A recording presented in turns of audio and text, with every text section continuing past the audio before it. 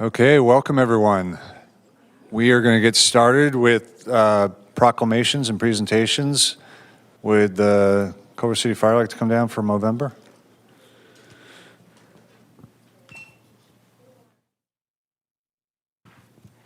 And anyone else who would like to join us for announcement of Movember?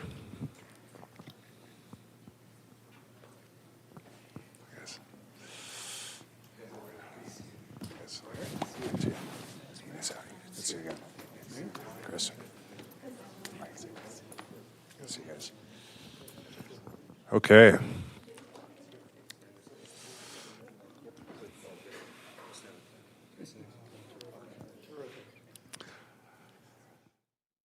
November is Movember 2025.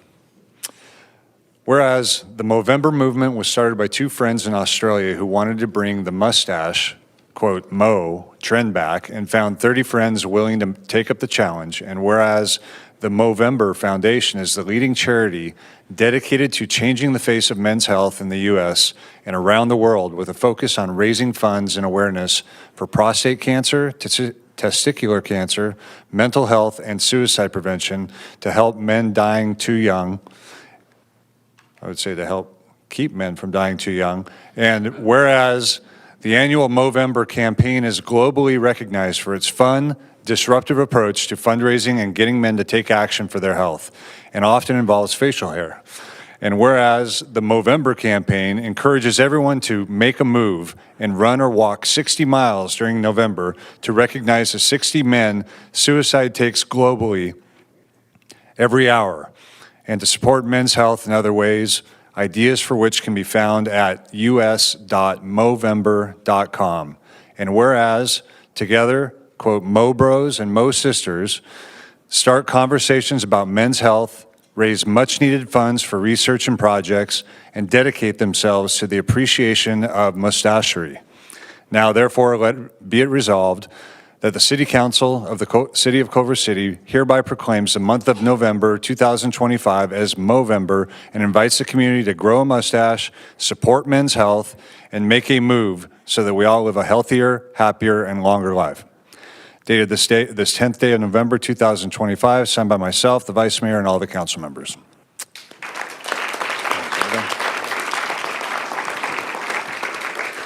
We just wanted to say thank you, everybody, City Council and Culver City for supporting this. This is something our fire department's been doing for over 10 years. It's something that's near and dear to our hearts. A lot of us have lost some members of our department to cancer. Some of us have family members. My father included is a survivor of cancer. So this is something that's very near and dear to our hearts. We have two members wearing our Movember t-shirts that they're modeling right now. We're selling them at the stations, and all proceeds go to Movember and the cause. And again, we really want to thank the city's support for this and City Council. Thank you so much for doing this for us. Thanks, Seth.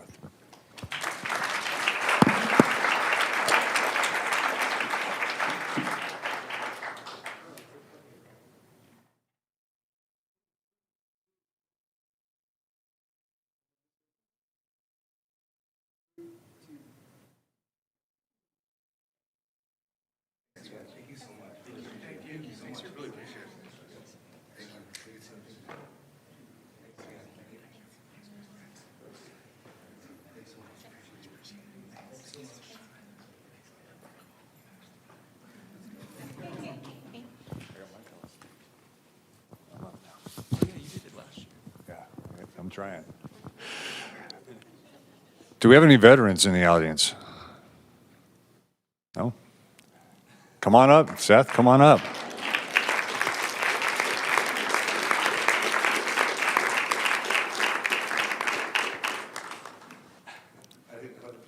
Yeah, right. I'm glad you didn't run out. So tomorrow's Veterans Day 2025. Whereas November 11th was declared as Armistice Day in 1918 to observe the end of World War I, and in 1954, Congress established Veterans Day to be observed on the same day to honor all veterans of the armed forces. And whereas residents of Culver City have participated as uniformed service members in all conflicts involving the U.S. Armed Services from World War I through Operation Freedom, and have also served as uniformed service members in our armed services during time of peace. And whereas all veterans have sacrificed a portion of their lives in the service of our nation and contributed to our continued freedom and well-being. And whereas the residents of Culver City owe a tremendous debt of gratitude to all the courageous men and women who willfully serve their country and sacrifice their lives to preserve our ideals and the American way of life. Now, therefore, be it resolved that the City Council of the City of Culver City hereby proclaims this day, November 11th, 2025, as Veterans Day, a day of remembrance, and urges all Culver City residents to observe this day as a time to pause and honor and give thanks to those who have served, died, or remain missing in action from past conflicts, and to continue to support all Americans serving in the United States Armed Forces. Dated this 10th day of November, 2025, signed by myself, the Vice Mayor, and all the council members. Anything to say? Do you want to talk? Okay.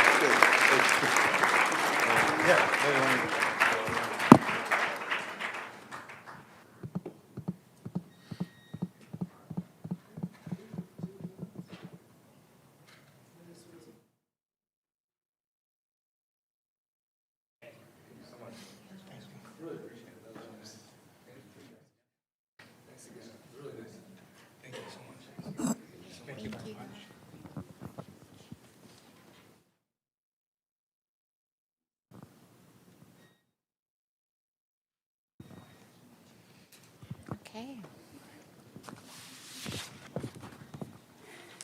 Wonderful. We have someone here for kindness. I love that.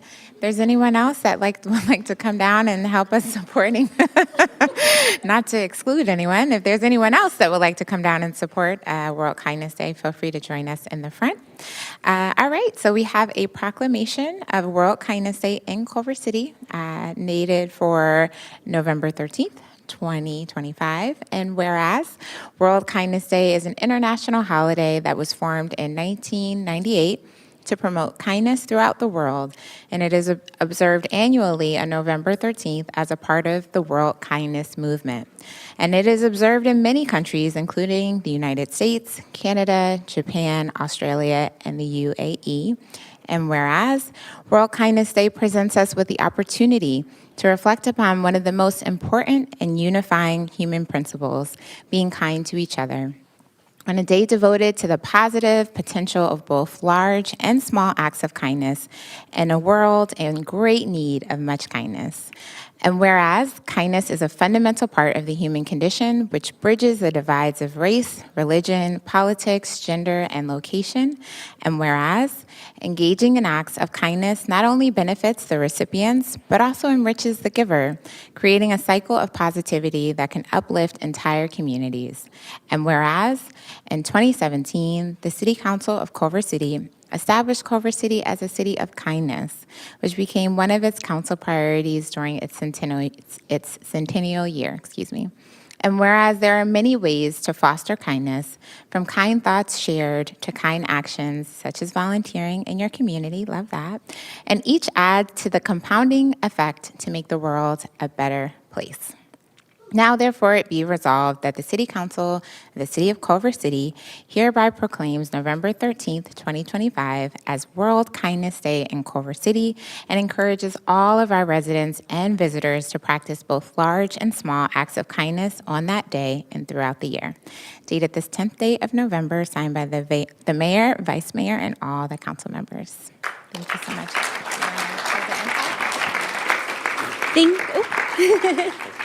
Thank you, Council. On behalf of Culver City's Department of Human Resources, I'm happy to accept this.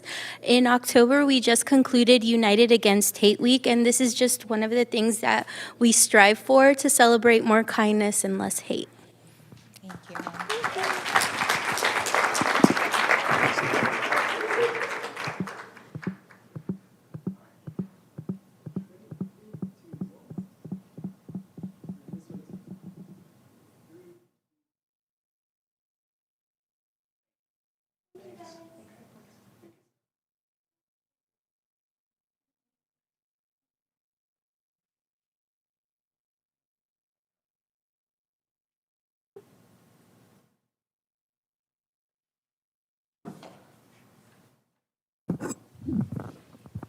Right, our next proclamation is in honor of Transgender Remembrance Day. Whereas every year on November 20th, we observe Transgender Day of Remembrance to honor the lives of transgender people who have been lost to transphobic violence and discrimination. And whereas, established in 1999, TDOR was created to commemorate Rita Hester, a Black trans woman who was murdered in her Boston apartment in 1998. And whereas the 25th anniversary of TDOR in 2024 highlights ongoing challenges, including violence, discrimination, and transphobia faced by the transgender community. And whereas today serves as an opportunity not only to remember those we have lost, but also to celebrate our transgender communities in Culver City and beyond, and to actively work on recognizing and addressing our own biases. And whereas TDOR is a critical reminder that we cannot let those who have been killed be forgotten, and how we must continue to raise awareness and advocate for justice, equality, and safety for all trans people. Now, therefore, be it resolved that the City Council of the City of Culver City, California, hereby proclaims November 20th, 2025 as Transgender Remembrance Day in Culver City, and calls upon the community to remember those who have lost their lives and to celebrate our differences in race, gender, ethnicity, and religion, because every life is important and deserves to be valued. Dated this 10th day of November, signed by the mayor and all the council members.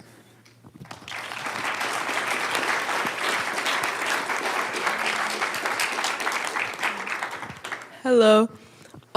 Thank you, Mayor O'Brien and City Council, for this proclamation. I come from a place where my gender expression was embedded in society. We were healers, cooks, matchmakers, potters, weavers, singers, and artists, where everyone knew and saw us as such. We were called Katao, Mahu, Androgynous, Angola, and so much more all over the world. And then they came, these people who told us that we were living wrong. These people who took our land and made us learn their linguistic terms and their culture, disrupting the flow of our already found system. And for so long, we internalized it. Some of us even took hate to our culture and our identities. Now is a new time for us to recognize and cherish those identities, the ones classified as unnatural. Because if I'm unnatural, we all are. We take this time to remember the loss of trans people due to hatred as shared by the Transgender Day of Remembrance, founded by Gwendolyn Ann Smith. Thank you so much.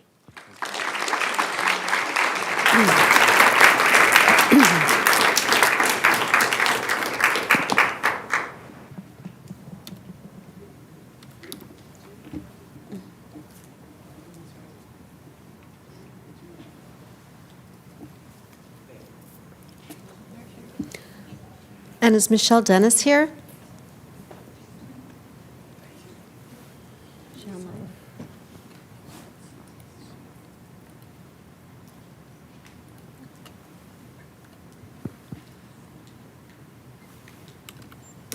Okay, we'll move on.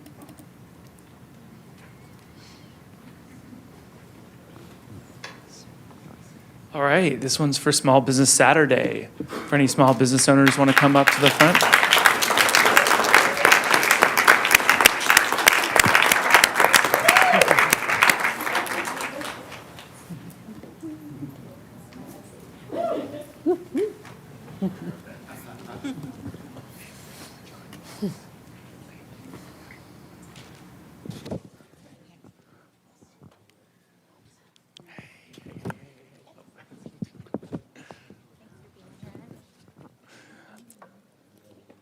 All right. Whereas Culver City continues to encourage community members to shop locally in support of our local businesses to help maintain a robust regional economy, and whereas small businesses are critical for Culver City's economy, representing 96% of businesses within the city, and whereas the City of Culver City supports our local businesses who maintain a sense of community, create jobs, and boost our local economy and taxable dollars spent in Culver City, that's right, which helps to benefit important city-provided services like public safety, senior services, after-school programs, street maintenance, street lights, and parks.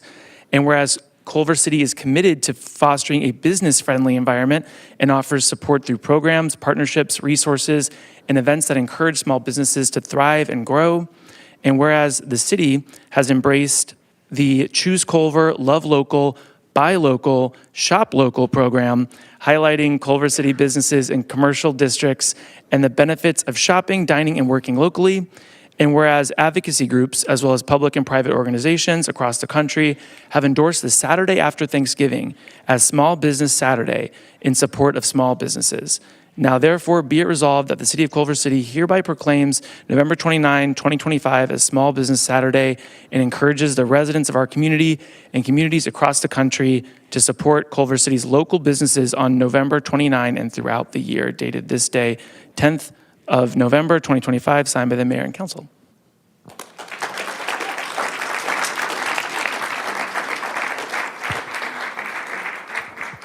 Who's speaking? Someone from the Arts District. Okay, Jameson? Okay. Hello. As a representative of the Culver City Arts District, I would just like to thank the Culver City government, City Council for making small businesses a focal point, and we're grateful. Thank you.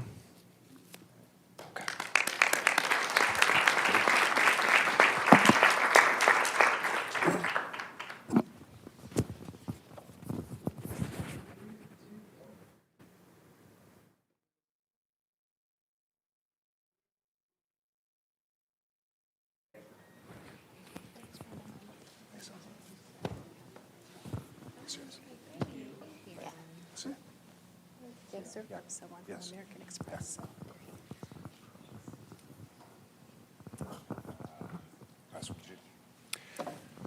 All right. Last but not least, AVPA. 30th anniversary. Come on down.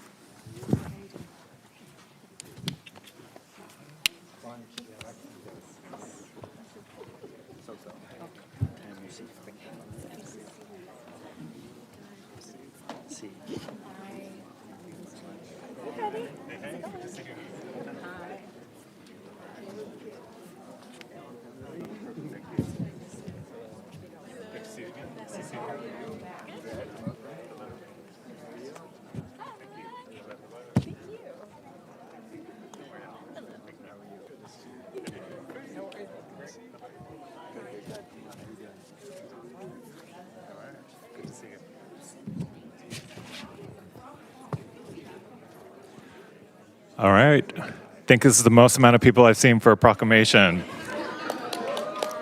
Turning out, AVPA. All right, the 30th year of the Academy of Visual and Performing Arts at Culver City High School, 1996 to 2026. Whereas the Academy of Visual and Performing Arts at Culver City High School was established in 1996 through a grant from the state of California with major support from Sony Pictures Entertainment and has for 30 years provided exceptional arts education and enrichment to students in our community.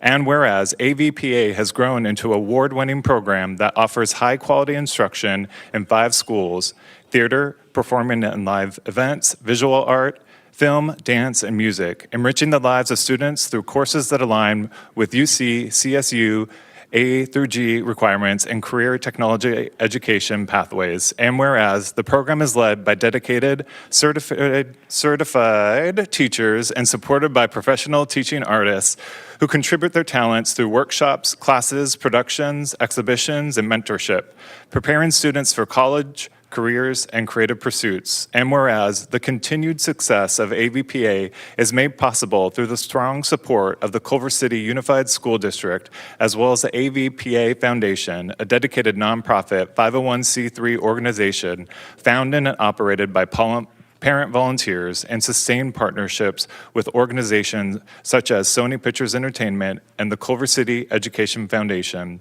And whereas AVPA has served as a beacon of artistic excellence and innovation, inspiring thousands of students over the past 3 decades and contributing significantly to the cultural vibrancy of Culver City.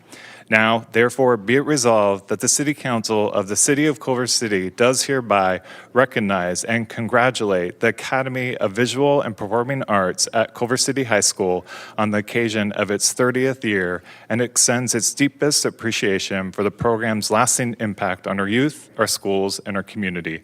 Dated this 10th day of November 2025, signed the mayor and all the council members. Congratulations.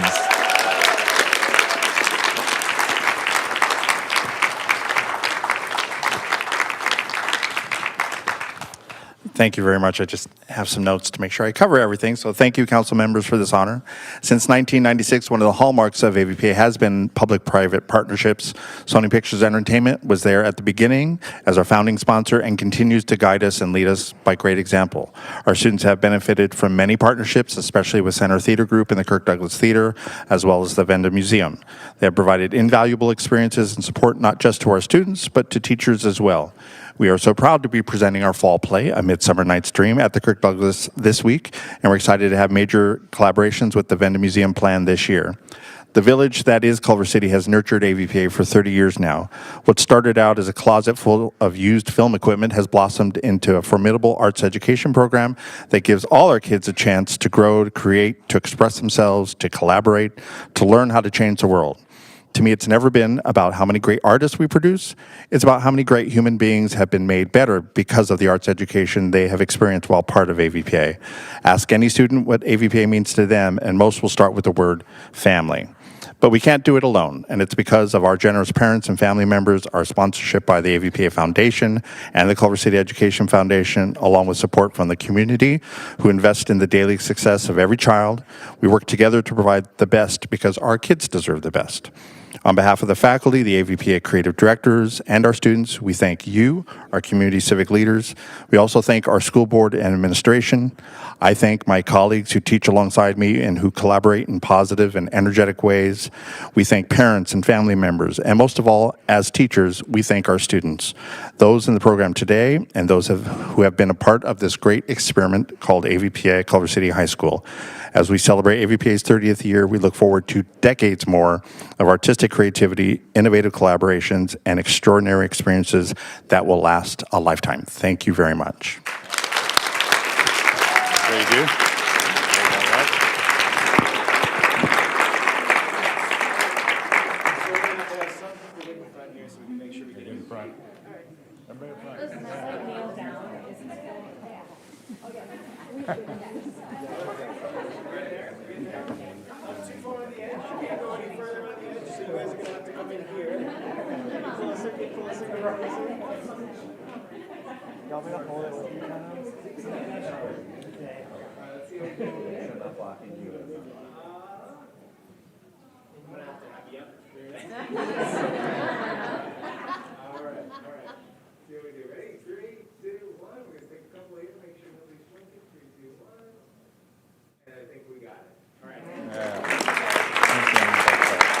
Thanks for the proposal, too. That's great.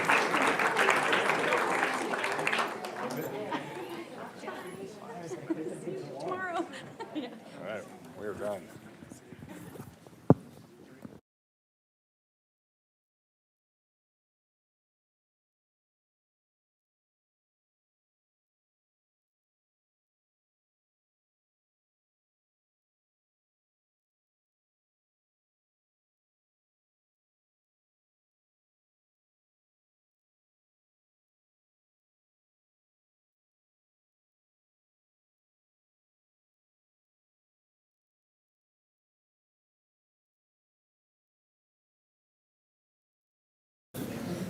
Hi, everyone. If you're able, can you please rise for the Pledge of Allegiance?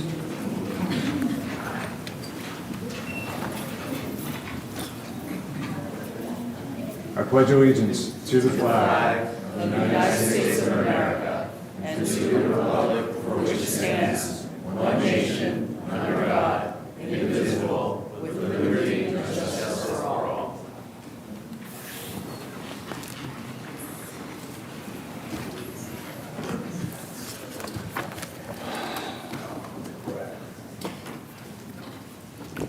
Okay, I'd like to start with the oral statement of land acknowledgement. The City of Culver City formally acknowledges that the land we inhabit today is the ancestral land of indigenous peoples who have lived here for millennia. The City of Culver City honors the Gabrielino people, past, present, and future, and recognizes their enduring connection to this land and as its original caretakers. We are committed to supporting and uplifting the Gabrielino people and to fostering a deeper understanding of the histories and identities of all indigenous peoples in this region. We encourage all residents and visitors to join us in respecting and caring for this land. The city affirms its support for the rights of these indigenous communities and for the preservation of their cultural legacies. Okay, we did have a closed session, and we do have a couple things to report out. City Attorney? Yes, thank you, Mayor. With regard to CS2, I just wanted to put on the record that Councilmember Vera recused himself from that item and did not participate in closed session. And as to CS1, I wanted to report out that the City Council gave the City Attorney direction to participate in litigation via amicus support, and that once the city's participation in that amicus is formally commenced, that information will be available upon request in accordance with the Brown Act. And that concludes my report. Thank you. Thank you. Okay.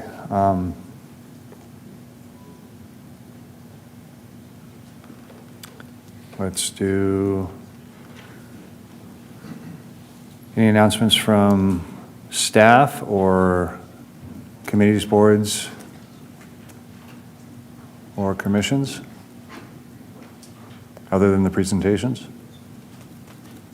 We did have someone from transportation, but I'm not seeing them. Hi, this is Diana Chang. Oh, there she is. I'm online. Thank you. Thank you, Jeremy. Good evening, Mayor and members of the City Council. This is Diana Chang, City's Chief Transportation Officer. I'm very proud to share some exciting news. Culver City Bus has been named the 2025 Transit Agency of the Year for Small Operators by the California Transit Association.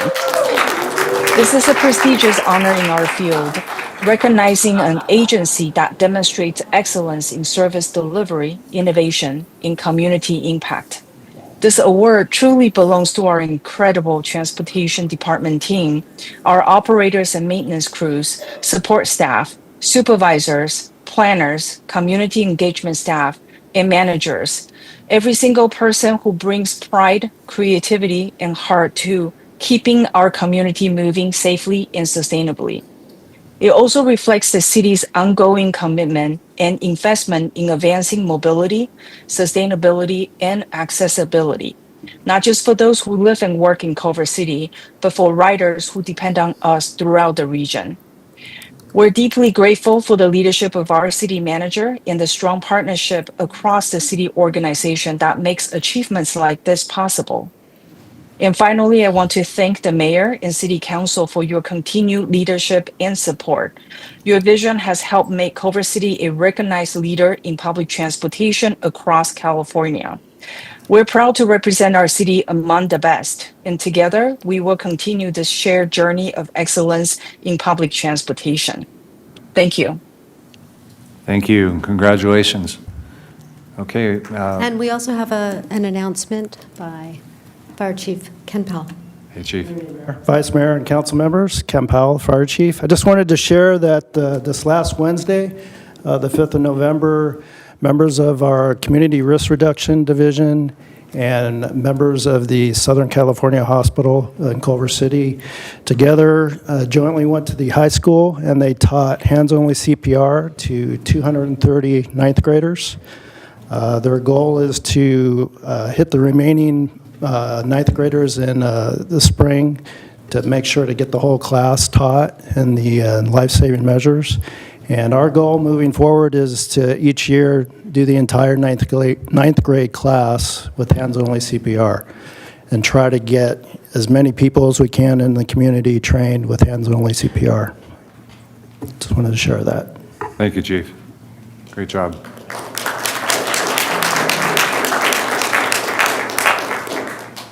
Okay. Councilmember Fish. Thank you, Mayor. Good evening, everyone. I just have a couple quick announcements. I wanted to give a hearty congrats to the Culver City Middle School Advanced Theater class who competed against 35 other schools from across SoCal in the 83rd Annual Fall Drama Festival and took home awards in every category that they competed in. And they had so many wins that they earned third place in the Sweepstakes Award, which is the highest honor given at the Drama Teachers of Southern California festivals. So, and this was their first time, too. The students and their coach, Allegra Williams, have ever competed. So a big congrats to y'all for such an impressive first showing. And I also want to congratulate the mayor on a fantastic State of the City. I was able to attend. The videos you made really showcase the inclusivity and forward-thinking spirit of our community, and just appreciate you donating your time and talents to make those, and hope to see those on YouTube soon. Thank you. I also wanted to just recognize World Traffic Violence Day, which is this Sunday, November 16. And just to honor those that we've lost to traffic crashes. We've lost quite a few folks in our own community. The folks who are still living with life-changing injuries, the families, first responders, and caregivers who carry that grief. And traffic violence is preventable. We know this, a safe systems approach, slower speeds, street designs that forgive mistakes, protected bike lanes, safer crossings, those things save lives. So just using this opportunity to say, for anyone who's ever lost someone, we see you, and we want to make sure no one ever has to experience what you have had to experience. And then finally, I just want to share that I attended a vigil for Culver City resident, advocate, musician, and friend Connor Profit, who tragically took his own life a few weeks ago at the age of 37. He was a natural organizer with a fierce sense of justice and a gentle heart. He showed up for his neighbors, for his community, and for people he'd never meet. In Culver City, he volunteered on local campaigns. He spoke right there at the podium many times for safe streets, affordable housing, and a more sustainable and inclusive future for everyone. He also stood with Culver City residents for peace to call for an end to the genocide in Gaza and advocate for the dignity and safety of others around the world. His passing is a reminder of how important it is to care for each other, to check in and reach out, even when it's hard. And I just want to share that if you're struggling with depression or thoughts of suicide, please know you are not alone. You can call or text 988, which is the Suicide and Crisis Lifeline. You can also reach the Cal Hope Warm Line at 833-317-4673. Connor's survived by his parents, siblings, and extended family. And colleagues, I'd love to adjourn in his memory tonight. Thank you. Councilmember Moore. Thank you, Councilmember Fish. He will be missed for sure. Just want to uplift three things that haven't already been uplifted. November is Native American Heritage Month. It is a time to honor and celebrate the history, culture, and contributions of Native Americans or Indigenous Americans. And it is a month for educating the public, our communities, about the challenges that our Indigenous communities have faced both historically and today. So just a personal charge, especially as we come up on Thanksgiving and gratitude, to continue to educate ourselves about the history of the communities in which we live and to support our local tribes in the spirit of the land acknowledgement that our mayor kicked off the meeting with today. I also want to uplift, actually just have two things, I wanted to see three nodding heads, hopefully unanimous, for the city to stand up a sort of a food resources website. I know there's been a lot of energy around the loss of SNAP benefits, and potentially some of that might be getting resolved. I've been seeing resources amplified from our congresswoman and the county and other local sources, but I haven't seen that information aggregated in one place for neighbors who might be struggling in our community. So I was hoping that that could be something either we discuss or maybe staff could just take the direction if we have support for that. I know that other cities have done similar websites, so seeking support for that. Can we do that without agendizing it? Just give direction? Yes, Mayor, we'll do it. Okay. Thank you. Is that consensus by all? Yeah. Yes, I see 5 nodding heads. Thank you. Councilmember? Vice Mayor? Yeah, on November 1st, I went to the e-waste collection and paper shredding. It was great to get rid of some old electronics, and I saw a lot of people shredding paper, and that's on a regular basis. So if you do have any of those items and want to get rid of them, there'll be opportunities in the future. I also got opportunity this past weekend to go to the Vende Museum opening. It was Enrique Martinez Celaya, the sextant, and it's a sugar-coated scale model of the house his father built in Cuba during and just after the Cuban Revolution. He also gave a talk about the art. It was incredible. And then also the previous weekend, it was the Temple of Hip Hop, which was incredible. So we're so fortunate to have such a dynamic museum in our city, and further proof that this museum is fully alive and vibrant in our community and not just a static, sleepy, institution. November 5th was International Stress Awareness Day, and as we're all dealing with our own levels of stress and issues in a variety of ways, I think it's really important to identify and manage stress and to identify your stress triggers, practice self-care, connect with community, set boundaries, and remember that managing stress is a journey, and it's essential to take small steps each day to make progress. And last but not least, I have a request to pull C4 from the consent calendar, and can I get nodding heads to pull that and send it back to the subcommittee for further work?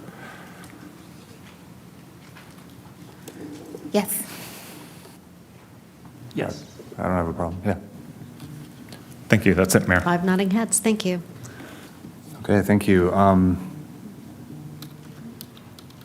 Yeah, thanks to everyone and thank you, Councilmember Fish, for the note on the state of the city. It was great. I really enjoyed sharing all of the city's accomplishments that night and the look ahead to all the opportunities for the Olympics. And I do want to say with the videos, I could not have done it without the help of Dustin Clemens. So I want to make sure he gets proper recognition there as well. Yeah. Incredible addition. He's invaluable to us.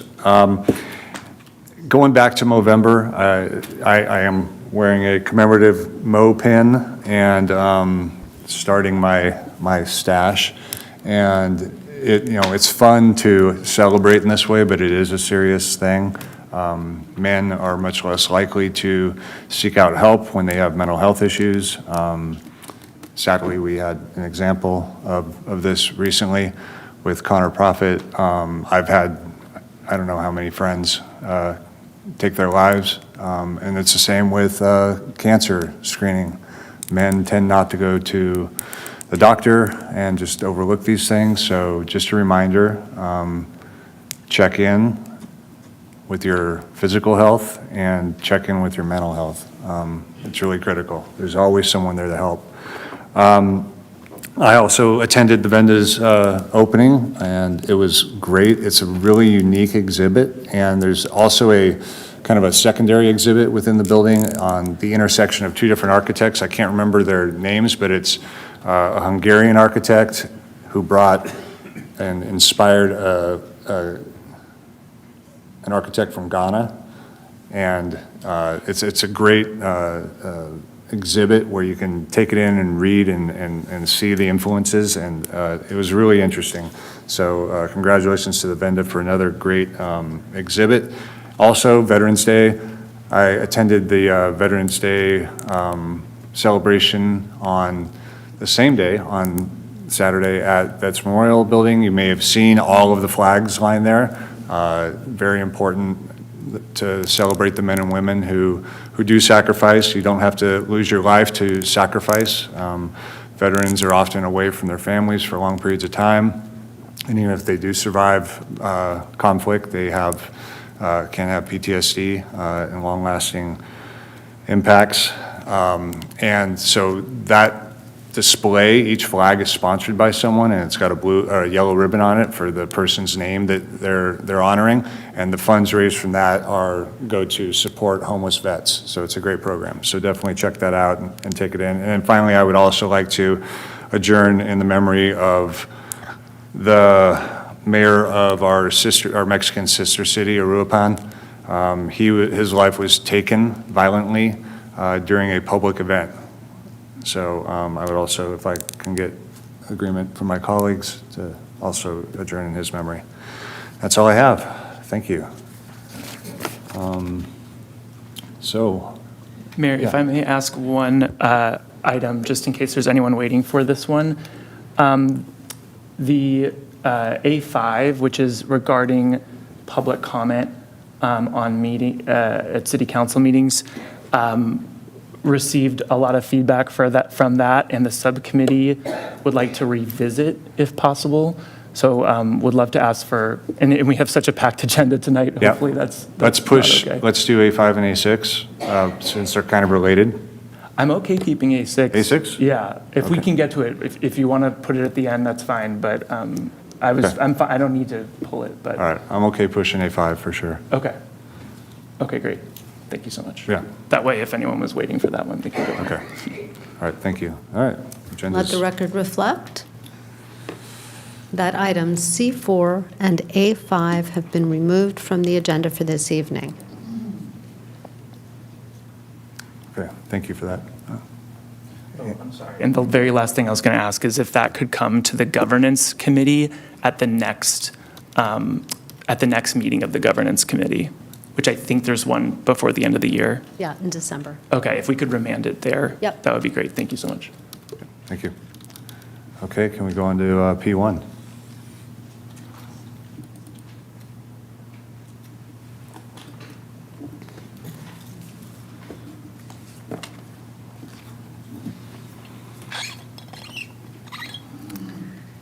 This is Dr. Eisner. And I'll be posting your presentation momentarily. Hi, good evening, Mayor, Vice Mayor, City Council members. My name is Brian Sua. I'm the EMS captain for the fire department. I'd like to say a few words here before Dr. Eisner gives a quick presentation regarding our 2025 American Heart Association Mission Lifeline Gold Award.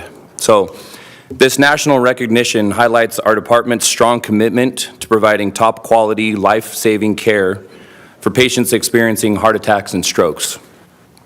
It means that our team consistently meets the highest national standards from the moment 911 is called through on-scene treatment, transport, and hospital coordination. So when a when a heart attack or stroke happens, every minute matters. Our paramedics and EMTs can start care an hour sooner than if someone drove them to the hospital. That early care can make all the difference in saving a life. So this award right here is also reflects the leadership of our fire chief and support staff, Dr. Eisner, our medical director, Adrian Roel, who is our nurse educator, and the dedication of all of our firefighters, EMTs, and paramedics who serve this community. In short, it isn't just a certificate, it represents the lives saved and the families kept whole, thanks to the compassion, skill, and professionalism of our first responders. Excellent. So next slide. That was excellent, Captain Silla. So the axioms really, American Heart Association focuses on stroke and heart attacks because time is muscle and time is also brain tissue. And they have this award that we started submitting, like our data in 2015, and we didn't qualify then. But every year we've been improving, and I have some statistics to show you. And I am, it's an honor for me to present this to you. I'm the messenger, the analyst, and a little bit of the leader. But, the true heroes are our paramedics and EMTs and the support staff that really allows us to improve. So the criteria that we're judged by are these really 8 criteria. The first 4 are regarding strokes. So we're talking about the pre-arrival notification of suspected stroke. Of 86 patients, we get 96.5% compliance. Documentation of last known well time, 100%. Blood glucose for suspected stroke, 100%. And stroke screen performed and documented. These 4 criteria will tell us whether we can go to a primary stroke center or a comprehensive stroke center, like to relieve the clot, either by giving clot busting medication or actually going up and pulling the clot out.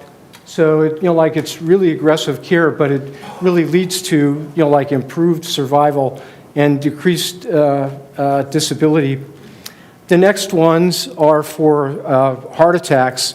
So EKG performed within 10 minutes of suspected myocardial infarction, 92%, and that's 128 patients that we're looking at. Aspirin administration for suspected STEMI. There are 33 patients, and when we give aspirin, that decreases mortality by at least 25%. It's a really big deal. 94% compliance with that. Arrival notification within 10 minutes of a STEMI EKG, and then also PCI, which is opening up the artery, like in a blocked artery for a heart attack. And that's the key in terms of decreasing mortality if we can do that within 90 minutes. Okay? And with, like we need to have at least 4 patients that were able to open up their artery, within 90 minutes. And we had a compliance of 66% with that. So just looking at some of our times, or like the next slide, this is a picture of somebody's MI, one of the STEMI, and you'll see that some of the tracings look like tombstones. And this is one of our patients that had a young patient, a 38-year-old, that had an inferior MI that we were able to get into UCLA. And the arteries opened within 98 minutes because he also required a pacemaker and also went into cardiac arrest, required ECMO, which I'm going to talk a little bit about later, but he survived, had a heart transplant this year, and is doing quite well. So again, this is one of the evidence of this, like where time is muscle. The next slide. This is just looking at the things that we have control over, our STEMI times for patients. And if you look at the years, you'll see that from 2023, we improved our time from the patient to the EKG by 1.5 minutes, from time on scene by close to 1.5 minutes. And because transport was a little bit more, which we don't have control over, okay, it was a little bit longer, but just by 0.1 of a minute. So this just shows that our dedication of really, improving our time on scene. And I would, like for all physics geeks, I'd say that we're approaching the speed of light with this. As we get closer, it gets more difficult to really break that warp speed. But our paramedics and EMTs are really doing an amazing job. So, and just one last picture of our gold award. So for the last 2 years, we've achieved gold. We had to have bronze, then silver, and then gold in order to maintain this. And it shows our dedication of our department towards excellent and outstanding care. So I'd like to go beyond that and just talk with a few other of our research, and pushing the envelope. These are not awards, but there definitely are areas where we're receiving recognition. We were involved with an ECMO study. Now, ECMO is where patients that have refractory ventricular fibrillation, where they have, like cardiac arrest, and their heart doesn't respond to just shocking, but they continue to be in ventricular fibrillation. If this happens, the usual mortality is about, is 98%. In 2014, a consortium in Minnesota showed that if people have mechanical CPR and are taken rapidly to the hospital, put on ECMO which is where you have your circulation. A cannula takes venous blood, goes through a machine, sort of like bypass, oxygenated and put back into arterial bloodstream and circulated to the brain. We can support the heart. And this might be for several days that we do this. Like the patient that I showed you, our young patient, was on ECMO for at least 2 days in order to support the heart. But for ventricular fibrillation, if our patients, we can get them to the hospital, we can support them with ECMO, that survivorship or that survival goes up to 40%. So we are involved with this study that we initially in 2018, we started with Beverly Hills and LA County in what was called the Arrive Alive study. And now it was generalized to all of LA County, and certain fire departments have come on board. And overall, like we have gone out of the study mode and we have published our results in a national, a world respected, journal. Next slide. This is in resuscitation, and this article talked about how LA County was able to group us all together to get this study on board. But Culver City, our small fire department, is represented, and this is how our small fire department, with the support, is able to push the envelope and really provide outstanding care for, our community. So, and one of the acknowledgments in this article that, was for our paramedic liaison nurse, like Adrian Royal. So this is really good. And this has got ECMO, to remind people on scene if they find people in ventricular fibrillation to go to the hospital quickly to get them on board. So just next slide. Some of the other ongoing studies that we're doing, there's a Thoracite study which is for accurate placement of a needle when there's a tension pneumothorax, was a collapsed lung in trauma or where there's a stab wound, gunshot wound, or massive trauma to reduce the tension in the chest. And the Thoracite is a device to be able to accurately put a needle in the right place. PD dose study is where we're giving weight-based treatment for pediatric seizures.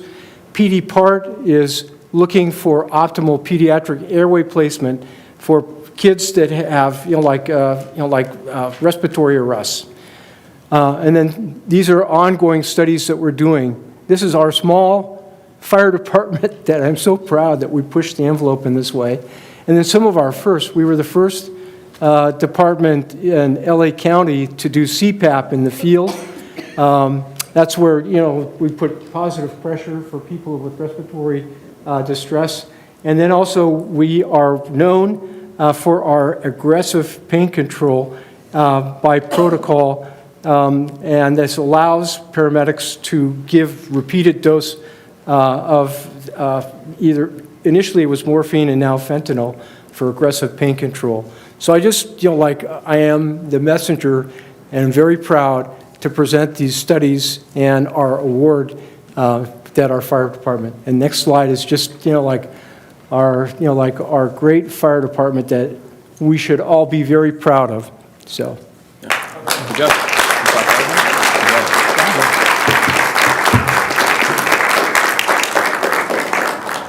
Thank you. Great job. Okay. Now we're on to our second presentation, Culver City Sister City Committee.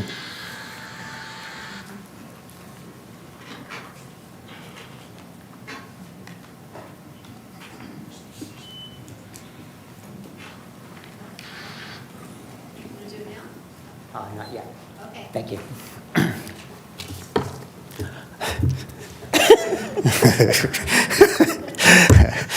I can tell how I had to do that in Japan also with Mayor Dan O'Brien also in Japan. It was easy to spot because they were the tallest ones in the area. My name is Craig Schoenbaum. I am the co-president of the Culver City Sister City Committee along with Lisa Saperston.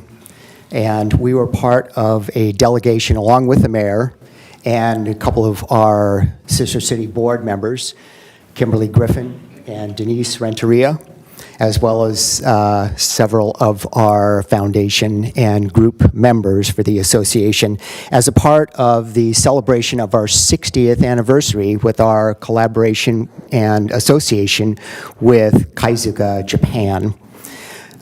We were part of a formal ceremony with a viewing of what will be the new water wheel replacement for the Sister City Friendship Garden at the library in Culver City. And it's currently on display for the public to see in Kaizuka City Hall. And we're hoping to have it shipped in the coming months to Culver City for a similar kind of association presentation and viewing in our city hall, Culver City, before its actual installation coming up in the spring of 2026. And we were part of that delegation that had an incredible journey with many liaisons that took us around and treated us like VIPs to see many of the sites around Kaizuka. And two specifically did exceptional jobs. Their names were Shoko and Kenta. And Kenta was the one that's responsible for the video that you will have seen, where we'll see things that were ceremonial celebrations of where we were actually taken to the place where the tree was harvested in the forest that was actually using that wood to be able to make this incredible piece, as well as other things that was even left over for making neckties, that you still have your necktie for that too. A formal presentation in the City Hall, demonstrations for arts. The things that they're noted for are wood carving, including the combs, which has been some of the things that were gift giving that they are known for. Their danjiri type of competition and showing that they have. We were taken to the rehearsal for that. Cricket match even for Australia and Osaka. Music and dance and tea ceremonies, all of which will be in the video, which we can go ahead and see now.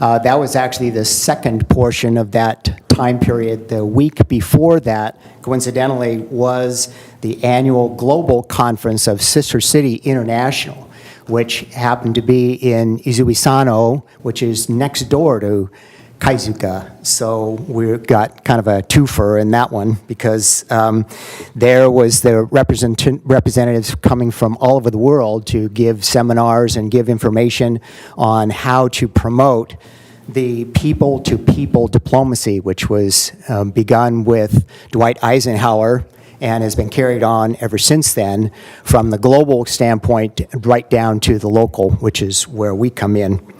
So there are the universal languages that we try to promote, not the least of which are the things that are athletic, artistic, and those things which we can then promote, which especially is going to be important in the coming couple of years when the Olympics are going to be coming into town.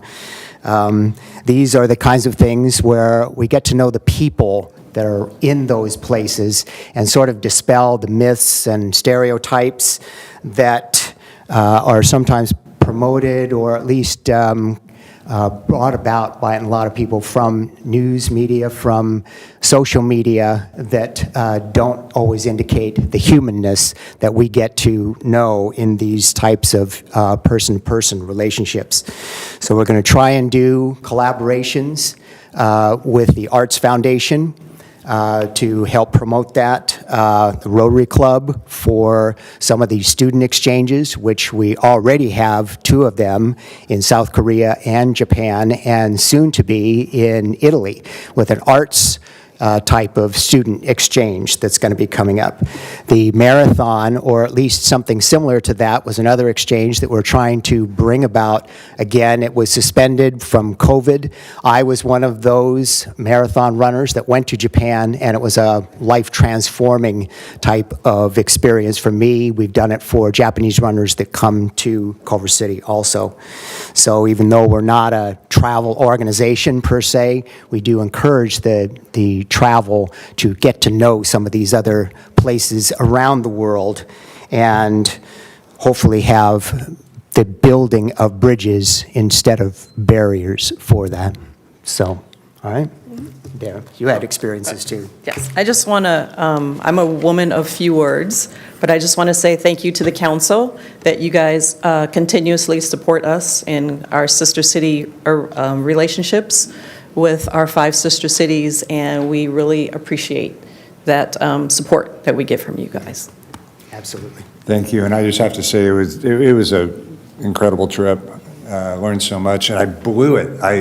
In the video they showed Craig pressing wood burning their logo onto basically coasters, and it came from the same tree that the water wheel was harvested from, and I made one for each one of my colleagues here, and I forgot to bring them today, so I'll bring them another day. But I can't wait for the water wheel to come and for everyone to see it up close before it gets installed. The craftsmanship is incredible. It's really great, and it was an incredible trip with incredible people. All right. Thank you. Thank you very much.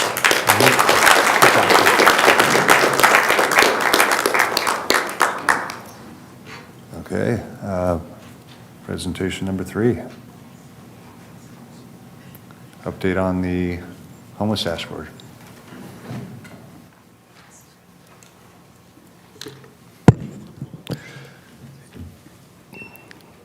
Good evening, Mayor, Vice Mayor, and council members.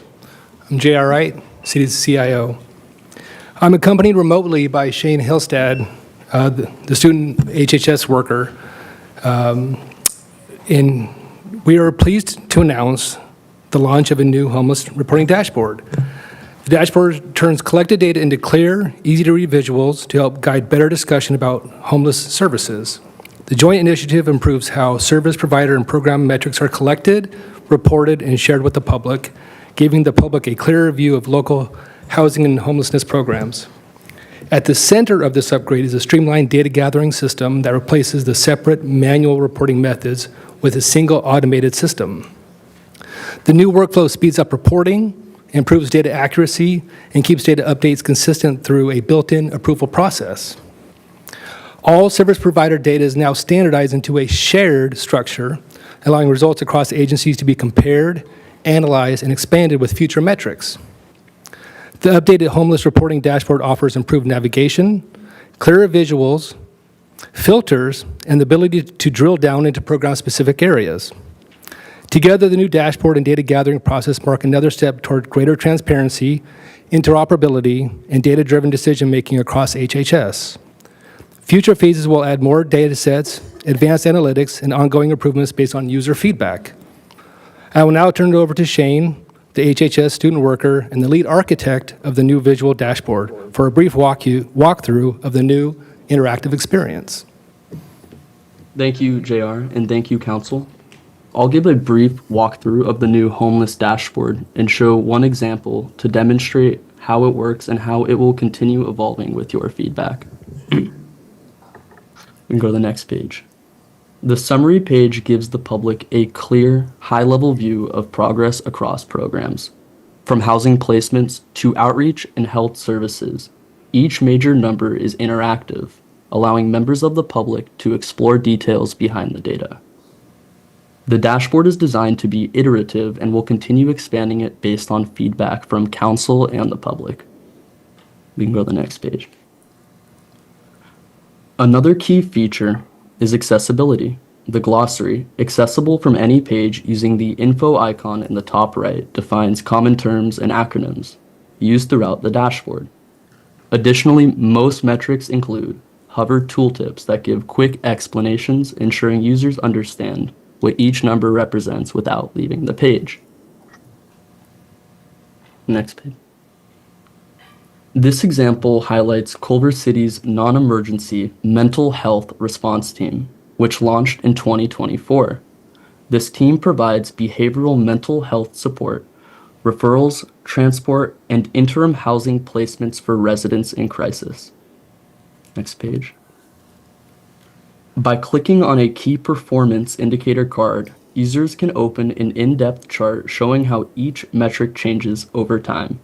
Here we can see how outreach activity changed through Q2 of fiscal year 2025 with the recent launch of the Homeless Outreach Request Portal. Next page.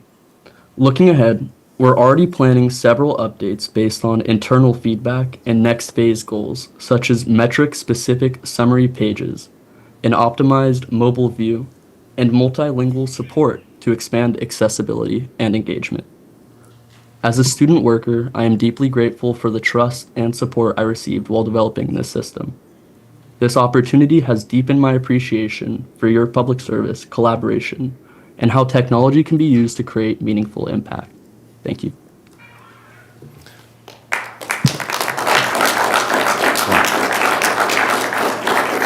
I do want to add one more thing. So Shane is a student worker, and Shane and I have been working on this for quite a number of months now, going back and forth. The single hardest part was getting meeting with each individual vendor to talk about the metrics that they provide to us, and then streamlining that entire process to make it an aggregated system. And then once we got all that gathered together, and then Shane working diligently to actually bring in these visuals, a lot of communication between HHS and IT to build it together. It was actually quite a great experience, and I want to congratulate Shane on his work on this.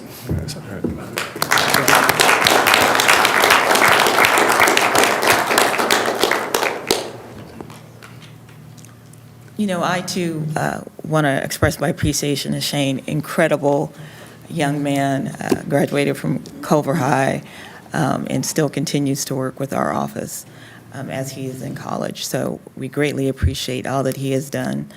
I do want to take a moment, and Mark Munzer is going to join me, and we're going to briefly let the community and the council know about the transition. It is heartbreaking to me, but I will be retiring at the end of this year. As some of you know, I lost my home in Altadena to the Eaton wildfires. My family has lived there for 4 generations. We lost a total of 5 family homes, and so I will be retiring to rebuild my home and to rebuild my community. After 31 years of government service, with 24 of those being here in Culver City. I first would like to say thank you to the residents of Culver City for entrusting me with their hard-earned money and their thoughts to bring their vision of a city to fruition. So I thank the residents of the city. I also would like to thank the Housing and Human Services staff. You will never meet more exceptional people who give their heart and soul to serve this community. I would also like to thank council for giving me your direction, your vision, and your support. And we have put together some pretty good stuff. So thank you for that. And I especially want to thank John Nachbar, who believed in me to be in this position and to perform the task of the position. John has been my cheerleader. He has been my rock. And I will forever appreciate all that he has done for me.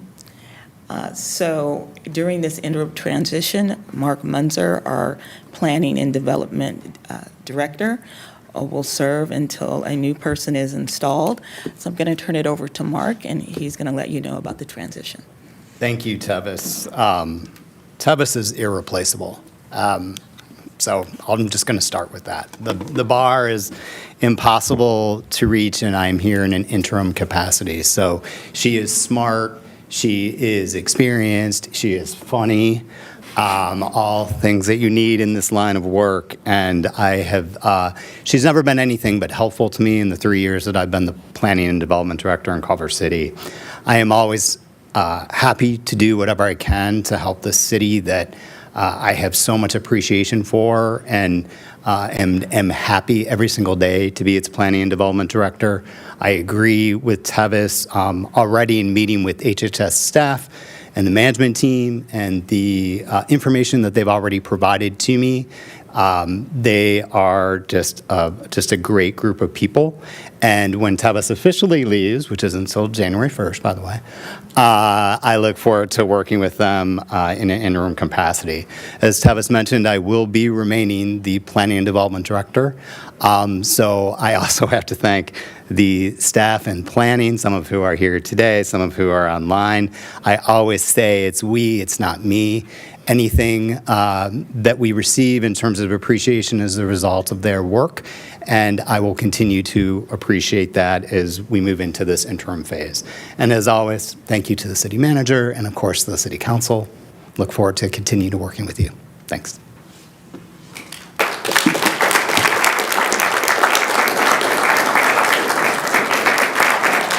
Thank you.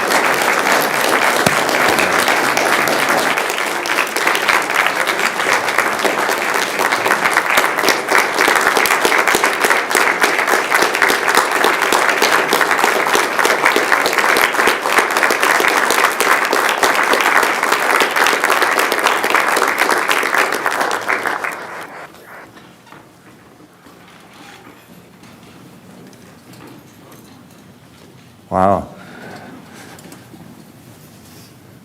I've had the pleasure of working with Tevis for about 20 years. In 2004, we had our very first homeless ad hoc committee, and I served on that with Tevis, and incredible pleasure. She knows her stuff, and there's going to be a big void without her, both with her work and with her heart and her soul and everything she gives to us. So thanks, Tevis.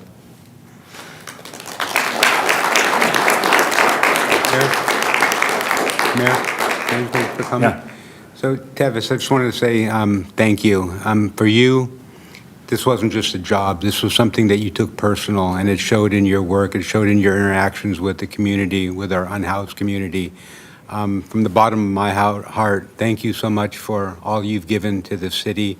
You will definitely be missed. And Mr. Munzer was right, you are irreplaceable. So I don't know what the heck we're going to do, but thank you so much for everything.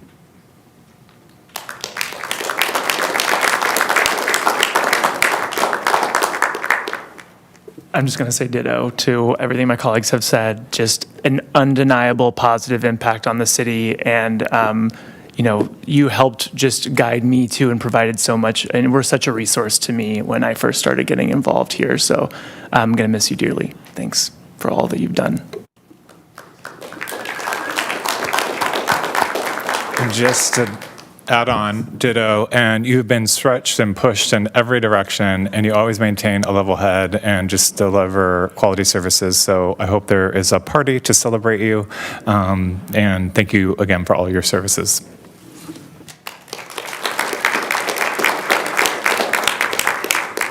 And Director Barnes, I'm just so deeply grateful for your steady leadership as we've launched and done all these new things, and always being ready with the data, and just your thoughtfulness and care does not go without. Just deep appreciation for your leadership, and you will be missed. Thank you.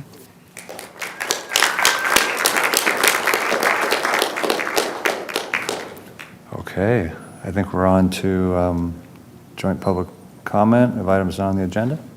We have about 22 speakers. Okay, let's do 90 seconds each, please. Ready?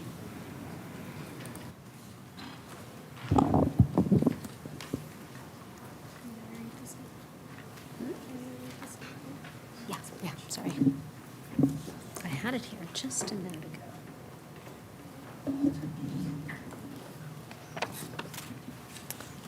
And before we get started, I'll read the statement regarding hate speech. Members of the public have a right to speak on matters that are within the subject matter jurisdiction of the City Council. However, this council strongly denounces hate speech and does not tolerate disruptive behavior in our meetings. Culver City prides itself on its diverse community and inclusion of all persons. We are committed to creating a safe space in the city and in these chambers where members of our community feel included and respected.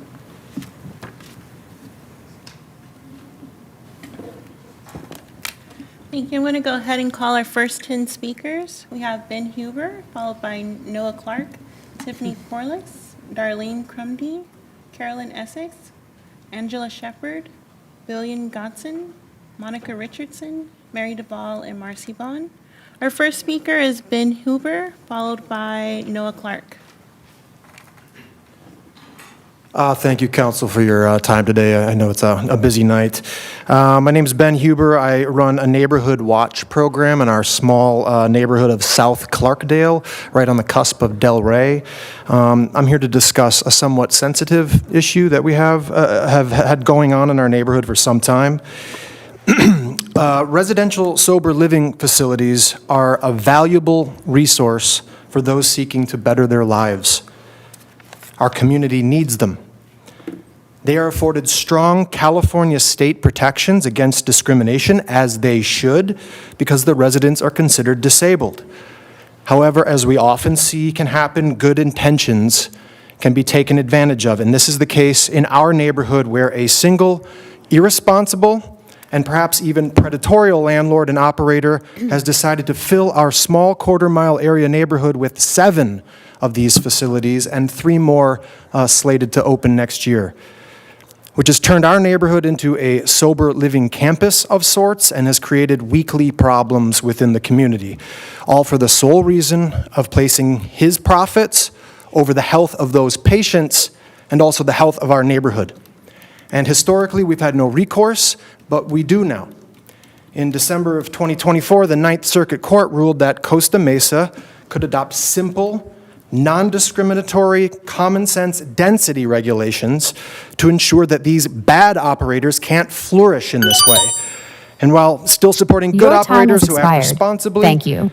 and truly care about the vulnerable as well as the community as a whole. Mr. Huber. My friend and neighbor Noah Clark would love to fill in some more details. Thanks. Thank you. Our next speaker is Noah Clark.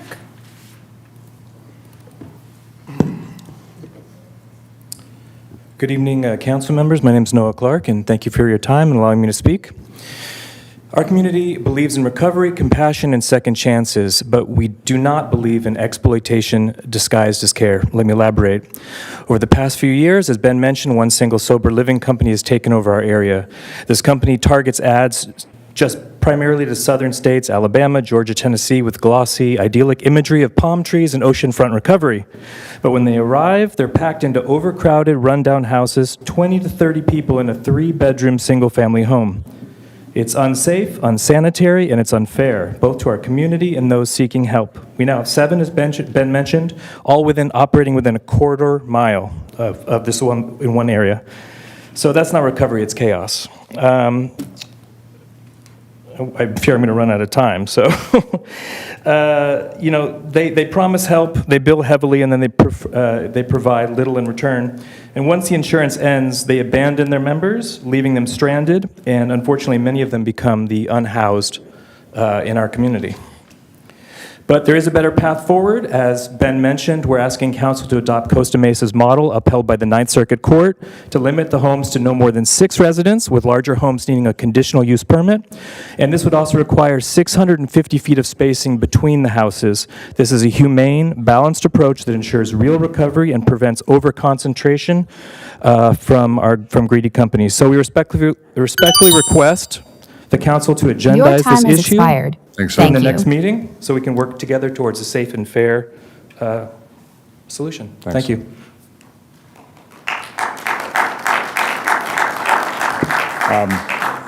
I don't know if there's anyone else speaking okay, I would like to have 3 nodding heads to just agendize this discussion on a future agenda.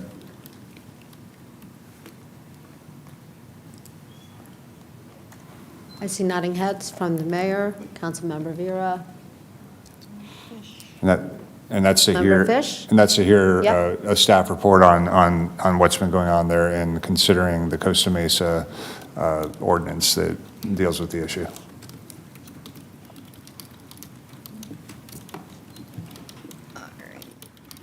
Thank you. Our next speaker is Tiffany Quarles, followed by Darlene Crumity.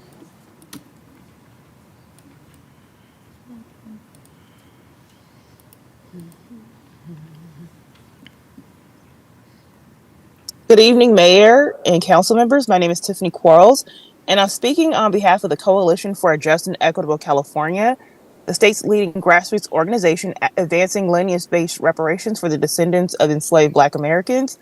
I'm speaking today on SB 515, a law written by us and authored by State Senator Laura Richardson. SB 515 is now in effect, and it applies to every city and county in California. It requires local governments to update forms and data systems so employees can self-identify as descendants of enslaved Black Americans. This is about visibility and truth. For generations, Black Americans whose ancestors were enslaved in the U.S. have been invisible in public data. When we're grouped into one broad Black category, our specific disparities in housing, health, income, and opportunity remain hidden. We've seen what happens when data is disaggregated. In San Francisco, it led to language access and youth programs for Vietnamese and Tongan families. In LA County, subgroup data shaped equitable health outreach to Native Hawaiian, Pacific Islander, and Asian communities. SB 515 gives Culver City that same opportunity to see, understand, and address the unique realities of Black descendants in your community. CJEC stands ready to assist with training, templates, and implementation support, but we urge you to go beyond compliance and to lead. Apply the same data standard in housing, health, jobs, and education. Let Culver City set the model for equity and truth across California. Thank you. Mayor, Your if I time has could expired. Quickly, Thank you. this is a request to have data in the city of how many folks are descendants of chattel slavery, and it's a statewide effort. Tiffany met with me, and I just want to request 3 nodding heads to have a discussion of this. Okay, thank you. I see 3 nodding heads. And we can send that to maybe a committee first if there's an appropriate one. I don't have one right off the top of my head, but if there's one that can go to a committee. Go to the equity subcommittee. That sounds right. Equity? Yeah, thank you. I agree. Does that work? Okay. Thank you. Thank you. Our next speaker is Darlene Crumity, followed by Carolyn Essex. I'm not seeing Darlene online. Darlene, if you are online, please reach out. Our next speaker is Carolyn Essex.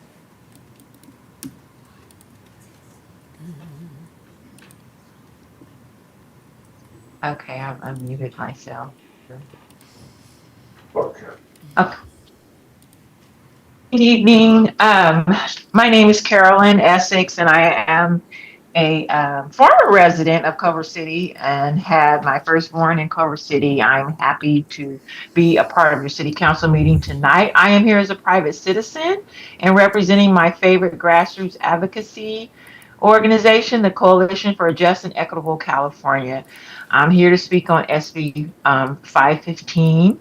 I just want to say that by acknowledging lineage, descendants of enslaved persons in demographic data collection, the law aims to increase visibility and improve policy targeting for historically marginalized and harmed communities, such as descendants of enslaved and emancipated individuals. We are here, myself and my colleagues, to help our cities and counties like yours understand the law, update employment forms, train the hiring staff, and make implementation smooth and effective. Thank you for listening, and remember the Grassroots Coalition for a Just and Equitable California are here and ready to serve and continue to educate the public regarding this important historical bill and other matters. So thank you very much, and have a beautiful evening.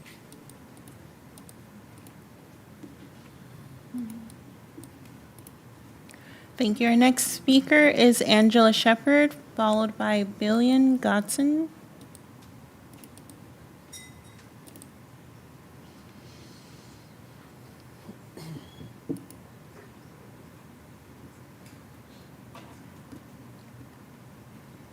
Ms. Shepard, you can begin speaking.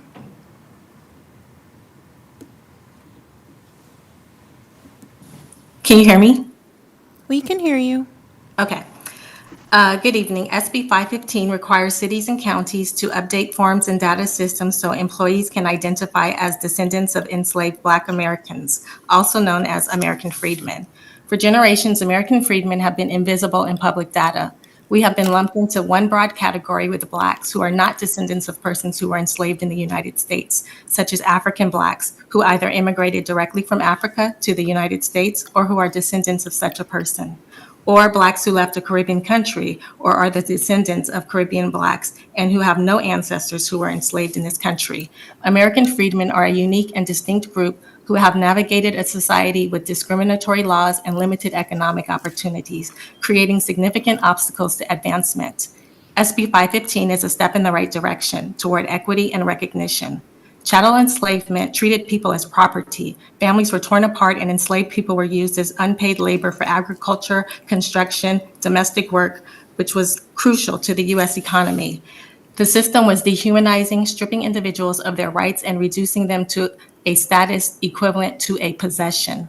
SB 515 gives our cities and counties the opportunity to finally understand and act on the specific conditions of Black descendants in our communities. CJEC is here to help. We can provide training, templates, and examples to departments to help understand the law, update forms, and implement it smoothly and effectively. Thank you for your time and attention to this historic legislation.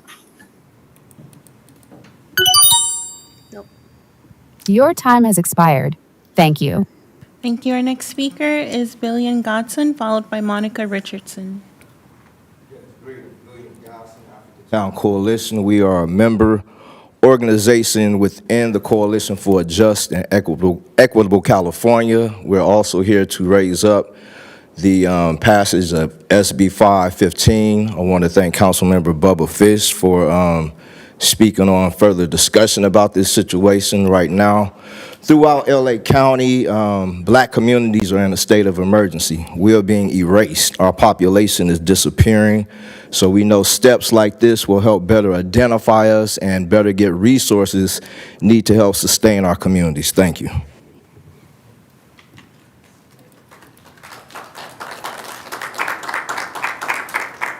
Thank you. Our next speaker is Monica Richardson, followed by Mary Duvall. Good evening, council members. I've been a resident homeowner in Culver City for more than 34 years, and care deeply about our community. I have several concerns. I'm concerned about the current council's prioritizing policies related to gender identity in ways that I believe are divisive. I respectfully request that the council focus on issues that reflect the broader interest of our community. Second, I have serious concerns about bathroom and locker room access at Culver City Plunge. I believe the restroom and changing facilities should be designated exclusively by biological sex, women, particularly and young girls and teens, particularly in spaces used by minors. I ask that the council review the current policies to ensure privacy and the comfort of women and girls' rights. I'd like to acknowledge a woman, her name is Tish Hyman, who stood up for herself and all women in a Gold's Gym recently. She went viral. You can Google her. Tish Hyman standing for women and girls' rights in our showers and bathrooms. We have privacy rights in the state and in the country. So there you go, out to Tish Hyman. Finally, I want to emphasize that the council represents residents across the political spectrum, not only those that agree with you. There are many residents, independents, Republicans, and others, that feel unheard. I encourage the council to engage more broadly with diverse viewpoints. Thank you for your time and consideration.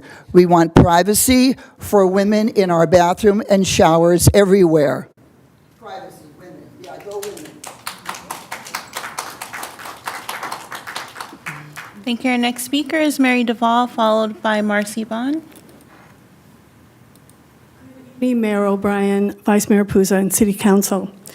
I want to thank you very much for agreeing to adjourn tonight's meeting in memory of Connor Prophet. Connor was a beloved member of our community and is deeply missed. He was kind and generous. He was a model for many of us of what intelligent, caring, and articulate discourse could be. Connor was deeply compassionate and selflessly devoted to speaking up for others. In order to process my own grief at Connor's passing, over these last 2 weeks, I have been trying to concentrate less on anger and sadness, which was at times overwhelming, and instead figure out ways to keep Connor alive in my heart. Here's a short list of what I've come up with in hopes that maybe it would benefit someone else. Number one, listen more. Everyone needs and deserves to be heard. Stop accusing, stop blaming, stop assuming. 2, accept that we will never agree about everything, so we don't have to hate each other. 3, create more beauty for the world. 4, check in on your people, your neighbors, whether you know them or not. Friends, relatives, colleagues, even those who seem fine.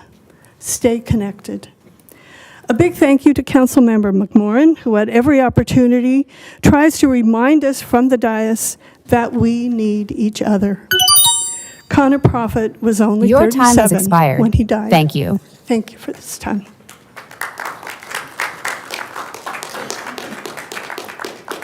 Thank you. Our next speaker is Marcy Bond, followed by Kevin Wharton-Price. Good evening, City Council members. My name is Marcy Bond. I am a Parks and Recs Commissioner, but I am speaking on my own opinion. This does not reflect anything from our commission. Saturday, on my way home from swimming, shocker, I ran over to pick up some compost at Billbot, so thank you very much. That was awesome. And as I was heading east on Jefferson, I was waiting at the stoplight that's just west of Duquesne so that if you turn up, you go up into West LA College.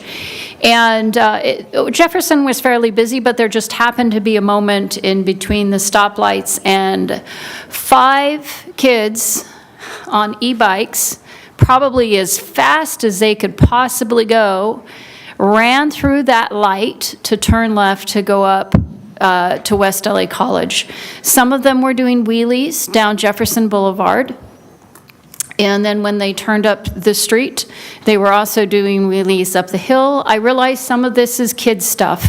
This is what kids do. They kind of push the boundaries and everything. But I keep seeing these kids riding these e-bikes all over the place, and in a manner that someone is going to get killed.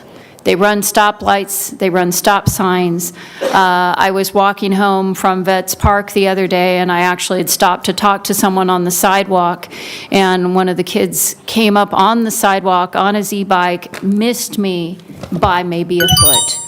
So we really, Your time has please, expired. we need to do Thank you. something about these kids just driving like crazy people. Someone's going to.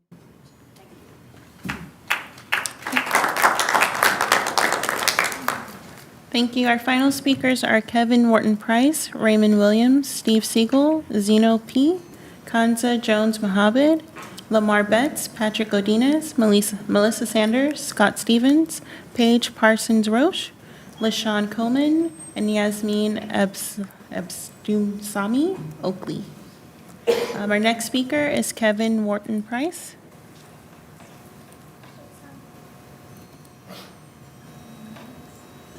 I'm sorry, is someone's alarm going off Yeah, right now? I think so. Sounds like an alarm is going off. Can everyone check, please? Thank you. Not seeing Kevin Wharton-Price. Our next speaker is Raymond Williams, followed by Steve Siegel. Hello, everybody. My name is Raymond. I'm with the African Town Coalition. I'm also a member of California for Just Equitable California. SB 515 just became law. Is the delineation of the segregation bill based off of employment disparities. And shout out to Bubba Fish for looking into it, because we need people to represent us. That's for the people. But also we need to look at disparity data when it comes to different black groups, when it comes to African Caribbeans, because foundational black Americans, this sense of freedom, we built this country from the ground up.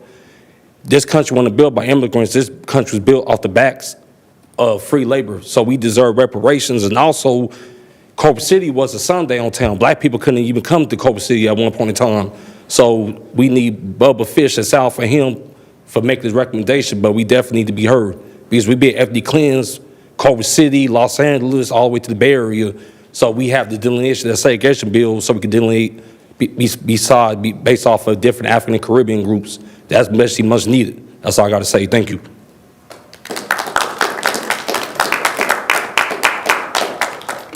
Thank you. Our next speaker is Steve Siegel, followed by Zeno P.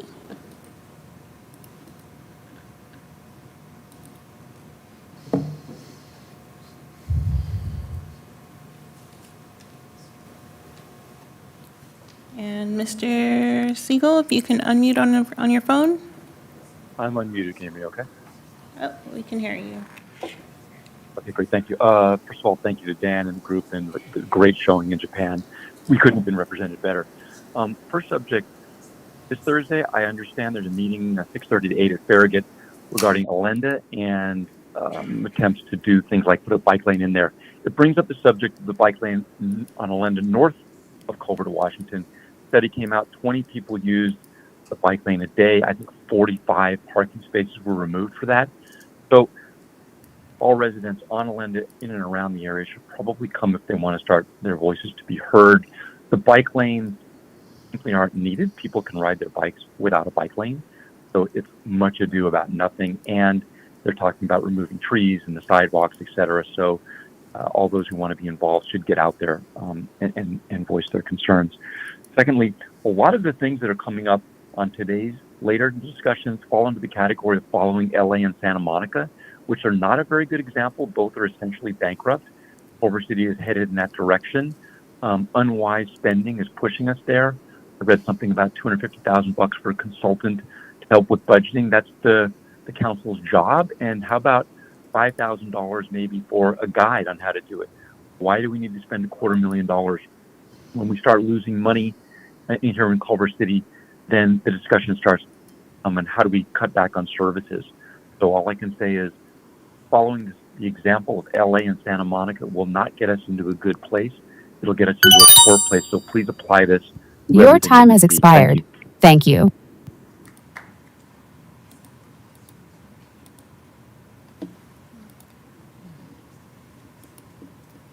Thank you. Our next speaker is Zeno P., followed by Kanza Jones Muhammad.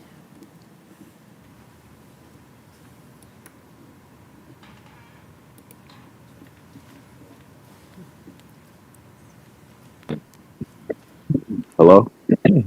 Hi, we can hear you. Go ahead. Okay, perfect.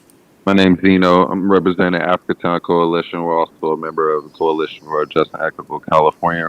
We're here to uplift SB 515, which is a data aggregation bill authored by us and put forward by Laura Richardson and approved by Gavin Newsom.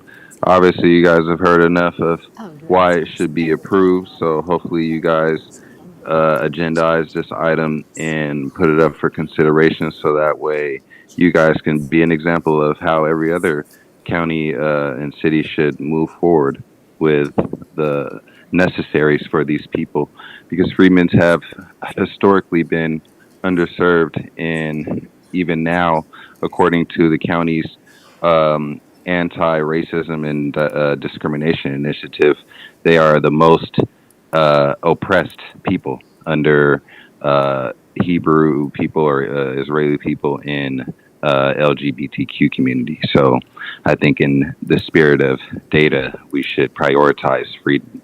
So SB 15 all the way. Thank you.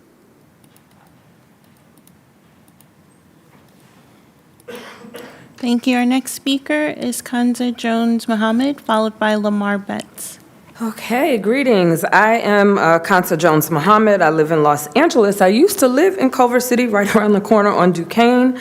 I'm the vice chair of Los Angeles's Reparations Advisory Commission. I'm also the president of the National Assembly of American Slavery Descendants, and today I'm here representing a coalition for a just and equitable California. Very glad to see the exchange with Japan. I love to see that I'd love to see a human rights exchange in addition to the cultural aspects, and we have Izanome right here in Culver City, the Izanome Association, and so I think that'd be a good thing. I'm here to talk about SB 515. It did just become law, and it applies to Culver City and LA County. CJEC wrote that legislation. Gavin Newsom has signed that legislation, and every county basically has to comply within the state of California. This is historic, and from a human rights perspective, it gives visibility to our lineage that has endured public data invisibility and historical erasure of our peoplehood, hiding what is really happening in our community, leaving gaps in housing, income, health, proper investment into our future. This information is power. Information is power. Allow CJEC to partner with you so that SB 515 has a smooth transition, and let it lift up ensuring long-term finance stability, promoting diversity, equity, Your and time has inclusion, expired. and providing Thank you. high-quality public service within Culver City. Thank you so much. Thank you. Our next speaker is Lamar Betts, followed by Patrick Godinez.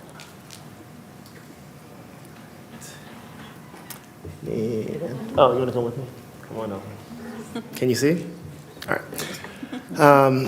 Hello, everyone. My name is Lamar Betts. I'm the co-founder of the Skateside, a youth program that has been serving Culver City and neighboring communities for just over a decade.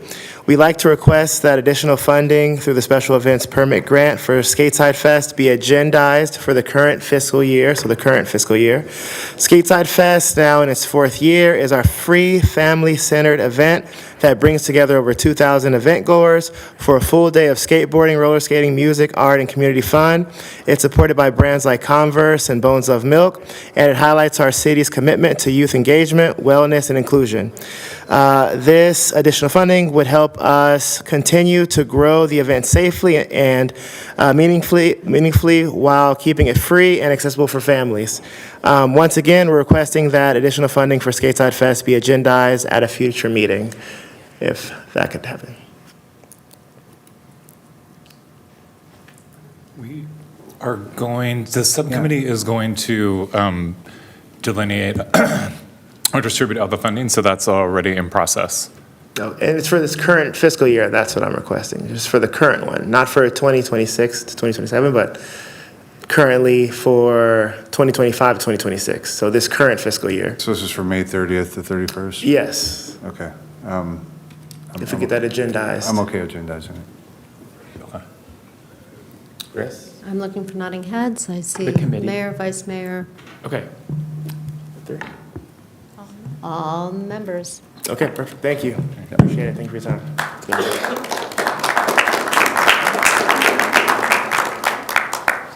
Thank you. Our next speaker is Patrick Godinez, followed by Melissa Sanders.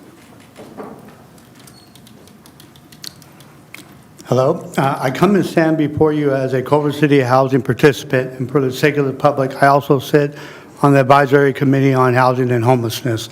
I would like to publicly comment.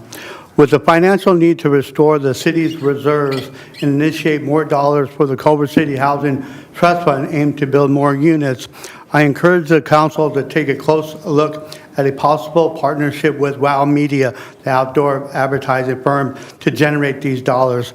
This could create a multi-million-dollar revenue stream for the city budget without much upfront costs. It seems to me a possible concern with this opportunity is that it may junk up the city. But if the company works with the planning, art and culture, and public works, it could turn out beautiful and guarantee the motif of the city. We consider ourselves the heart of Screenland. And with all the studios as possible advertisers, it can mean big dollars. Finally, I noticed that Amazon is promoting the importance of affordable housing for families on television. Maybe Amazon can match our Culver City Housing Trust Funds in this effort. Thank you.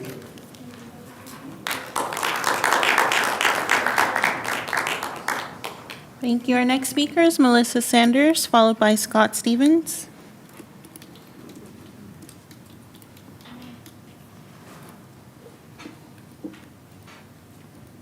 Good evening. Dan, I'm sorry I was not there the other night. Some other stuff came up.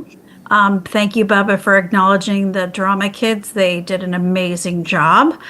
I will echo Marcy on this one. The only people I have seen use the Alenda north of Culver, actually half of them were not even in the bike lane, half of them were in the middle of the street, were the crazy e-bike kids who also almost crashed into my car. And when I honked so they would be alerted because they were all doing wheelies and didn't see me, I got flipped off. So certainly an issue. I unfortunately will no longer be able to attend the meeting on Thursday with the school traffic thing.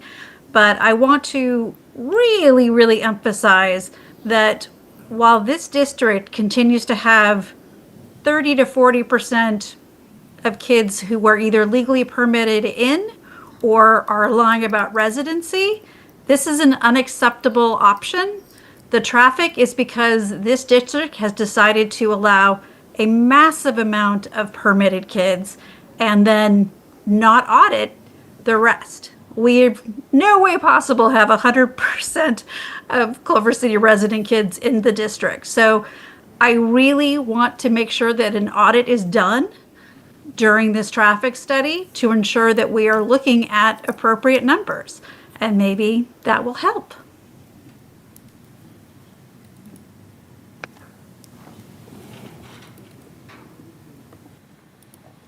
Thank you. Our next speaker is Scott Stevens, followed by Paige Parsons Roche. Hello, Council. I know your time is precious and we're very busy tonight, so I'll try to keep this as brief as I can, and I really appreciate the time to get to speak to you today. I am here on behalf of the Hero Workshop. We're a community center and children's program located on Overland Street in Culver City.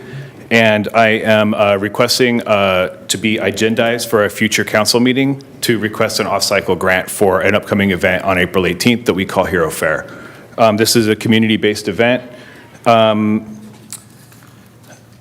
Hero Fair is an annual event hosted each spring at Veterans Park in Culver City. The event itself is a family-friendly festival where we have a few carnival-style games that we've made ourselves. We offer performance opportunities to local performance groups, including School of Rock and League of Swords. And we offer booths for other children's organizations to advertise their summer programs and hopefully get more involvement with their summer programs through our community event.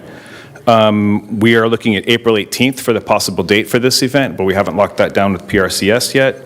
And what I'd like to do is just talk about it at a future council meeting, and I'm told to look for 3 nodding heads to get it agendized for a future meeting. So that's what I'm hoping for tonight. Yeah, I'm up for that. You were sponsored on another event. Was it the same one last year? It was the same one, yeah. Last year, we were very proud and honored to receive a $3,000 grant from the city for that event. This is to cover all the permitting, the fire, and the police presence, which all those fees have gone up this year, so we're asking for a little bit more money this time. Got it. Okay. Yeah. Agendize it. 1, 2, 3? Yeah. Thanks, and guys. then Got 5. Yeah, and then Scott, get it in for the following year. Yeah, I just found out, we've been missing the communications. I just found out that like February, March is about the time where we talk about 27, so we'll make sure we're on top of it this year, but yeah, we missed it last time. We were busy planning last year's event during that time, so thank you.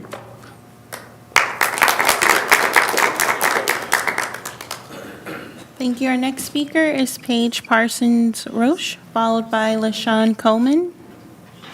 Oh. So, Paige, you want to be on C3? Please. Great, thank you. Thank you. All right. Our next speaker is LaShawn Coleman, followed by Yasmin Abdusami Oakley.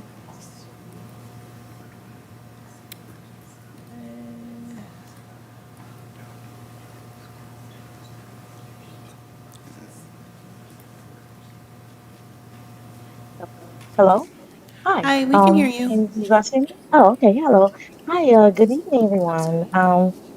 Let's see. My name is LaShawn Coleman, and I'm here to urge Culver City to take proactive steps towards implementing Senate Bill 515. This bill was designed to help California cities collect accurate data on lineage-based harms and provide the foundation for equitable policy decisions. Now, particularly when it comes to addressing the specific needs for or of the Freedmen and foundational Black American community. So implementation at the local level means Culver City can lead by example in ensuring your equity programs, economic initiatives, and housing or businesses support efforts are guided by data that reflects the true history and demographics of those most impacted by systematic discrimination, such as my lineage and people like me. I respectfully ask the city to begin exploring how to align with SB 515 and implementing it through staff briefings, data partnership, and partnering with us, CJAC.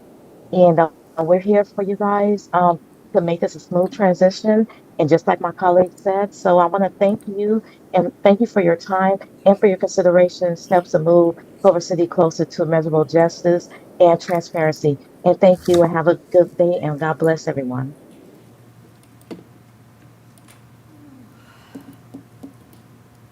Thank you. And our final speaker is Yasmin Abdusami Oakley.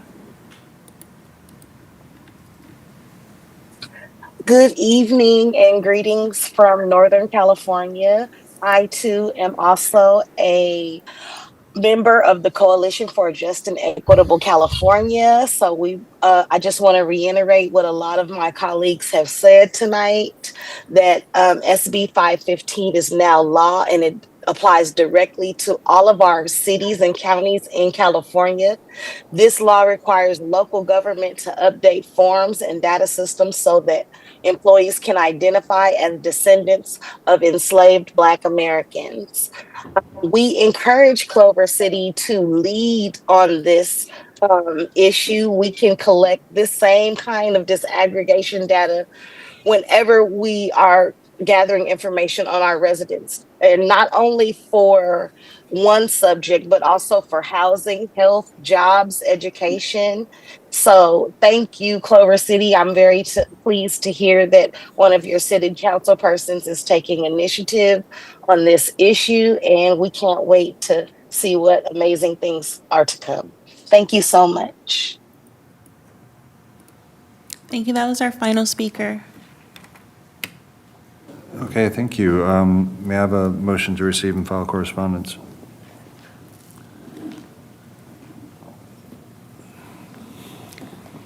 I have a motion by Councilmember McMorrin.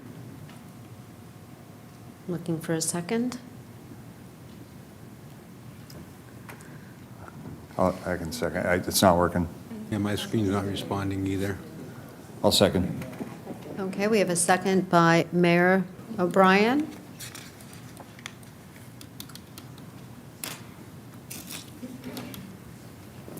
And that's to receive and file the correspondence. How do you vote, Councilmember Vera? Aye. Councilmember McMorrin? Aye. Councilmember Fish? Aye. Vice Mayor Puza? Aye. And Mayor O'Brien? Aye. The motion passes unanimously, and we'll get someone to help you log in to the iPads again. Okay, great. Do we have any speakers for items on consent calendar?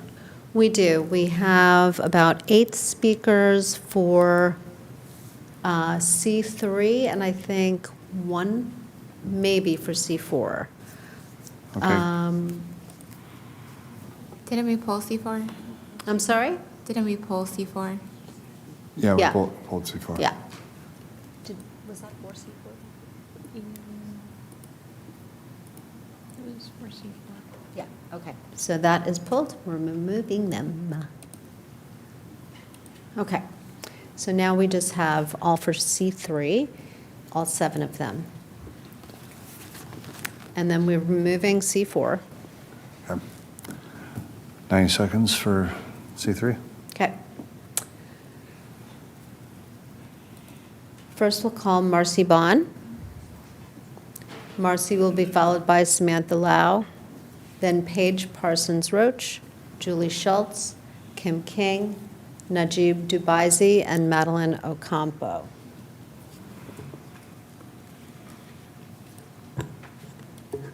Okay. Good evening, council members. My name is Marcy Bond. I am a Parks and Recs Commissioner, but everything I'm saying here is my own opinion and does not reflect that of the commission. In 2018, a research paper published in the Journal of Agricultural and Environmental Ethics found that more than 7.3 billion animals die each year from harvested cropland in the U.S. alone. This does not include insects, which, by the way, are also animals. On top of this, most of your food is grown in monoculture fields. These are fields that contain all the same plant. Monoculture farming attracts and, as a result, attracts a lot of pests, and as a result requires the use of synthetic fertilizers, toxic pesticides, insecticides, and bactericides, all of which poison the soil, our water, our air, and ultimately us. Almond orchards also happen to be one of the top guzzlers of water in California. I mention this because so many people who are vegans drink almond milk and use almond meal. If you purchase your meat from ranchers who practice regenerative farming ranching, you are actually promoting biodiversity because it feeds the soil and ultimately restores the ecosystem health. And on top of that, because of the grasses and the biodiversity, more CO2 is trapped in the soil. I have a lot more, Your but time has obviously expired. I'm out of Thank time. you. In other words, let people eat what they're going to eat. Next speaker is Samantha Lau.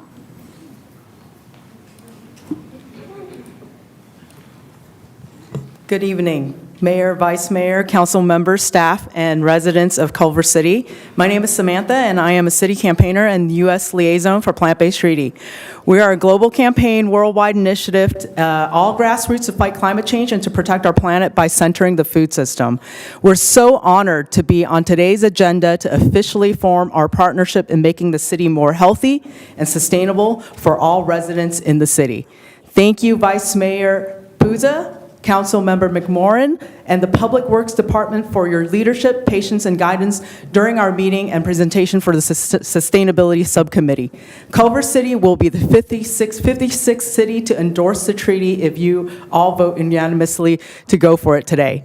Culver City has always been a progressive leader with initiatives on public transport, safety bikes, affordable housing, environmental protection, and we thank you for being forward-thinking. I also really appreciate that we are here today, the same day that you declared November 13th as World Kindness Day, because that's what Plant-Based Treaty is about. Our campaign is all about spreading kindness through our food system, and thank you, Culver City, for endorsing the treaty as well as partnering with us on an information campaign.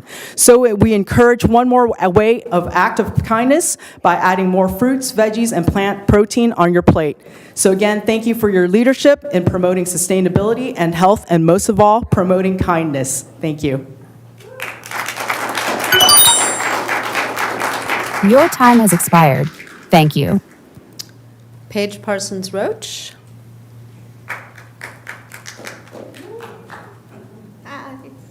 Thank you, elected officials, for this opportunity.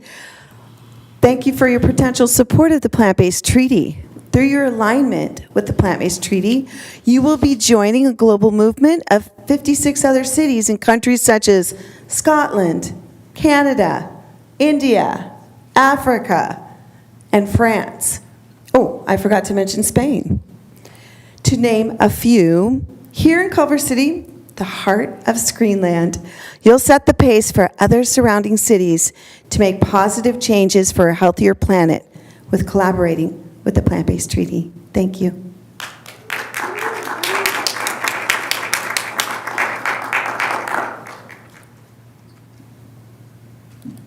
Our next speaker is Julie Schultz, followed by Kim King. So if you want to line up. Hi, Mayor and Council members. Thank you for having me today. My name's Julie Schultz. I'm with the Better Food Foundation, and we work on sustainable, just food systems globally and partnership with Plant-Based Treaty. Thank you for looking at endorsing the treaty today. I just want to make some mentions here. We were talking a little bit earlier, you had the American Heart Association. And according to the Journal of American Heart Association, a plant-centered diet lowers the risk for heart attack, stroke, heart failure, and several other cardiovascular conditions, which would make everyone a little bit healthier, and maybe we'd need a little less CPR in our town. And according to the Eat Lancet report, without substantial changes to the food system, the worst effects of climate change will be unavoidable, even if humans successfully switch to clean energy. And at the Better Food Foundation, we worked with 11 New York City hospitals and implemented plant-based food by default in their menus in 2022. And I'm happy to report in 2023, they saved $462,000. I'll repeat that. $462,000 saved by serving a plant-based by default menu in 1 year. And to add, they dropped their emissions by 36% and retain a 90% diner satisfaction rate. So the numbers are there. I applaud Culver City for endorsing the Plant-Based Treaty and promoting plant-forward and just food systems Your for our time has communities. expired. Thank you.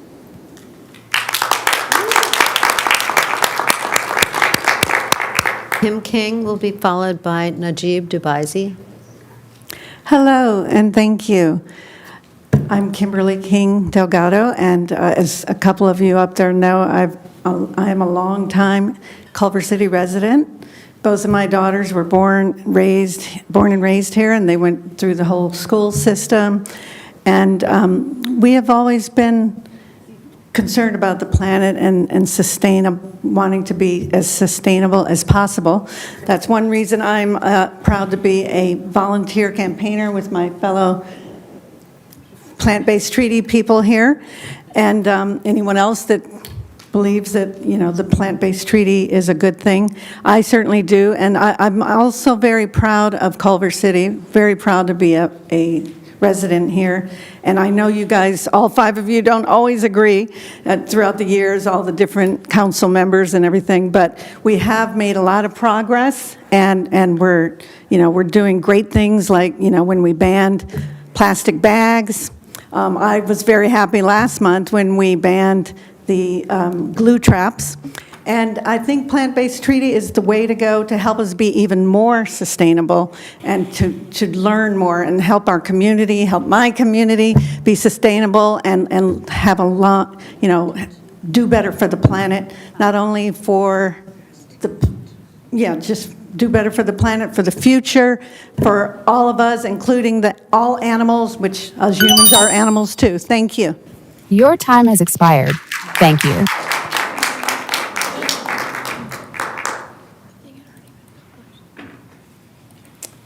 Hello. Thank One you moment, all for- please. Oh.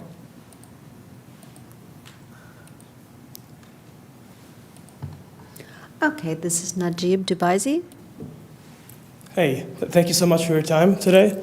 My name is Najib Dubaisi. I volunteer with the Plant-Based Treaty.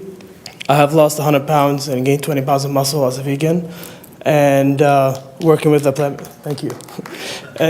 Plant-Based Treaty and seeing their mission and signing off cities like West Hollywood has been a great thing to watch. I own my own small business, and I train people online and in person and help them lose weight and take care of their health.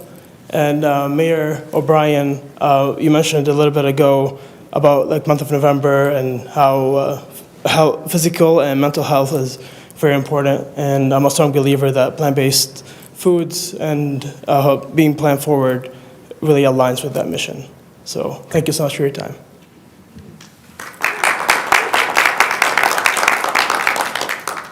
Next speaker is Kira Push. Yeah.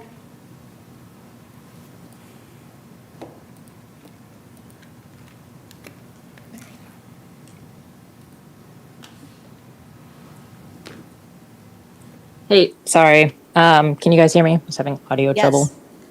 Thanks. I was just saying, I wanted to say I'm very in favor of this plant-based treaty. I think it's a fantastic idea and a really important cause.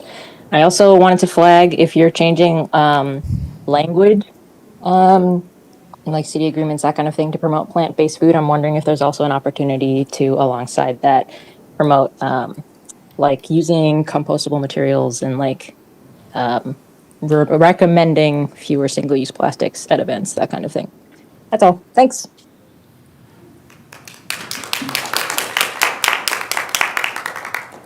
Next speaker is Madeline Ocampo, followed by our final speaker, Joey Gaber.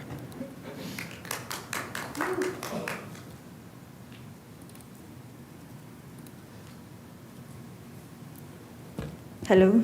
Okay. Hi, everyone. My name is Madeline, and I've been a volunteer with Plant-Based Treaty since April of this year.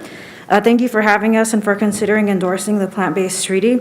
I started volunteering because I learned about the devastating environmental impacts of animal agriculture, such as greenhouse gas emissions that lead to climate change, immense water depletion.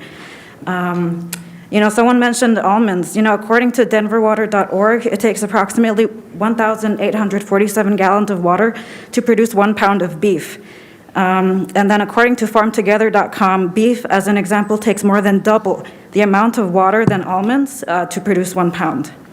So I was shocked at how little known this was. I thought this needed more awareness and urgent action. That's why I was really happy when I went to Climate Palooza in Culver City earlier this year and met Council Member Bubba, who spoke about his top sustainability issues. And in his speech, he gave us a shout out, and it's really nice to see leaders who care and want to take action. And by endorsing the Plant-Based Treaty and implementing initiatives that promote more plant-based eating, Culver City would help pave the way to a brighter and healthier and more just future, and help tackle this crisis of climate change. It's pretty sad to keep seeing extreme weather that harms humans, and it'd be great to see Culver City take action and address this very serious issue. Thank you. Our final speaker is Joey Gaber. Hello, everyone. Good evening, Mayor, Vice Mayor, members of the City Council, and city staff. My name is Joey. I'm a volunteer city campaigner for Plant-Based Treaty. There's so much that can be achieved when we come together as cities, and in these turbulent times, we need local climate action more than ever. Last year, Plant-Based Treaty helped host a climate art gallery at LA Climate Week here in Culver City, just down the street at a nonprofit called Youth Advocates for Change. And I got to see firsthand how amazing this community is and how much people care about building a more resilient, sustainable Culver City with low effort, high impact solutions. We're also so grateful to partner with Culver City favorite Hey Sunshine Kitchen and local business Parks Project on other impactful sustainability events, such as the one Maddie mentioned, Climate Palooza, which was attended by Councilmember Bubba Fish, and we had a lot of fun talking to him about the plant-based treaty. We are also so happy to have partnered with West LA College at their career fair and with their Climate Center's internship program, which we had an intern there as well. I want to thank you all so much for considering this endorsement and plant-based initiatives that will help Culver City continue to be such a wonderful example of sustainability and inclusion. I also want to address the concerns of the first speaker that plant-based treaty promotes more choices in the food system, not taking away choices from anyone. I look forward to seeing all the amazing things that Culver City will be building on in the future. Your time has expired. Thank you. And that is our final speaker. And I wanted to let you know also, Mayor and council members, that C5 has been pulled from the agenda. So in your consideration of the consent calendar, C5, which is approval of a purchase order with Econo-Light Control Products, was pulled from the agenda for this evening. More work needs to be done on that. Okay, thank you. Do any of my colleagues want to pull any items? C13. C13.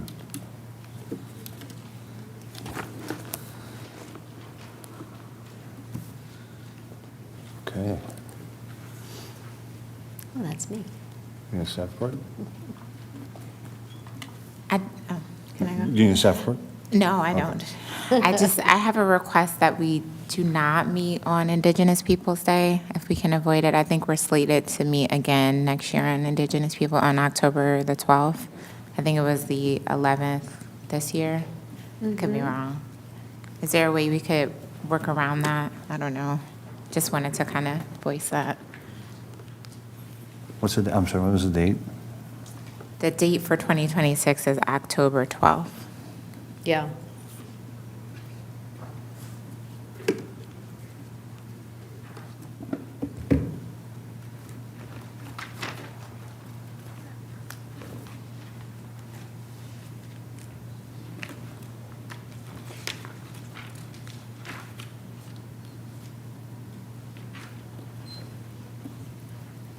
If there is consensus and approval by the council, we normally would move it to the Tuesday after the holiday. It is not a holiday for Culver City. And I'm not sure if it is a federal holiday or not. I think some schools are open, some schools are closed, and banks are both. So that information. I don't have a problem sliding it. I'm sorry? I don't have a problem moving it. Okay, and knowing that it will displace the school district's board meeting for that Tuesday. Yeah, maybe we can communicate that ahead, and they can move as well. Okay, if you don't have any other items to review, we can make that adjustment and take that first as amended. And would you mind forwarding that information to the school district? I as well? will. Thank you. Absolutely. Thank you. Okay. So do Would we? you like to do a separate motion for C13 as amended? Okay. So I can put it in the record? Sure. So can I get a motion to adopt the resolution setting the regular meeting dates? Oh, and I'm sorry, can we do a roll call first, just to make sure that we all can vote Yeah. again?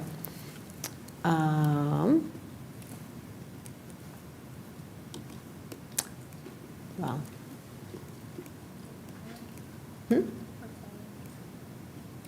That's okay. All right.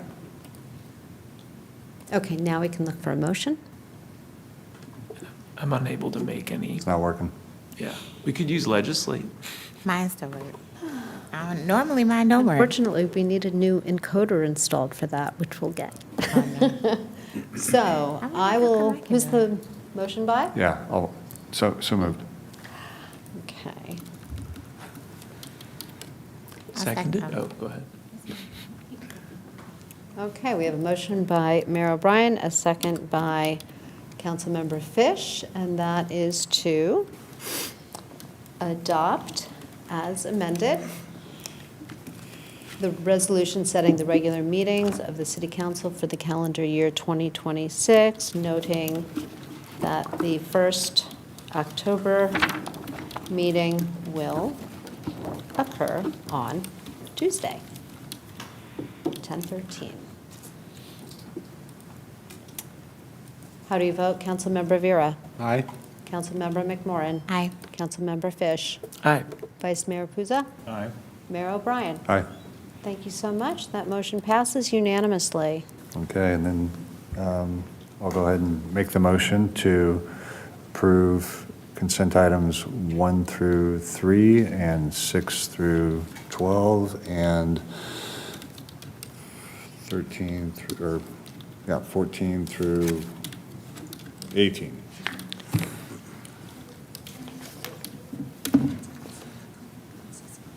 Right, I'm sorry. Prior to voting, we have a comment for consent item C6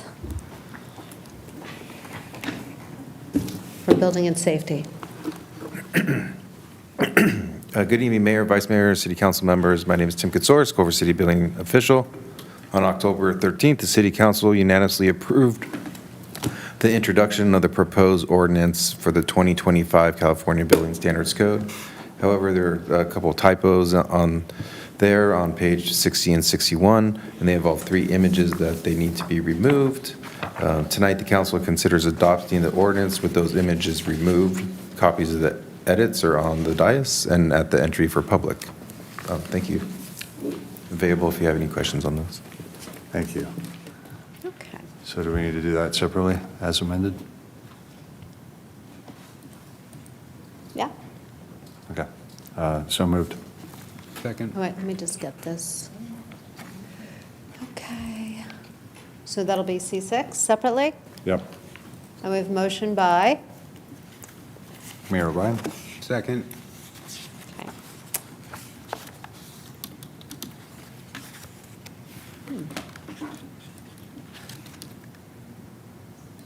Motion by Mayor O'Brien, second by Councilmember Vera.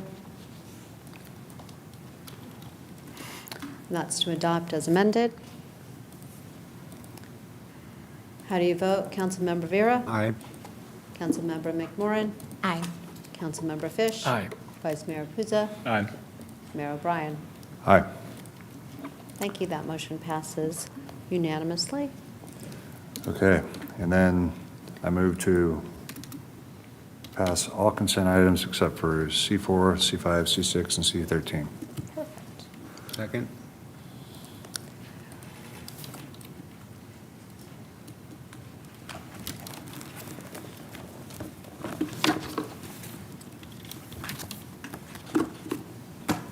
Wow.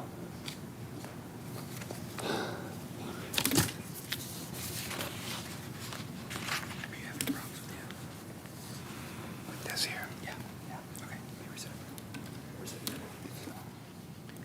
Okay. Okay. How do you vote, Councilmember Vera? Aye. Councilmember McMorrin? Aye. Councilmember Fish? Aye. Vice Mayor Puza? Aye. Mayor O'Brien? Aye. That motion passes unanimously. Okay.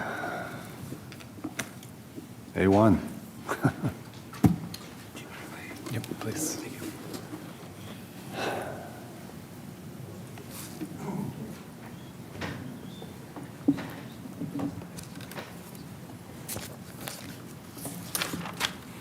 Good evening, Honorable Mayor and members of the City Council.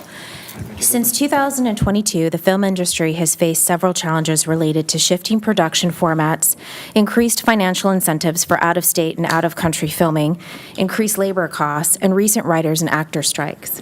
According to Film LA, on-location filming for television, commercial, and streaming projects in Los Angeles has dropped by 13% in this year's Q3, which has impacted not just individuals within the industry, but also the numerous small businesses and suppliers that support film and television projects. To address these shifts in the industry, the state of California implemented increased film and television tax credit programs up to $750 million this year until 2030. Regionally, both the county and the city of Los Angeles have also created streamlined programs to enhance the film processes and position Los Angeles as a competitive filming destination in the world. In August, the City Council formed an ad hoc film and media policy subcommittee to review current challenges facing productions and provide potential recommendations to encourage increased filming and employment opportunities here in Culver City. The subcommittee proposes the following immediate actions as an initial pilot program for a period of 1 year. Roll back the recent fee increases that were done in January and April 2025 relative to the comprehensive user fee update and stabilize staffing and permit fees at December 2024 levels. 2, place a cap of $500,000 for a total subsidy for a period of 12 months. 3, provide free parking at Veterans Park, Senior Center, and downtown parking structures for filming productions and related activity as available. 4, develop a fan tour in conjunction with Film LA to showcase Culver City's location and assets. 5, develop a film-specific business directory outlining resources and services to encourage the use for Culver City-based businesses for productions. And 6, create an awareness campaign for highlighting Culver City's film-friendly program. The subcommittee noted that filming has historically been part of Culver City's identity and would like to encourage the stabilization of the industry on a temporary basis.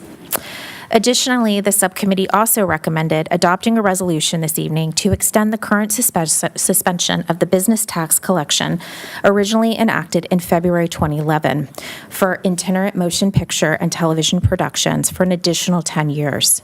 The extension would result in a loss of business taxes, though not significant. These revenues have not been collected for the past 15 years and would not impact current revenue assumptions. Based on filming activity in fiscal years 2023 and 2024 and 2024-2025, staff estimates that the potential subsidies for filming were approximately $250,000 annually based on the 2024 fee schedule. Given that these levels were depressed and that as we continue to encourage filming in Culver City, the subcommittee does recommend that the total subsidy be capped at $500,000 per year. If approved by council, staff will actively monitor filming activity and return within 12 months to provide an update, as well as to consider any potential modifications to the pilot program, as well as phased incremental increases of fees over time to achieve the city's cost recovery objectives. That concludes our report. I'm here with Chief Financial Officer Lisa Soker, and we're available to answer any questions. Thank you. Great, thank you. Any questions from my colleagues? Councilman Fish, no? Okay, no questions. How many speakers do we have? Currently have 5. 5? Okay, great. 90 seconds each. Our speakers for item A1 are Arlen Valdivia, Meta Valantic, Stephanie Rostel, James Babin, and Kel Thomas. Our first speaker is Arlen Valdivia.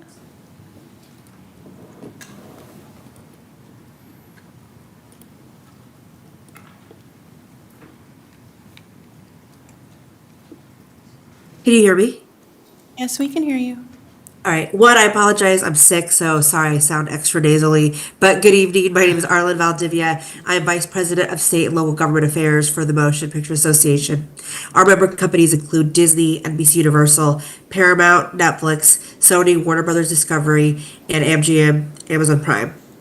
We support the mayor and the city council in re-examining the fees for filming and making them more accessible for the industry as described in item A1. As of this past July, the city raised the fees for filming by almost 300% without any input from the film industry, which would disincentivize productions from looking at Culver City as a viable place to film. Not only does this motion lower the costs for our city personnel like police and fire, but it also extends the existing sunset on the collection of business taxes for production companies. We think this motion is a step in the right direction, particularly against the backdrop of the modernized film tax incentive, and with more than 60 plus TV shows and feature films getting ready to start filming throughout California and the LA County. We hope that the city sees the MPA, our union colleagues, Film LA, and the larger film community as a resource as it continues to find ways to make Culver City more film friendly and views this as an investment in the industry and the people who work and live in Culver City. Thank you for your consideration.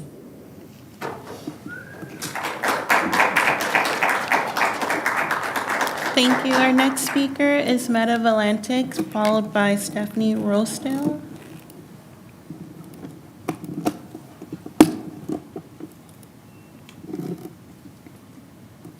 Good evening, City Council. Thanks for taking up this motion. I'm a longtime resident of the city and a 30-year motion picture and television below-the-line employee, and I've been lucky to work in my home city a couple times, and I'd love to do more work here, and I think this motion helps quite a bit. It's been a devastating few years for us, as everybody is aware, both in Culver City and beyond. And the state of California is working hard to try and bring production back and generate new production, and Culver City can do the same. And that'll also inspire other cities and municipalities to do the same thing. So thank you very much for doing this, and thanks very much.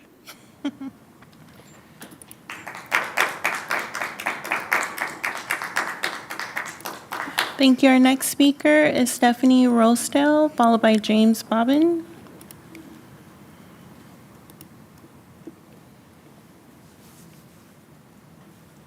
Hello, can you hear me? Yes, we can hear you.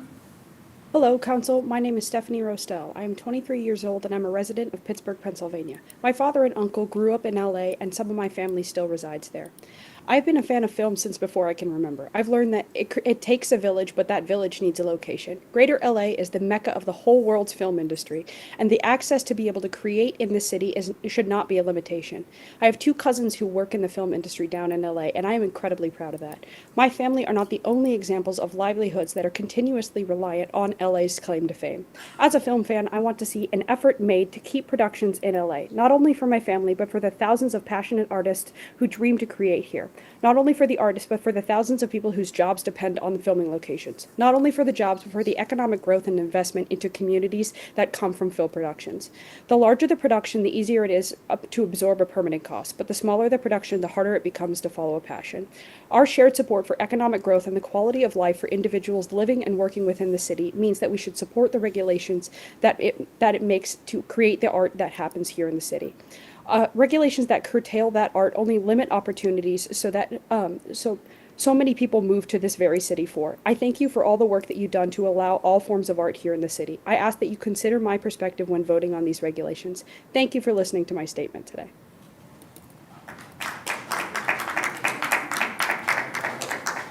Thank you. Our next speaker is James Babin, followed by Cale Thomas.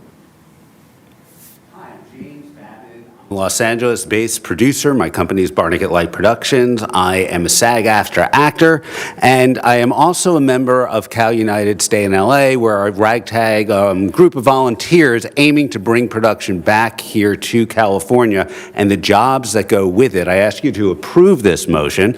Culver City has always been the cornerstone of the movie industry. It's even up there on your seal in front of me. That goes back from Hal Roach to MGM and perhaps my favorite legacy studio, RKO, to today's cutting-edge independents that are filming right here.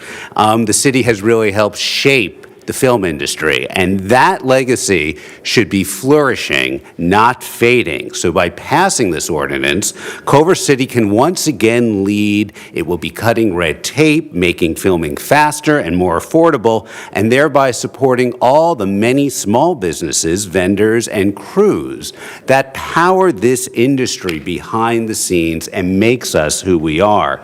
And these local policies will actually work with the state film and tax incentives. It will provide relief and some support for parts like commercials that are not included in the state program and fill those gaps.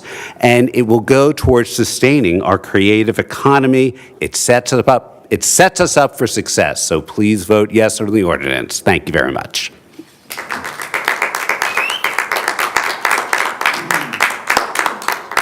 Thank you. And our final speaker is Kel Thomas. Thank you so much. I appreciate that. Thank you for having me. Dan, thank you so much for having us. And Freddie, thank you so much for all of your support in this. I think the major thing that we need to really talk about is I want to implore everybody to vote yes on this. Why is this so important? So you've heard some of the stats. Arlen gave some of the stats and stuff like that. If we don't make it more accessible to shoot on city and public property, we are doing ourselves a disservice.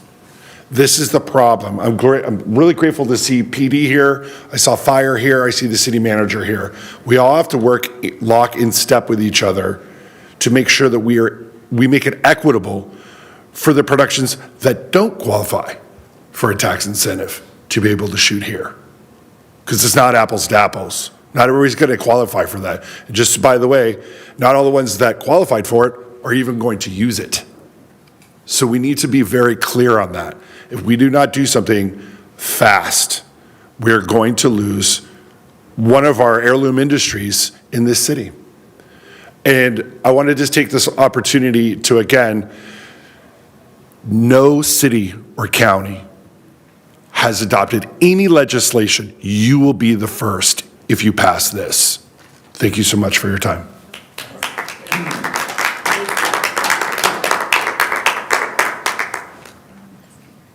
Thank you. Thank you. That was our final speaker for Your this time item. has expired. Okay, Thank great. you. Thank you. Thank you to the speakers. Councilmember Fish, you have anything? I just had one question for staff, actually, after hearing the comments. And thank you so much, Elaine and Lisa, for all the work you've put in. And thank you, Vice Mayor Puza and Mayor O'Brien, for the work you did in the subcommittee. I just wanted to understand, thanks for answering my questions today. You said that our police and fire fees, or that you did a review of other jurisdictions, and our police and fire fees were higher.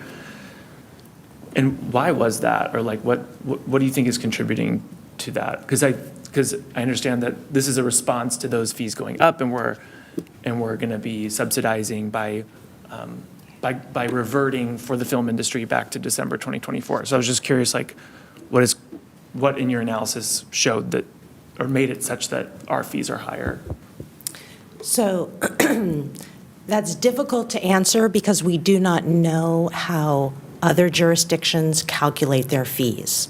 When the city prepared the analysis, our user fee study, to understand how much the cost of our fees were, we had to take into account our salary structure, our benefits, our requirements for, that are in the municipal code and our bargaining unit MOUs about how overtime is allocated for filming and all those things. And then we looked at all those burdened rates, and those are our costs. So those fees had not been studied in a very long time. And so when we finally evaluated them and came up with the full cost recovery number, those were the numbers in our fee schedule. It's hard, it's a little subjective then for us to be able to say what other jurisdictions include when they're setting their fees for the same purposes, because it really isn't always apples to apples. And we don't know when they last studied their fees, as an example. So it is hard to say, but we can say that ours are based on a recent analysis of the true cost to the city to provide those services. Thank you. And our fees were higher than other jurisdictions in the area? Yes, so our fees were higher. If you look at the ones that we asked, we did our own independent research, and we asked FMLA to give us some comparison numbers. So if I'm just looking, for instance, at a fire safety officer, presently in our current fee structure, it would be $1,889 for an 8-hour day. Los Angeles would be $1,016. Gardena would be $1,600. So is that is that just the cost of our labor of labor for police and fire here is more expensive across the board? Like, is that? Yeah, so unfortunately, it's not apples to apples. Some cities have 2-hour minimums. We have 8-hour minimums. Some cities charge like $100 an hour for 2 hours, and then there's some incremental rate. But the way ours are structured with the fully burdened rate is what Lisa just mentioned. Most of them are based on 8-hour rates as a minimum. So it was hard to study apples to apples. Sorry, I didn't mean to interrupt. I wanted you're to okay. ask, is that our policy as a city to have an 8-hour minimum? So for our police, and I'd have to double check for our fire, I believe it's the same. In our municipal code, it requires that our police officers, personnel have to be the ones working the film shoot, and in the MOU, it states an 8-hour minimum. Got it, thank you. Sure. Thank you for that information. That's really helpful. I'm definitely grateful for this item to come to council, because we have so many folks who are struggling right now in the entertainment industry, and this seems like a great way to spur growth here of our productions that are here. I would also just love to suggest a conversation about maybe that minimum and trying to get our fees to more align with other neighboring jurisdictions. But that's my only comment. Colleagues, thank you. Thank you. Councilmember McMorrin. Thanks. To reflect just our robust agenda, happy to support this item and the request to look at our minimums that Councilmember Fish just lifted up. Thanks. Thank you. Councilmember Rivera? The 8-hour minimum is in our MOU, you said? Correct. Yeah, I don't even want to get into that. So I definitely think we need to move forward to this, but I'm not in favor of the 8-hour going into the MOU and trying to restructure that. Vice Mayor Puza. Yeah, thank you to staff, to the public comments. Thank you to Mr. Thomas for your leadership on this issue. Thank you to Mayor O'Brien for your partnership on this work in the subcommittee. Obviously, Culver City is the heart of Screenland, now the heart of Streamland. And home to Sony, Apple, TikTok, and major global media leaders. So supporting local filming is not just about nostalgia, it's about sustaining our creative DNA and our identity that has defined our city for over a century. So as mentioned, the entertainment industry has suffered major disruptions, and support like this can really help stabilize jobs and restore momentum for our local creative economy in tandem with the tax credits from the state. There's a lot that will go into that. It was really important for us to establish the cap at $500,000 with staff returning to council after a year to assess results. And then I just think this 1-year subsidy is a strategic investment. And the other thing that we talked about was just that, we can really, while we can't require film productions to use local businesses, we can definitely encourage it. So, we can support our local vendors, have a list of restaurants, florists, electricians, drivers, et cetera, which can boost our local economy and activity. And so this really aligns with our goal of supporting small business vitality and economic recovery. I really think this really strengthens our film-friendly brand and reinforces our reputation as a premier filming destination, and one that balances our business needs with community needs and impacts. And it's really about balance, supporting our cultural and economic strengths with being thoughtful with our public funds. And again, with a defined cap, annual review, and data-driven oversight, this pilot will give us the flexibility to adapt, measure, and grow responsibly. So I'm very supportive of this. Culver City has always been where creativity meets community, and this really honors our history, supports our workforce, and keeps our local economy strong, while ensuring fiscal responsibility and transparency. So very excited to support this tonight. Thank you, Mayor. Okay. Thank you. Thanks so much for the work on this. I know there was a lot that went into it, especially trying to figure out what other jurisdictions did. I think we had some really great creative meetings on our subcommittee. Thank you, Vice Mayor Puza. And if I remember right, in one of our subcommittee meetings, we said that these fees actually haven't been updated since, I think we said 2008, right? Correct. Okay, so we're actually pushing our fee structure or our cost recovery back to 2008. And comparatively, it's going to bring us below, for similar categories of fees, below all of our neighbors. So that will make us as a city more competitive and also the region. So I think that's really important. I've said it before, most people in the city know that I'm a TV and film editor. This has been the hardest year of my life. As far as my career goes, I've made less than 5% of my income year over year.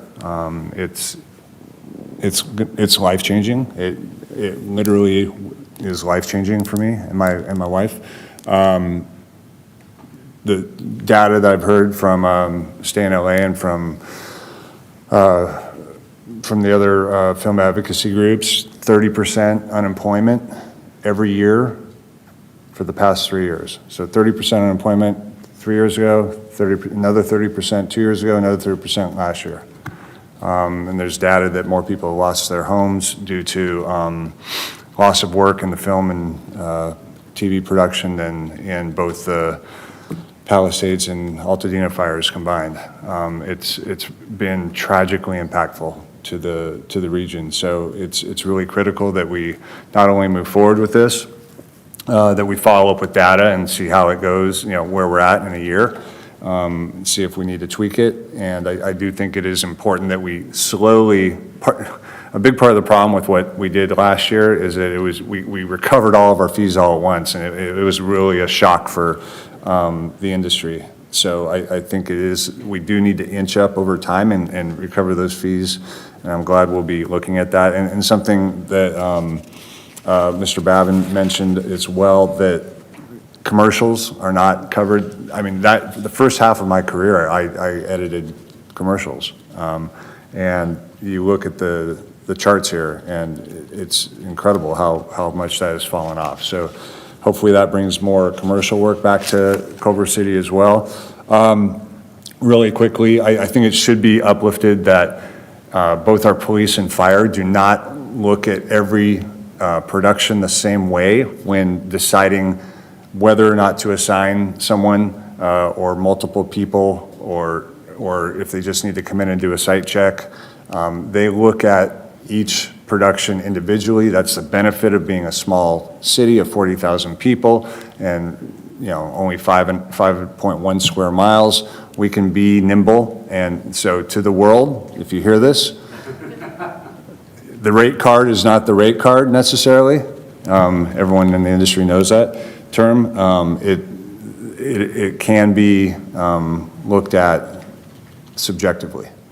That's really important to know. I'm thrilled. I asked for this to be agendized. I know Vice Mayor Puza is very much from the same perspective as I am on this, and we worked really well on the subcommittee together. Thanks for all the input from everyone, and I am in favor of this. So I will present a motion. We actually already have a motion and a second. All right. Motion by Vice Mayor Puza, Fantastic. seconded by Councilmember Vera, and that is to adopt a resolution extending the suspension of the collection of business tax for itinerant motion picture television producers for an additional 10 years, with temporary subsidies on film permit fees to incentivize film production in Culver City.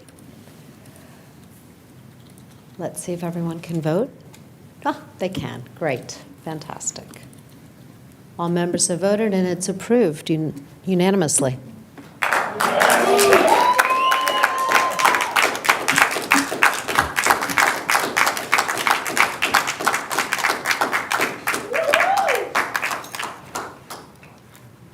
Mayor, may I Thank ask you. a quick follow-up? Yeah. So I just wanted to uplift the conversation we were having earlier. It sounds to me, and I'm very grateful this passed, it sounds to me like the reason that the subsidy is needed in the first place is due to the rising cost of labor for our police and fire. And we heard that our fees are a lot higher than our neighbors. And I'm hoping that if we can work to address that underlying issue and make us more comparative with our neighboring cities, maybe this subsidy would be less expensive for the city going forward and could even continue for even longer because it would be cheaper and more sustainable. So I'm just wondering if we can get a discussion of those fees and trying to make those fees more comparable with our neighboring cities to allow us to continue the subsidy for longer. Can we bring that up when we evaluate this in a year? I'm just It's- asking for a discussion of it. It can be in your subcommittee. It Okay. seems like Yeah. a worthy subject to discuss. Okay, I'm happy to talk about it in the subcommittee. Okay, thank you. Yeah, so I guess, Are you wanting to lower police salaries? Is that what you're? no, but there's a minimum, Lisa and Elaine spoke of a minimum that we had that was higher. That's also collective bargaining. It's in an MOU. So it's something that needs to be negotiated at the table. Okay. It's not a policy the council could set unilaterally. It would have to be negotiated with the bargaining units. So it would be part of negotiations. I see. I thought it was just city policy that you were speaking of. Okay, so it's in the labor agreement. Yes, it's Okay. in the labor agreement, and so it would be, as the city manager said, it would have to be negotiated at the bargaining table with the unions to change. So it's not a policy we set, but that does then create the cost to the city. And are we in the process now of doing those negotiations or beginning those negotiations? Are we in terms of evaluating our agreements? Councilor, negotiations are underway. Okay. Yes. So when would be the appropriate time to have that conversation? In closed session, probably. Uh-huh. Yeah. Okay, good to know. And so I don't know if staff needs any more direction then, but I guess I would amend my recommendation then, or my ask to have that conversation then, when in the appropriate manner. Yeah. Okay. Thank you. Would it make sense for it to come back in our next closed session? Councilor, we will refer this to the negotiating team. Okay. Thank you, City Manager. I appreciate it. And thank you both. Okay. Can A2, can we have a staff report? Welcome back.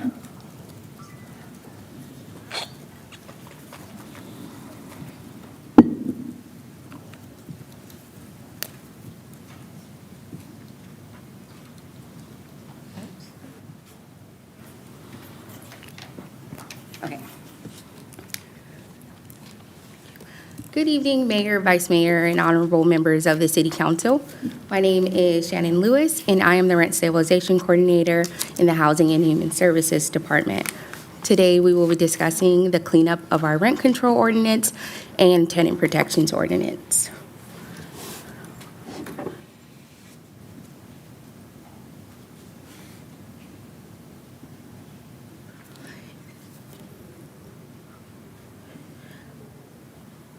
Next slide, please. Thank you. In response to a need to create stability in the rental market, in August 2019, City Council adopted the Urgency Interim Rent Control Ordinance, establishing temporary rent control and tenant protections for a 12-month period. Those protections were then extended through October 31st, 2021. While the interim rent control ordinance was in place, staff met with both landlords and tenants to gain input and feedback on the provisions of the permanent ordinances, and on September 29, 2020, staff brought back both the permanent rent control ordinance and tenant protections ordinance for consideration. The ordinances were adopted that same day and became effective 30 days later on October 30th, 2020. And since the implementation of these ordinances, staff has been analyzing feedback from the public and identifying areas of opportunity. On October 7, 2025, staff met with the Council Standing Housing and Homelessness Subcommittee to discuss proposed ways to clean up the ordinances. Today, we will discuss those changes that we have identified as purely cleanup items. Next slide, please.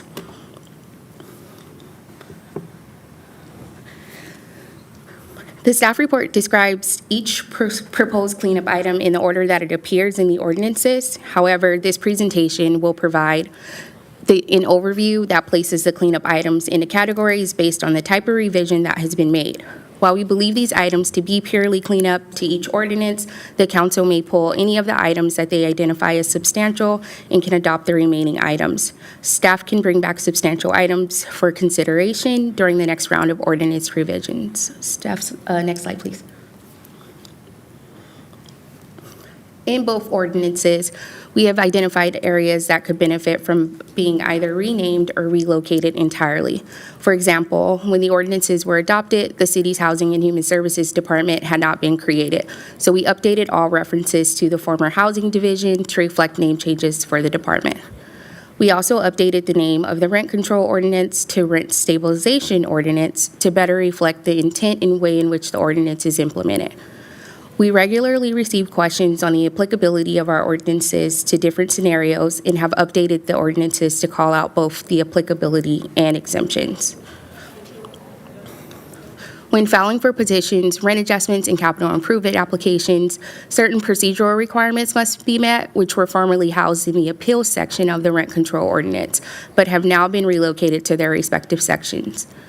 Lastly, the rent registration requirement applies to all rental units, and since the city's tenant protections ordinance broadly applies to rental units regardless of unit type or year built, unlike the rent control ordinance, we believed housing the registration requirements in the tenant protections ordinance instead brings more clarity on when registration of a rental unit is required.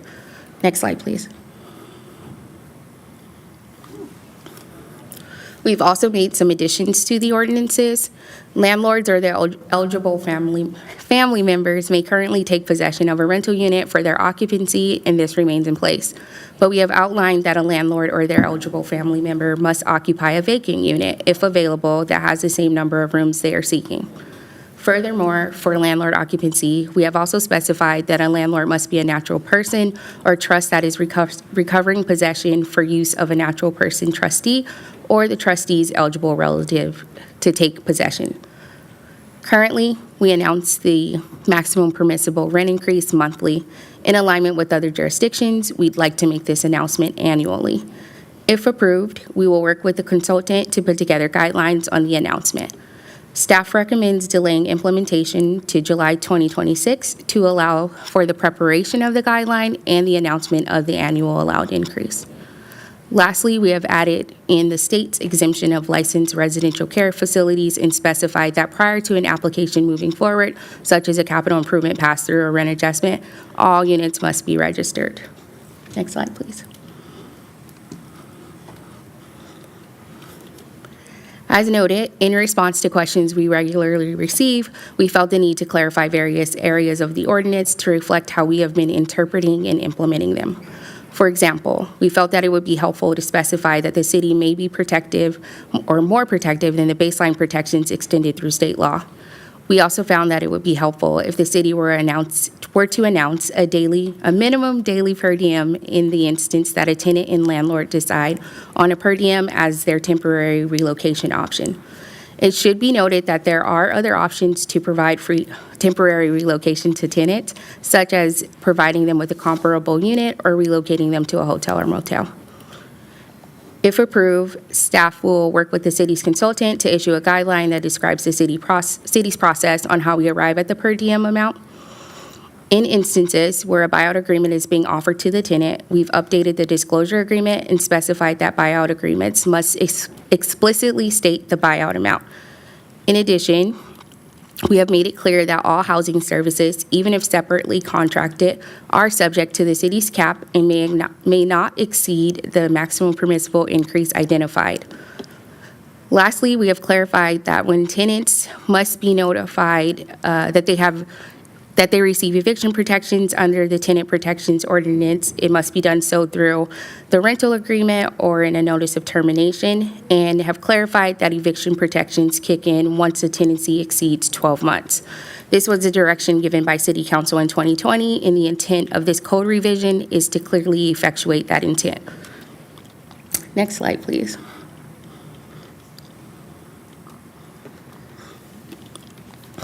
We recognize that additional and more substantial policy changes will need to take place for certain items, which staff will bring back for a discussion at a later date.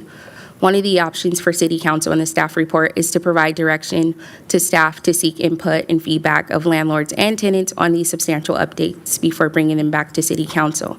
Staff's recommendation is to bring back the remaining substantive issues in the second ordinance to update all at once. This would include the algorithmic rent setting, minimum evictable rent, and security deposits, in addition to the substantive issues that have been raised by staff and landlords, raised to staff by landlords and tenants. We anticipate we could bring a discussion item back as early as fall of next year in order to allow time to meet with landlords and tenants and to get feedback from the new Housing and Human Services Director. Next slide, please. This concludes my presentation, and we're available to answer any questions you may have. Okay, great. Thank you. Do you have any questions, Councilmember Fish? Thanks, Mayor, and thank you, Ms. Lewis and Director Barnes for all your great work on this. So really my only questions are just about the timeline for the items that we're hoping to, and so I appreciate you getting back to me, Shannon. Will that include the ban on algorithmic rent setting, the minimum evictable rent debt, and that has been in LA City for a while, and then we also have the Vice Mayor Puza had agendized limits on security deposit increases for rentals. So would all three of those changes be a part of what you're talking about doing for next year? Yes. Okay. And would it be like simultaneously we're discussing all three, or? Correct, yes. Okay, great. That's all I had. And just thanks for, seems like some decently substantive updates, and then, some more administrative and cleanup. So thank you for all that you're doing here. Thank you. Thank you, Councilmember Corn. Councilmember. Yeah. Thank you for the staff report. I got a quick question in terms of what was the methodology or the thought behind removing, in terms of the occupancy and stating that LLCs or LLPs are no longer part of that group of individuals that can move their family members or whatnot into it? So I think the goal in clarifying this language or requiring that the landlord is a natural person or trust is so that we don't have someone have something or an instance of like a property management company evicting a tenant due to a landlord's occupancy and not being a natural person actually moving into the unit. Okay. Well, then help me out here. As a business owner, I think most business people would form an LLC or an LLP to sort of protect themselves or shelter themselves, even mom and pop landlords. So now, because of that, they're then automatically lumped into that one sort of group as large entities. I don't understand that.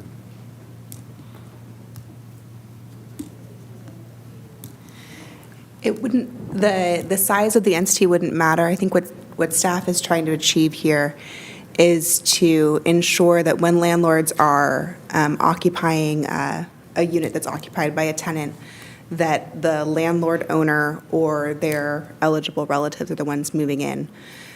Where we've received questions is when,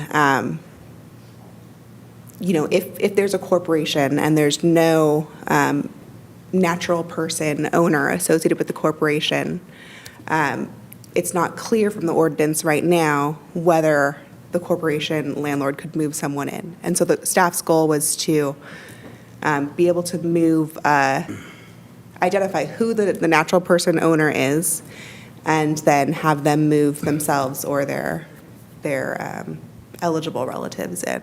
Thank you for that. I understand that portion of it, but now we're penalizing the small sort of landlords who have 1 or 2 or 3 units that have an LLC or an LLP. What I'm saying, they're automatically lumped into that then, so they're penalized if they have a family member that they need to move in for whatever reason, for healthcare or whatnot. So staff's recommendation, based on the types of ownership that we see for these units, is to have it apply for a natural person landlord or a trust. If council would like to open this up to an LLC with a natural person owner or an LLP with a natural person partner, then we could include that in the ordinance as well. Okay. And another question, in terms of folding in all the services like water, parking and whatnot into sort of the rent, if our, as a city, as a community, as a landlord, our ability to sort of be mindful of the economy, the environment in terms of water and electricity, and I don't know, it seems sort of counterintuitive where we're saying, well, you can do whatever you want with the water, with the electricity, and I don't know, just the reasoning behind including that instead of having it separate. So currently, our definition of rent includes all money that's requested by the landlord or paid by a tenant in exchange for the occupancy of a unit and associated housing services. And our definition of associated housing services includes utilities, parking, storage, laundry. I think it includes pool and sauna access. So currently, the way that staff interprets our ordinance is that these associated housing services, the cost of them is also limited by the percentage increase, the maximum percentage increase that's allowed. What staff is trying to clarify here is that even if, let's say someone has a lease and there's an addendum to the lease that says, and you can use the storage unit that's associated with your unit, that addendum to the lease, the price of that can't go up separately from the general rent increase. I think the question that we've received from members of the public after publishing this ordinance is how to handle situations where a tenant isn't directly contracting with a utility company for their utilities when they pay for their utilities through the landlord. This is an area that, no, I'll let Shannon jump in on this one. But my understanding is that can be handled contractually through the lease on the front end. But if it's, if the lease is silent as to like a cap on the amount of utilities that a tenant will pay, that the utility rate will also be subject, or the total amount of rent, which is anticipated to include utilities, is also going to be subject to that maximum permissible increase. Did I get that right, Shannon? Okay. No additions. Okay. Okay. And that automatically includes like pets, if you have a pet deposit. I mean, that's sort of under that same sort of guidance, or you can't really, what I'm saying is I think sometimes it might unjustly sort of focus on one. Is this getting too much into the discussion, Mary? You want me to hold it and come back with a discussion? You're there. I mean, it's part of the questioning. It might unjustly, I think, penalize certain tenants over others, and parking included, especially, you know, where you have tenant who wants to save money, not buy into parking, but if it's an overall cost, then everybody sort of shares in it. Is that how it's structured to be? I think for parking, we see it two different ways. One way is, I would call it like a traditional lease where there's a parking space or two associated with it.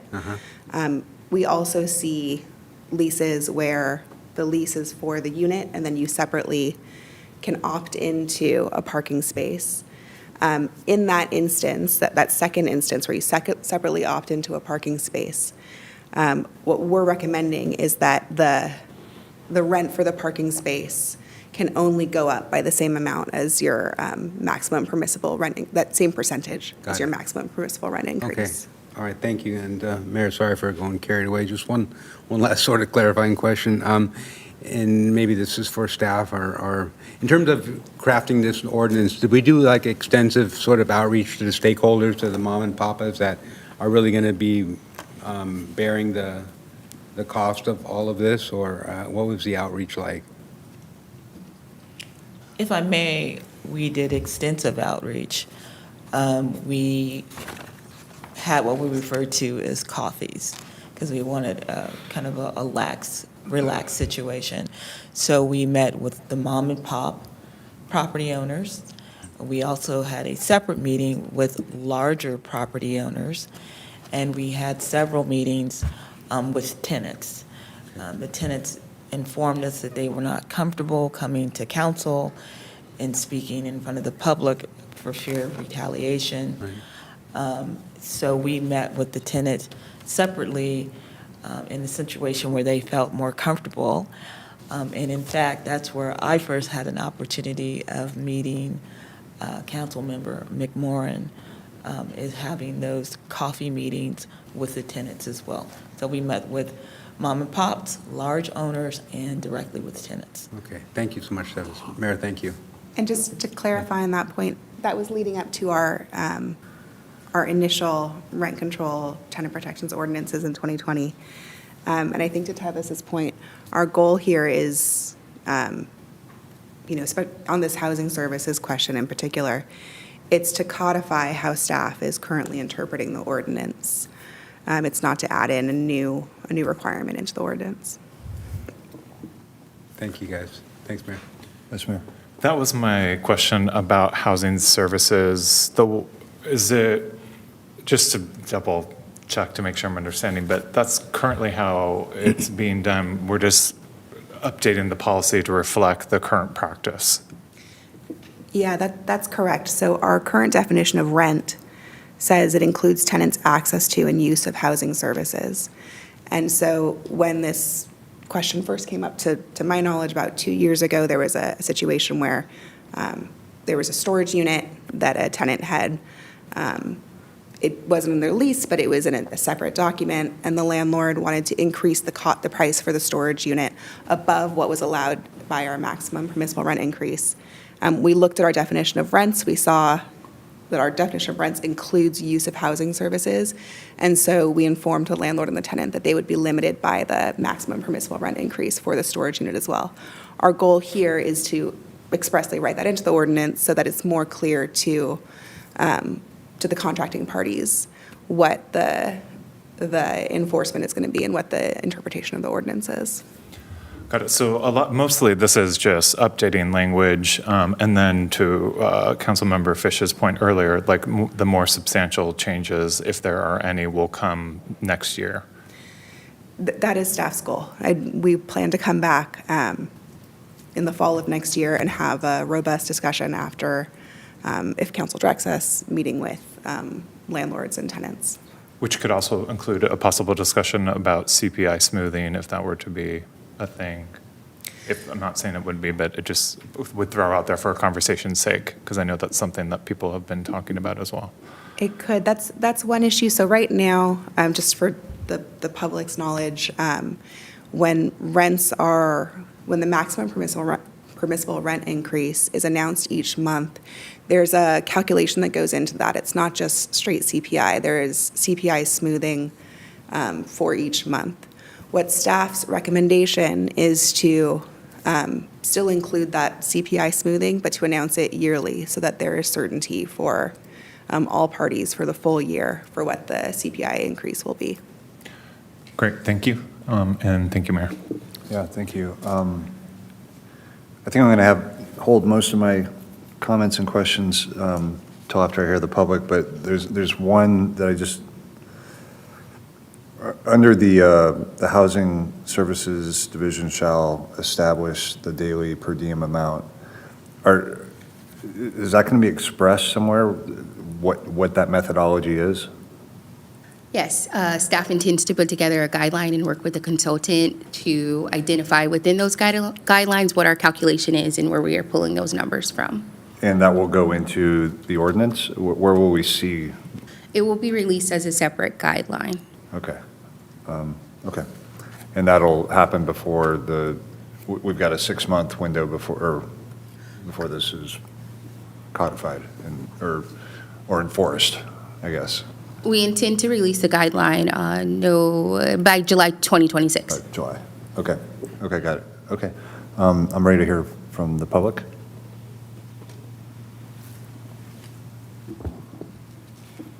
We currently have 8 speakers signed up. Okay. All right, our speakers for item A2 is Steve Rowe, Marcy Bond, Kelly Estes, Ron Ostrin, Meg Sullivan, Joseph Ramos, Beth, Melissa Sanders. So our first speaker is Steve Rowe, followed by Marcy Bond. Thank you. Hello. Hi, my name is Steve Rowe. My wife and I are housing providers in the Arts District neighborhood. I want to alert you to what seems to be a counterproductive change under consideration in the draft ordinance, and that's including all services into the rent charge and therefore rent caps. I think it's against some of the stated policy goals of the council majority and also for the good of the region. So take the proposal to, for charging for parking. These fees assign costs to people who use automobiles. If these fees aren't allowed, and we're confused about what's allowed and not allowed and how it works, but then the cost of parking is spread across the whole building, right? And that penalizes those residents who choose not to have a car or can't afford a car. Also, preventing owner, and then another issue, preventing owners from passing on the cost of utilities such as water also conflicts with environmental goals. The ability to use scientifically validated ratio utility billing that equitably divides up the water use among residents, is the only means we have to discourage excessive use of water, especially in times of droughts. And as we know, droughts are getting more and more worse as the climate changes. And without the ability to pass on these costs, we have no way to incentivize residents to conserve. So for the sake of the environment, please strike all services in item. Your time has expired. Thank you. Consideration and policy direction. Thank you. Our next speaker is Marcy Bond, followed by Kelly Estes.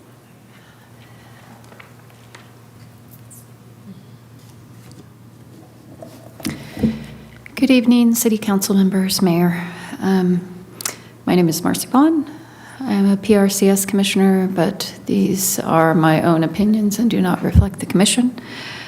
I'm just curious with a few questions. How has the city informed small property owners about these changes?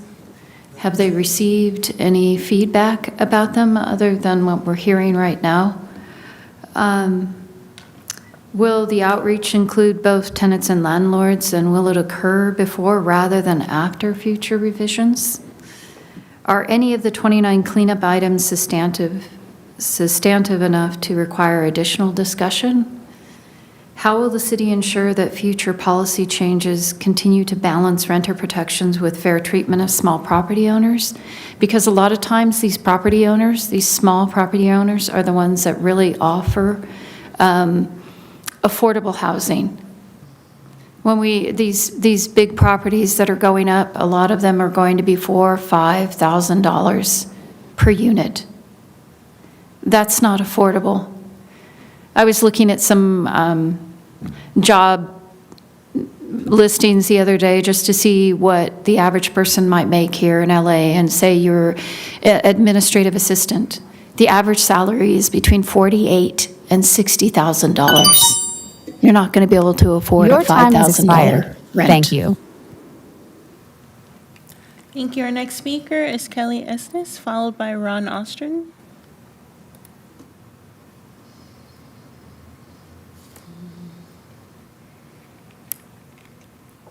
Unmute. Can you hear me now? Yes, we can hear you. Thank you. It's going to be impossible to address this with 90 seconds, I guess, for such an important topic that there's been no outreach on this before. I think the last outreach to anybody was like pre-COVID year when this first came about. I just learned about it Friday, which is why I'm going to request that the council postpone any action tonight on the changes in this cleanup, because there are changes in there, especially the per diem, which is not currently set by staff and the housing services. And there really doesn't seem to be a very good understanding of an LLC and how that works under state law for evictions. There is a process in state law that you have to follow if you are an LLC, an owner LLC, to evict somebody. So there are laws that currently cover that, and I didn't really hear a very good understanding of that or of housing services and per diem and a couple of other minor things. I think this is all worth discussion, but I would like to request that the council postpone this for a short period of time. You come back with, you didn't start with a good document, I admit. Come back with something more clear, and we actually set up a meeting with the landlords and responsible people prior to moving on this. So I Your said time 90 has expired. seconds is not Thank a lot you. of time. Thank you very much. Thank you. Our next speaker is Ron Ostrin with 1 minute, seated by Leslie Ostrin, followed by Meg Sullivan.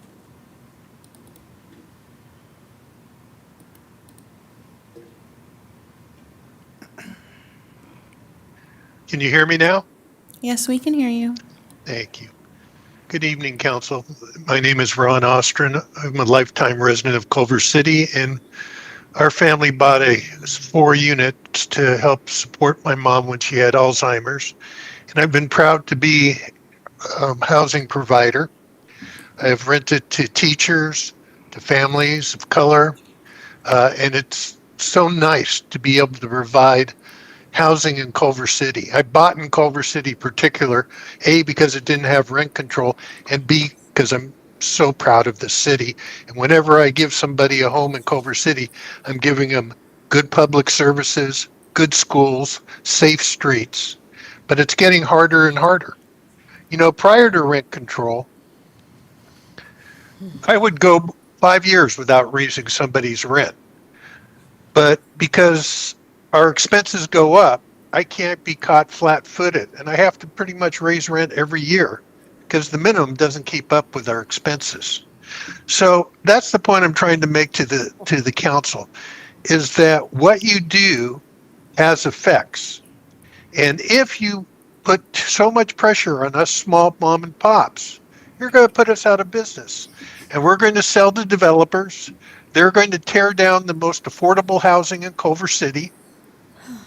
And it's going to be rebuilt with either condominiums that will be too expensive for most people, or it's going to be rebuilt with apartments that will not be under rent control for 15 years. So if you're not careful, you're going to shoot the most affordable housing in the foot. Now, Mayor O'Brien, I have to say, I was very moved when you spoke about the difficulties in the movie industry. And I thank you, and I'm so grateful that you continue to represent our city so well. Please use kindness, intelligence, and Freakonomics when you deal with these issues.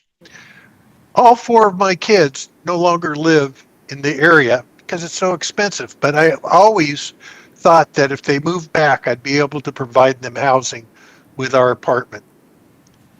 And I hope you don't touch those provisions and really outreach. I didn't get the memo. I didn't get any notice. I didn't get any effort to provide any input, just like Ms. Your Esther time has said. expired. Thank you.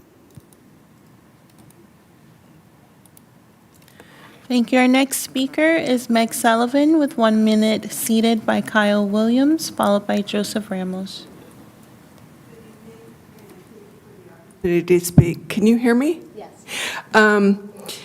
My name is Meg Sullivan, and as a local housing provider, I just want to congratulate whomever came up with the idea of establishing the permissible rent increase and announcing it on an annual basis. I think it will make it so much easier for owners and hopefully much less useless wear and tear on staff. I think it also will be a lot more fair for tenants. Previously, they've been getting different percentage increases from their neighbor down the hall just based on the fact that they may have moved into a building at a different time. However, the formula does need to be stated in the ordinance, and I'm not talking about anything fancy. It just appears to be an omission that the law provides for the permissible increase to be tied equal to the CPI. All that's clear in the ordinance as it's now written is the exception, which is the floor of 2% and the ceiling of 5%. So, in the spirit of a cleanup, I think that clarification needs to be made. Even at that, you should know that the full CPI does not begin to meet the needs of owners. In our case, our operating costs are running 7% higher than we're able to collect rent. So it's very important that the CPI is protected. And I do hope that there will be smoothing and averaging, and I heard a promise to that effect, and that's great. I want to follow up just a bit on what my husband was saying. If the intent of the new language is to get, parking to never increase beyond, the amount that is allowed for increases, that's okay. Your time has expired. Oh, dang. Thank you. All right. Thanks. Thank you. Our next speaker is Joseph Ramos, followed by Beth and Melissa Sanders. Good evening. Joseph Ramos for the Apartment Association of Greater Los Angeles. Tonight you're being asked to adopt major changes to the Rent Control Ordinance and Tenant Protection Ordinance. These are not merely minor changes, but substantially change the ability of rental housing providers to provide many additional optional services to renters. The proposed changes would also create an unequal playing field between renters that can afford such optional amenities and those who cannot or will not pay for such additional services. It also eliminates any incentive for renters to conserve water and electricity or to recycle by separating usage from costs. In addition, the proposed changes will harm rental housing providers that need to move into their units for personal reasons, simply because they choose to use a limited liability company or a limited liability partnership to hold their rental properties. This does not make property owners any less than natural persons. No substantial outreach has been conducted with rental housing community. We urge the City Council to delay considerations of any changes until all changes are discussed fully at a series of outreach meetings that are held both in person and virtually to obtain full community input. If the proposed changes were merely cleanup, then there is no rush for the City Council to pass either ordinance tonight. The City Council should not consider changes on a piecemeal basis and should instead incorporate these changes along with any others into one review after substantial outreach has been conducted. Thank you for your time. Thank you. Our next speaker is Beth, followed by Melissa Sanders.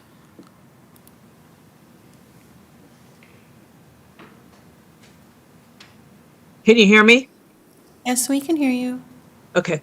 Culver City Housing Services has presented a proposal for changes. However, there are many errors and naive recommendations. Culver City Housing forgot to represent senior citizens, the disabled, and other vulnerable individuals within Culver City. Culver City Housing is making decisions about people's financial security without having the proper knowledge or skill set to do so. To protect seniors and disabled community members, vote no on the rent control updates tonight.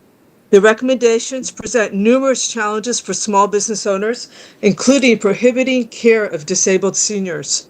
The recommendations prohibit small business owners from protecting themselves legally and financially. The recommendations deter homeowners, especially the disabled and the widows and widowers in our community, from opening their homes for renters. The recommendations violate environmental goals for water conservation and ethical responsibility. Culver City Housing forgot to invite all small property owners to the organizing properties. It sounds like none of the organizing parties, it sounds like none of the speakers tonight were invited to those organizing parties. Culver City Housing forgot to consider the huge increases of property insurance. Vote no on the proposed changes to the rent services update. Have quality discussions with the community and property owners regarding these proposed changes. Thank you for recognizing these overlooked aspects of the housing recommendations. Your time has expired. Thank you. Thank you. And our final speaker is Melissa Sanders.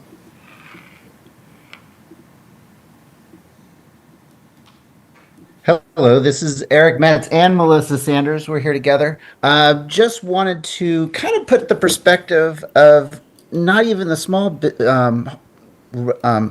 landlord, but we're homeowners here in Culver City that decided 4 years ago to build, when we did our remodel, to build an ADU to help support people in need, or, with affordable housing, in a sense of, only charging $2,500 for rent a month versus $4,000 a rent for a one bedroom that we're seeing here with a lot of the new buildings.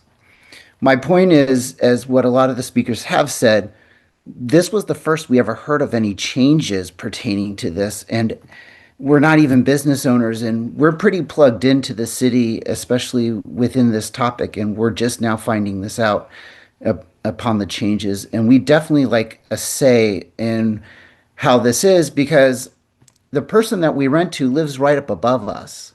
And we need to make sure that even with all the pre-screening that we do with our tenants, that we have the ability and retain the right, within reason, of course, to protect ourselves from someone that decides to not be a good neighbor.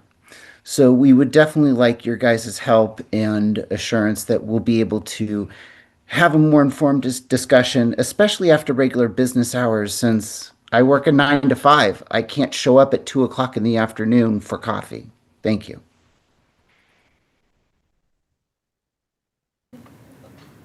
That was our final speaker. Thank you.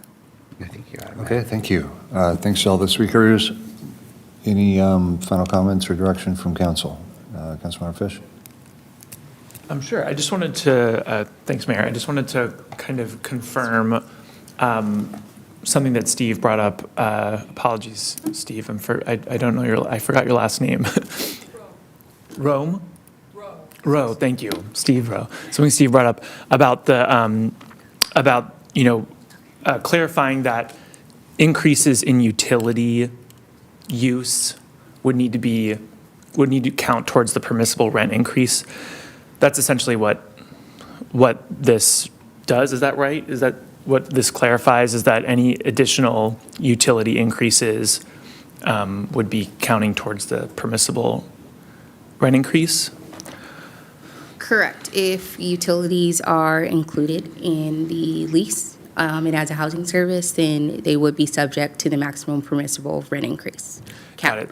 Thank you for that. And then if utilities are included in the lease, is there anything that would prohibit the landlord from charging based on use? Like for the water, for electricity or anything like that? Yeah, so. Because I understand the point being made. I just want to. If the utilities are to be included in the lease and the usage increases, a landlord does still have the responsibility to take care of the utilities. However, they do have the application for rent adjustment process that they can go through to identify that their operating expenses have increased, which we will then take a look at their income and their operating expenses to then adjust rents if need be. Thank you for that. And then in that scenario, could that landlord or that small mom and pop landlord still charge that person or that tenant based on their usage?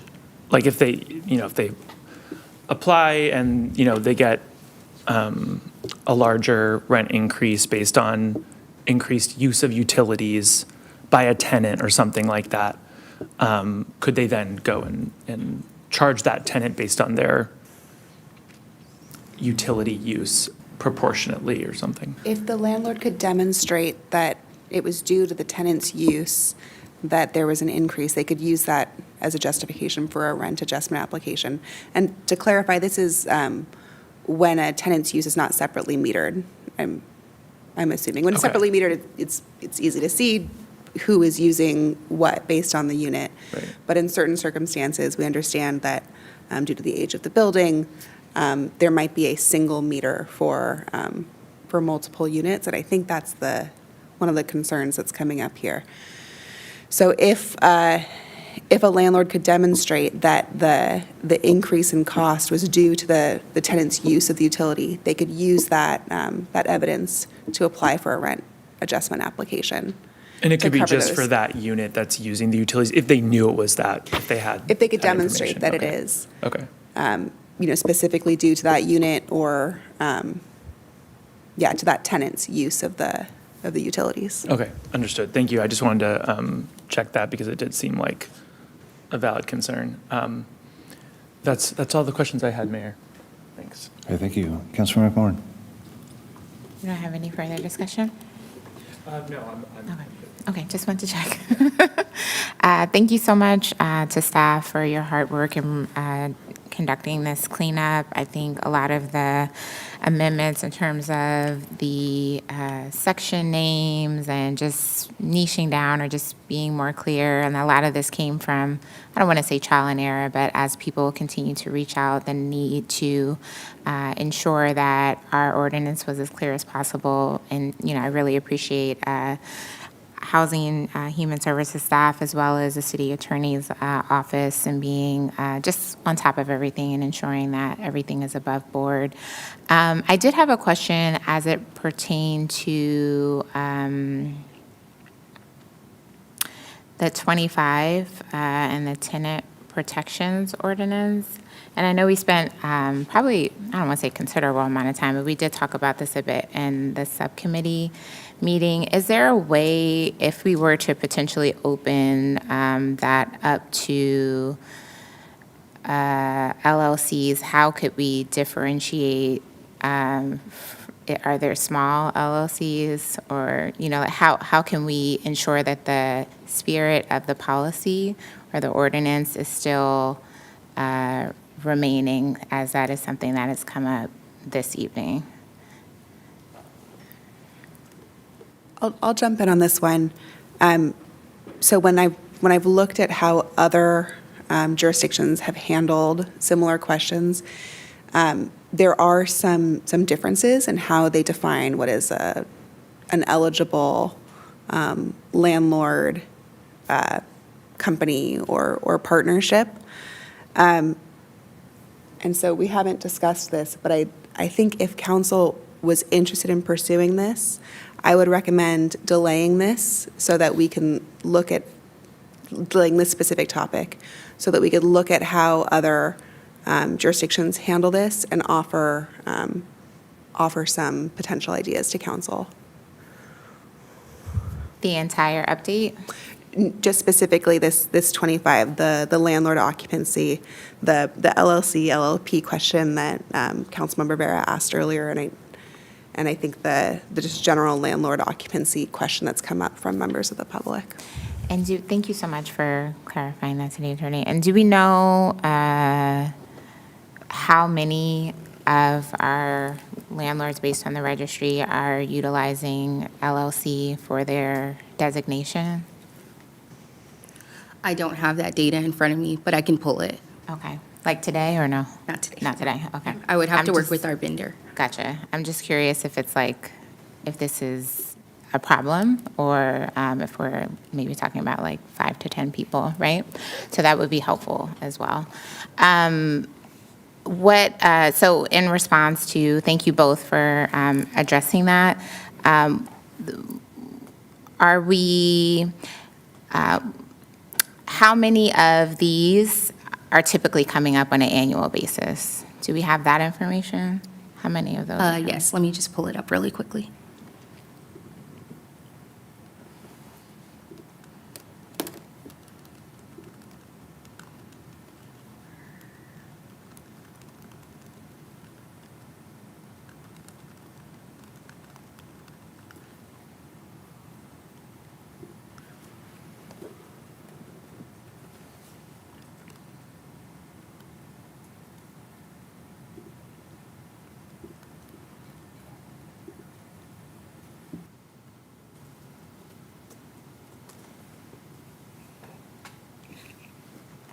Sorry, my computer's being slow. It's okay. If you want to, I mean, I'm all right with this moving forward, as I was grateful to work with Councilmember Fish on supporting this cleanup. So if we want to, I know time is of the essence tonight, so if you want to look for that and when you have it, just report back, I think that'd be a good use of time. But once again, deep gratitude to everyone who was a part of this and looking forward to continued outreach, engagement with all of our stakeholders as it pertains to this, and certainly looking forward to the updates that we are currently exploring as well. So deep gratitude to all parties. Thanks. Thank you. Councilmember Rivera. Thank you, Mayor. I had a couple more questions for staff. You had, I believe the Vice Mayor had asked in terms of what's presented in front of us, there's not really any substantial changes, it's sort of clarification. But then many of the speakers, like Mr. Ramos said, these are some major changes. I think Meg said the same sort of thing. Are there major changes, or are they just misinterpreting what we're presenting and what we're putting forward? We believe these items to be purely cleanup items to the ordinances, and we're just specifying how we're already implementing them and interpreting the ordinances. So just then, for the sakes of the speakers, and one last time, so they're, the way we're operating today will be the same way we're operating once this passes, right? It's just, am I making that correct assumption? Yeah, I would say the major changes would be us announcing the maximum permissible increase on an annual basis versus monthly, us putting in a minimum per diem amount, and the landlord occupancy requirement. Okay, and the reason behind the per diem is why? So we often get questions from landlords and tenants who want to actually enter into a per diem agreement instead of actually doing a hotel or motel temporary relocation or temporary relocation to a comparable unit. They often ask us if they are to agree on that option, what the minimum is. And we've looked at other jurisdictions as well and have seen that they put minimum per diems in place for daily rates as well as meals and incidentals. Okay. And then in terms of the formula and how it's not tied to the CPI in this new revision, is it or is it not still tied to the CPI? Yes, so for the maximum permissible increase, we look at the change in CPI each month, and then we consider that across 12 months or the previous 12 months, and then announce that monthly. Now what we'd like to do is to just announce that on an annual basis, and it'll still be tied to CPI. It's just the announcement, the frequency of the announcement that's changing. Okay. All right, thank you very much. I would like, if there is consensus, to at least pull the LLC conversation of this and have staff look into it further to see how neighboring cities are doing. Mayor, thank you. Yeah. Vice Mayor Puzo? Yeah. Thanks to staff and to the subcommittee for all the work. Thanks to the public comment.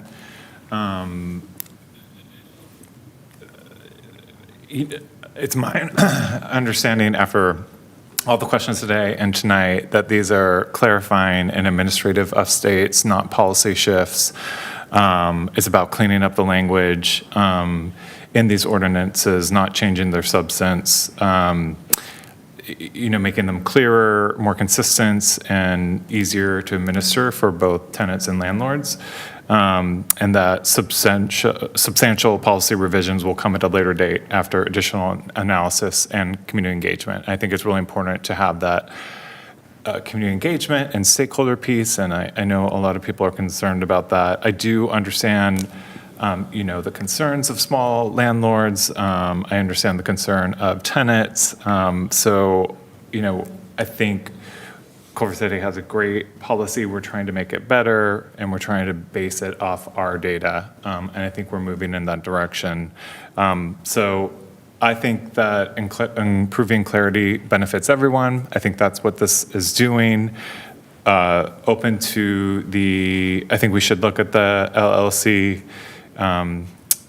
because that seems to be the one that's outstanding right now. And other than that, this looks good to me. So thank you. Thanks, Mayor. Okay, thank you. Thanks again for all the work doing this. There's a lot here, and this is the first time I've really closely looked at tenant protections in the ordinance. So this was really educational for me as well. I agree with looking up, and better, improving the language on the LCLP issue. So pulling that. A couple of questions from callers and commenters. That there was something about ADUs. The only thing that we're doing with ADUs and single family is adding them into the registry process, right? So all rental units are currently subject to our registration requirements. The only thing that we did with registration, or the larger thing that we did, was relocate it out of our rent stabilization or rent control ordinance to the tenant protections ordinance. Okay, and I saw that, thank you. And then the one thing that Ms. Sullivan brought up is if we can, this is in the permissible rent increases section 15.09.215. It's just not really clear, the CPI question. It's not really clear that that's part of the formula when you read this. It talks about the cap, it talks about the 5% cap, it talks about the 2% minimum, when it's the CPI is not as impactful, but it doesn't explain how we use CPI to calculate.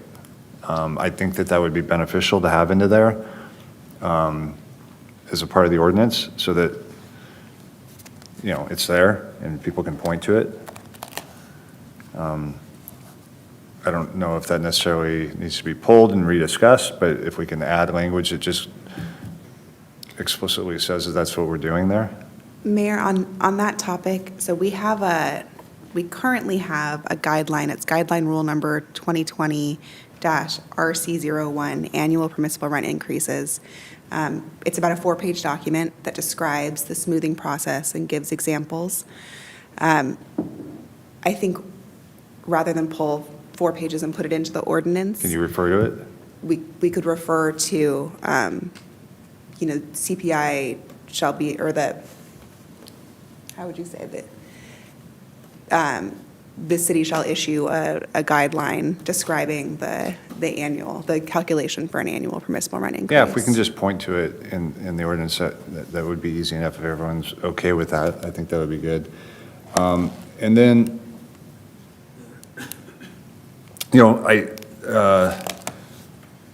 this was all, I was actually surprised when reading the part about the what can't be passed through in terms of increases. Like insurance, this is already existing. This isn't new that I'm talking about. Insurance and utilities. those two. And then parking. I didn't think about it in the same way that Mr. Rowe did, in that, it's like, I'm conceptualizing this the way we talk about decoupling parking, and I think it would be worth, well, for example, utilities, I just looked it up. From 2014 to 2024, utilities have gone up an average of 6.78% in California.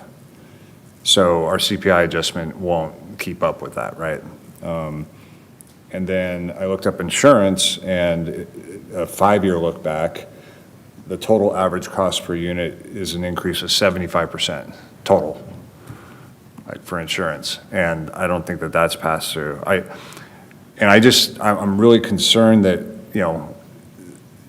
that margin for them is shrinking and shrinking and shrinking.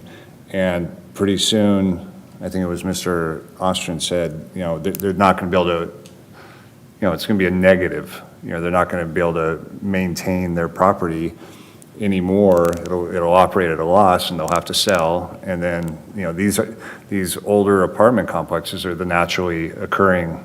I know if we tear down a multifamily apartment that has deed restricted affordable housing, we have to replace it with the same number. But these are naturally occurring, so that I don't think that that's the same case. So if these go down, if they have to sell and a developer comes in, tears it down, then they don't have to do that, is the way I understand it. So I'm just concerned about that. And I know that we need to, it's really expensive to live in Southern California, and all of California, and especially for renters. But if we're not careful, we're going to take away these valuable pieces of affordable housing. So I would like to look at that in the future. I'm not saying pull this out right now, but I would like to, maybe when we do the deeper dive on the other things that are the major changes, we explore that, and how that we can be equitable in landlords and tenants, so that, because if they're getting maximum 5% on CPI adjustment, and over 10 years it's almost 7% increase every single year, and the same thing for insurance, then ultimately they're not going to be able to, I think most of them probably have mortgages, and if their rent plus the cost recovery, we just dealt with that in our own city about an hour ago, if they can't keep up with the cost recovery, then they're not going to be able to afford it anymore. So I would just like to be able to look at that in the future, maybe when we come back with the other 3 items that are major changes, just to talk about it. And then I think that it sounds like landlords aren't getting the message about, what is the outreach process to them? We have their addresses and everything. So is it by mail and they just aren't getting it, or? We use several methods to outreach. One is direct mailing. One is email blasts. And then also direct contact with folks that we interact with here in council. And then we also notify AGLA, or the Apartment Association of Greater Los Angeles, and CAA, which is the California Association, the California Apartment Association. And those 2 groups really do a good job at making sure that their members are informed of any activities. Mr. Ramos is here, and I believe they've been getting the word out with regards to this particular situation. Just from an information standpoint, I think 3 people called in, Mr. Metz, Mr. Ostrin, and Ms. Estes. Just ask them, and we've got them on the registry, right? Find out why why didn't you get this email? Why didn't you get, maybe there's, I don't know. We can definitely follow up, but we also took this to the subcommittee, and some of those individuals contacted staff prior to the subcommittee meeting. So I believe they're in tune to our Gov Yeah, no, they're delivery. active. We know them. They're in tune to their Gov delivery, and I think they're also in tune to AGLA and the CAA as well. Okay, thank you. Okay, those are my comments on that. So if, May I make a suggestion on the outreach portion? In that meeting, which, sorry, just thank you for bringing that to the subcommittee. I am also recognizing we did have a couple landlords who did come to give us their thoughts, but it is a new subcommittee. So I'm wondering if, kind of building off what the mayor was just saying, maybe we need, because you have to subscribe to each committee, right? Is that right, on our city's website? Like, if you want to follow a committee, you have to kind of subscribe to the email updates? It's my understanding it's not just the committee, but it's also topic-driven. Mm-hmm. So if you want to sign up for anything related to housing or anything related to rent control or homelessness, you can sign up on topics as well. I believe I have that correct. Got it. Yeah, I was just wondering if maybe the fact that it was a new committee made it so that we didn't, our reach on that agenda item maybe isn't what we wanted it to be. So if there's a way we can, make the blast, maybe it's, doing a general blast or something that's larger than the audience for that one committee. But yeah, I agree. Outreach is, getting more voices at the table would be great, and including tenants too, because I think we had only landlords in that meeting, and I'd love to make sure, and including in this meeting too, make sure we get more tenant voices too in this conversation. So, thank you. That was my suggestion. Yeah. And just, Yeah, go ahead. do we include all the people in the rent registry when we do stakeholder? Like, do they get it? Do we have their contact, and are they sent an email when stuff like this is put out? When we do our email blast, staff will consider all the folks that have registered their units, but usually we do it citywide to capture everyone. But I will be frank with you, usually that may not be the most effective because we get a lot of them returned back. Sure. Okay. Thank you. Yeah. So it sounds like everyone's aligned on pulling the natural persons topic. And then staff is okay pointing to the CPI document that explains that when we're talking about that in the ordinance. And then the only other thing that in this, I think I'm asking for is to just have a discussion, understanding, how is this going to impact our small landlords over time if they can't, if these costs that are increasing at a faster rate than our cap cannot be passed through. So utilities and insurance. I'd like to hear, and see if we can consider that. So if I can get nodding heads on that discussion. And For the policy, the substantial policy update? Yeah, to bring it back. Next year? In that. If I could ask a clarifying question. Yeah. So currently, landlords can apply for a rent, what's called a rent adjustment. So just to back up, annually, landlords are entitled to a maximum permissible rent increase. That's the percentage. Separately from that, if their costs have increased, they can apply to the city for what's called a rent adjustment. They submit a rent adjustment application. They show backup of what their costs have been that have exceeded their ability to recover a fairer rent using our maximum permissible rent increase. So the items that you discussed are items that could be submitted through a rent adjustment application, an increase in overhead expenses, insurance, that sort of thing. So we do have a process for that. We're required to have that process by law. Landlords are entitled to get a fair rate of return. And so if they can't get it through our maximum permissible rent increase, we have to allow them to apply for a rent adjustment to get a fair rate of return. And that process is evaluated by our department? Yes. Okay.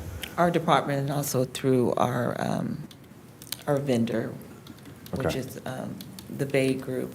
And the fair rate of return was a huge topic of discussion during the interim in the initial adoption. And so that is why owners do have a mechanism to recoup those costs. And I think we've done at least a handful of those applications where owners have stated that the cost of doing business, they're not getting a fair rate of return. Can we publicize that? Just remind people, they may not even know or realize that that's an option for them? Yes, we can. Okay. That's okay for me. I want to do a plug while we're talking about this. Staff has put together a rent control and tenant protections website that has a lot of drop-down menus, that has easy to understand interpretations of our ordinance and, in plain English, what landlords and tenants can expect from our ordinance. So whoever, please go check out the website. It's a very good one. Staff put a lot of time into it. What's the URL?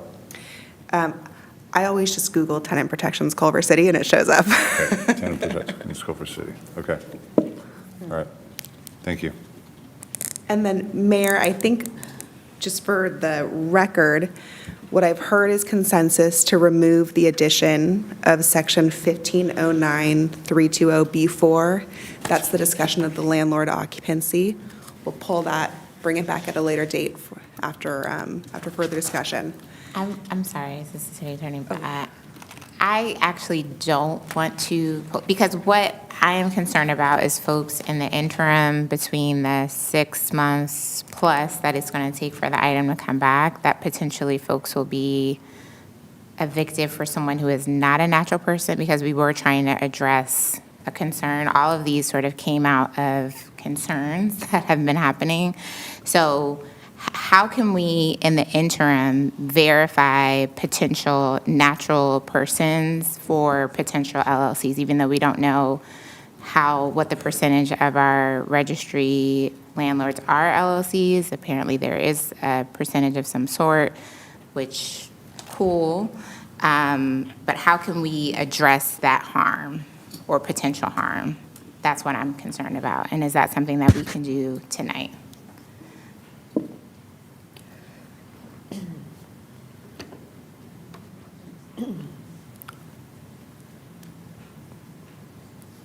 This can be just,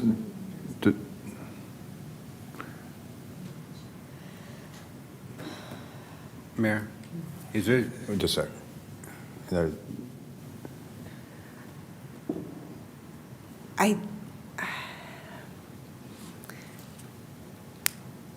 I think our issue, which I think we discussed at the subcommittee meeting, is that our definition of a landlord doesn't specify that a landlord has to be a natural person. Understandable, many landlords are not natural people.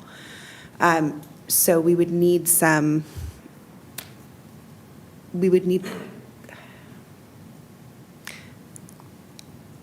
it's not a perfect solution, but one option could be to issue a guideline, an interim guideline. In the meantime, clarifying that only a natural person could move in. I think we'd still run into situations where, let's say, an LLC or a partnership is made up of, or an LLC is made up of, owned by a non-natural person, but then that owner is a natural person. Can they move their eligible relative in? And I think there'd still be some ambiguities that we would need to clean up as soon as possible if we didn't do so tonight. So I'm not sure that we would have a perfect solution in the interim. What's the soonest this one by itself could come back?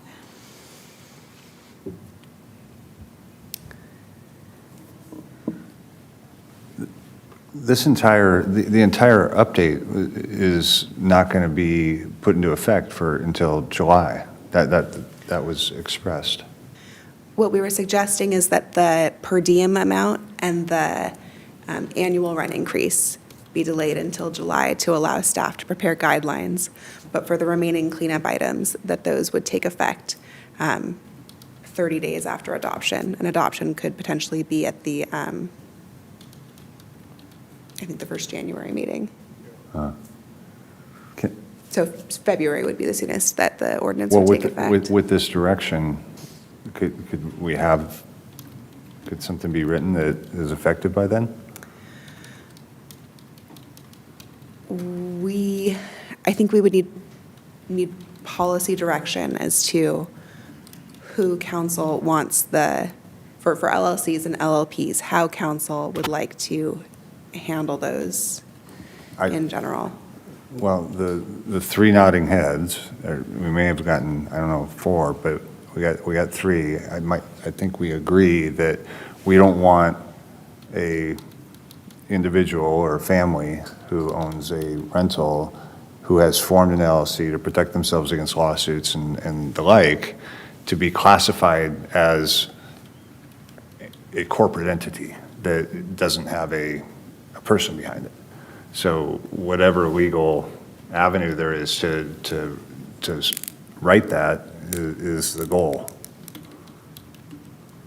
Can I ask a quick clarifying question? I'm sure it's more complicated than this, but I wanted to understand why. Is it not enough to say the natural person, the landlord who's a natural person and their qualifying relatives, or the owner of the LLC or the owner of the LLP, and their qualifying relatives, owner being someone with more than 50% stake or something like that? Is that flattening this a little too much? I'm just curious, what is the... I think we could, if we got the direction that it's, a 50% interest, or more than a 50% interest in an LLC. I don't want to invent things on the spot, because I would love to know what other jurisdictions are doing, but to Councilmember McMorrin's concern, maybe that could be an interim solution if my colleagues are interested. Mayor, do we have the 3 nodding heads to move forward the way it is right now? If so, let's just move forward. Yeah, I just made a suggestion. But no, I understand. I'm just, if we can craft that within the goal of by the next, even the per diem and those are going to be put into effect 30 days after. So our next meeting in January, we'll vote on it. If we can have this solution done by then we're good.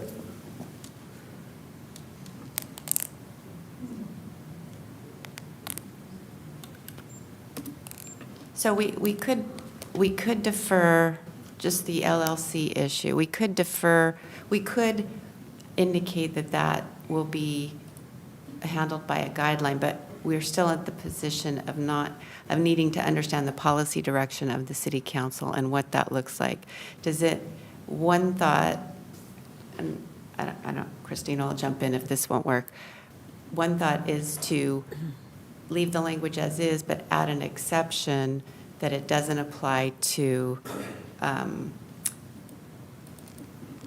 individuals who have, I don't know what the right business language is, incorporated themselves into an LLC. So you're still protecting the mom and pop who has established an LLC for themselves as an individual natural person. Yes.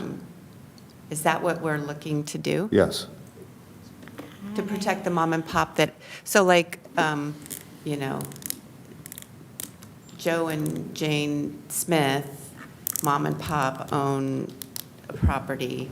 They want to move their son in. They have incorporated into an LLC to protect their assets, but it's still just them. They are the LLC. Yes. Right. So I think that's what a majority, from what I'm getting at, I think it's a majority, or at least 2, are trying to protect. Yes. So the line would be if there's more than what? If there's more than who in the LLC? I'm just trying to make sure I understand. It's a house. It's a single owner. It's a household. This is. So only the owners of the LLC live in the, like, what is the actual No, distinct. it would be making an exception from the rule. I don't have the language in front of me that this carve out that we're making, where we're saying LLCs that aren't natural people can't move, they're not considered a landlord for purposes of this landlord occupancy rule. And it would be saying, except that individuals who have themselves incorporated, or whatever, we'll figure out what the right language is, could still take advantage of that exemption. And who would not qualify? I'm just curious, like who would not qualify for that? So an Corporate. LLC that's made up of, Shareholders. 5 business partners, then they couldn't just start moving people in, eligible relatives in. It's to protect the mom and pops, not Right, but not like a corporation. Trying to understand how we define mom and pop. Like, are they living at the, like, Well, we in the wouldn't use building? that or- phrase. yeah. We'd be very specific to. Do you have any suggestions? I think maybe it's hard to. I understand the intent. It's hard to I- draft on yeah. the spot, but You Yeah. need to define those LLCs. You'd have to create some separate criteria for certain LLCs that would fit. And that's going to take some thought, I think. And do we know yet how many LLCs we have registered in the registry? That's No, not you can't look information it I up. can pull tonight. Okay. But you could have a single individual with a single unit in an LLC. right, right. And I think that is what some of the council members are looking. They're looking to protect that type of owner or landlord, where you have a single owner, not necessarily just one single owner, but a husband and wife, or partners, or Family, family, household. household. I think another option is, so we have a definition for small landlord, and that applies to calculating the relocation amount that is owed to tenants. That definition of small landlord excludes an LLC in which at least one member is or is controlled by a corporation, or a partnership in which at least one partner is or is controlled by a corporation. So a small landlord can be an LLC, but it has to be owned exclusively by natural people, it can't be sort of nested within another corporation. Yeah. And the same is the case for the partnership. A partnership can be a small landlord so long as all of the partners are natural people. So that could be another, if council wanted to move forward tonight, including the ability for LLCs and partnerships to pursue landlord occupancy evictions. One option could be to pull that language and add it to the landlord occupancy section. And then you would have consistency with other parts of the ordinance that were developed in order to protect those same small landlords. Okay. I'm open to that, but can we just monitor how many of these types of potential evictions are happening for the next 12 months or so, or whenever the next opportunity for us to come back and Yeah. revisit some of these provisions? What we can That'd be do is helpful. we can have this as the stopgap measure where you're accomplishing what you want to accomplish, monitor it, and still, if it's still looking like it's being abused, which is the reason for the change, then that can come back with that whole package that's going to come back and be further refined. Thank you so much. I really appreciate the time and thought partnership. Okay. All right, so we're good? Clear on that? Yes, and then if council wants to add in that reference to the guideline establishing the CPI smoothing, Yeah. I would recommend in section 1509-215B1, this is the section that, adds that the Housing Services Division shall announce the maximum permissible rent increase on an annual basis effective July 1st of each year. Yeah. Adding as a first sentence to that the Housing Services Division shall issue a guideline establishing the calculation for the maximum permissible rent increase, so that people know to look to the guideline, which will be posted on our website.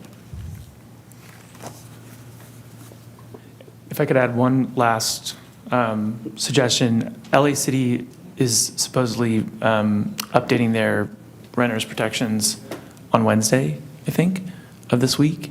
If we could, when these come back, just have any others, items that came out of that. I know they're voting on it on Wednesday, so I don't know what will be the outcome, but any additional items that LA City moves forward with that would be, that should be of consideration, I would love to review those as well, just based on what happens on Wednesday. Okay. That's, my colleagues are open to that.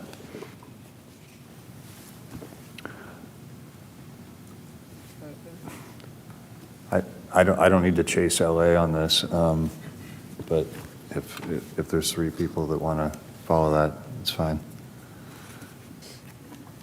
Just a point of, you're just looking at it for information, right? Yeah, I'm fine with looking at it as a point of information.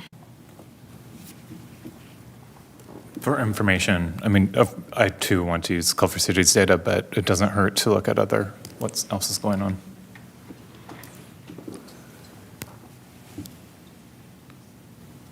And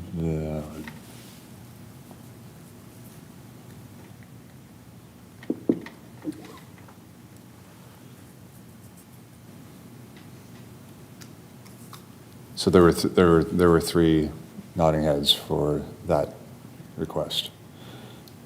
And then I just want to make sure that we do send out another blast to the landlords about the cost of judgment, adjustment, whatever that's called, opportunity. And I'd also like to make a request if Dustin is able to amplify whatever on social media as well, just so we can make sure that it's going out all across our platforms. Thanks. So, Mayor, for clarity of the record, the city clerk has asked that I read the revisions in. So as I understand it, the proposed motion is to introduce the ordinance as staff recommended with 2 textual revisions to the ordinance. The first is to section 1509-215B1, and the addition would be a first sentence to that section saying the Housing Services Division shall issue a guideline establishing the calculation for the maximum permissible rent increase. And then the second textual addition is to section 1509320B4. This is the landlord occupancy section. Just to read in full, a landlord may only recover possession of a rental unit pursuant to the provisions of section 1509320B1 if the landlord is, small Roman numeral 1, a natural person, 2, a trust that is recovering possession for use of a natural person trustee or the trustee's eligible relative. 3, a limited liability company in which at least one member is or is controlled by a corporation. Or 4, a partnership in which at least one partner is or is not, one partner is not controlled by a corporation.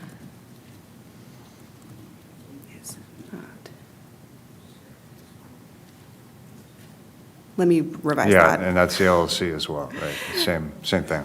Yeah. Let me revise 3 and 4. I copied those directly, and Yeah. I read them in the negative. It should be in the positive. Yeah, got it. Okay.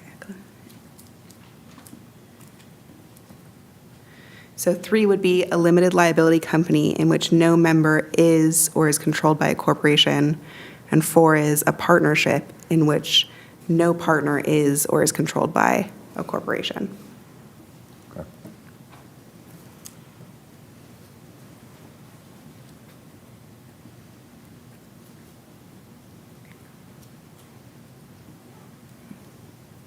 One quick question on that. Could there be a scenario where there's a lot of people in that LLC or LLP? Yes. And I don't want to create crazy hypotheticals, but is there a world where there's a lot of people and we're basically setting it up to where a very large group of people are eligible to move into the unit? That's why I come back to the 50% or more ownership. I just wonder if that's a common, and it sounds like we don't have the data right now to know that, but That would be a possibility under the the draft language because we don't have a limit on the number of partners. So one option would be to implement this as is and then report back when we come back with the substantive items with more information about how our rentals are owned. We'll pull that from the rent registry. And then also information about data about our landlord occupancy requests. Okay, And then that'd be great. revisit that at that point. That'd be great. Yeah, I don't want to arbitrarily come up with some number on the spot. So I agree. We should be cautious that we're not providing a loophole for big numbers. thank you. Yeah.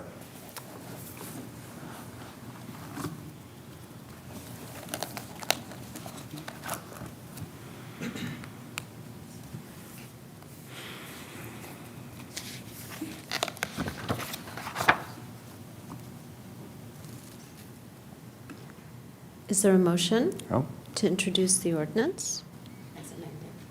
I can, As I'm happy to make it. revised. Yeah. Happy to make the motion, Thank you.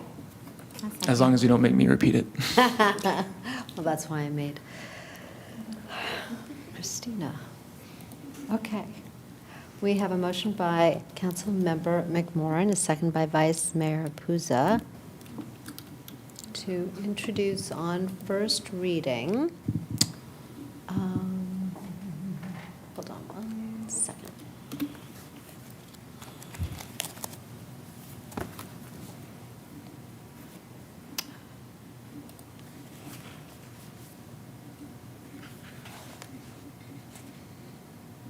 Oh, I can't find it now.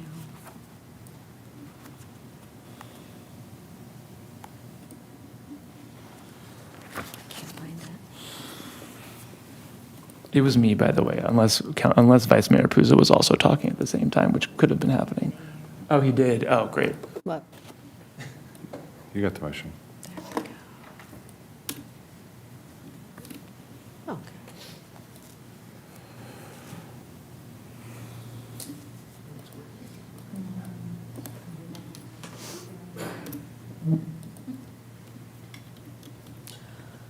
Okay, I apologize. Okay, introduce on first reading, introduction of respective ordinances, amending the subchapters with direction to revise the two sections as mentioned by the Assistant City Attorney.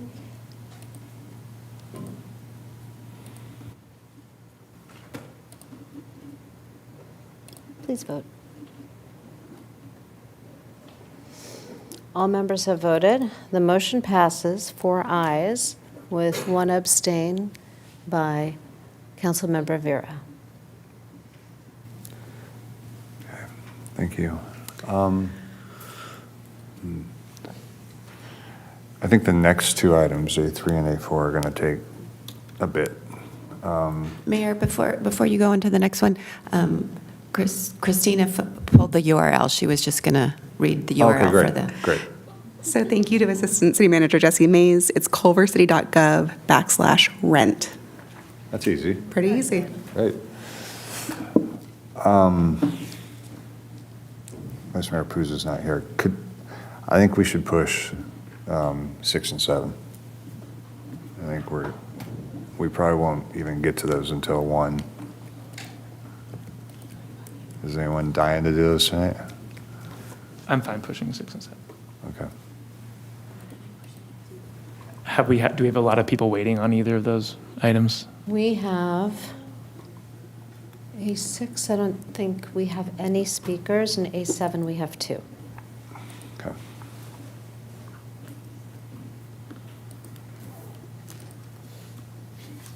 And A5 were removed already, so. Yeah, A5 we've already Yeah. pushed. Yeah. Okay. So I think we got agreement on that.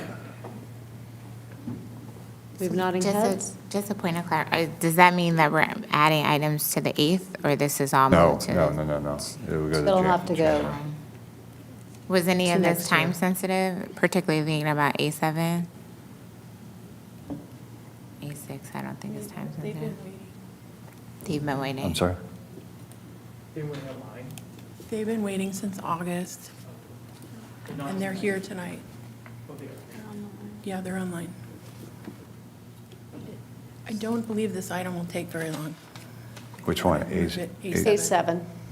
All right. We can push A6. Okay, we'll push A6, but not A7. Mayor, be mindful, I have to leave at midnight for a flight, so I mean, Okay. if we can push it, Yeah. I mean, We'll push A6, but keep A7.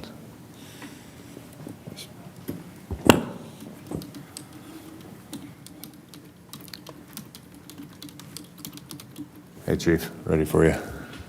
Good evening, Mayor and council members.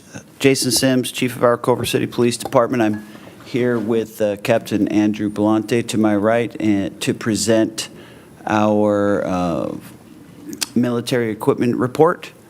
Captain Belante is going to provide us with the presentation. Thank you, Chief, and good evening, Mayor, Vice Mayor, and honorable council members. My name is Andrew Belante, and I oversee the Department's Special Operations Bureau. Tonight, I am excited to provide you with a presentation of the Police Department's annual Assembly Bill 481 report.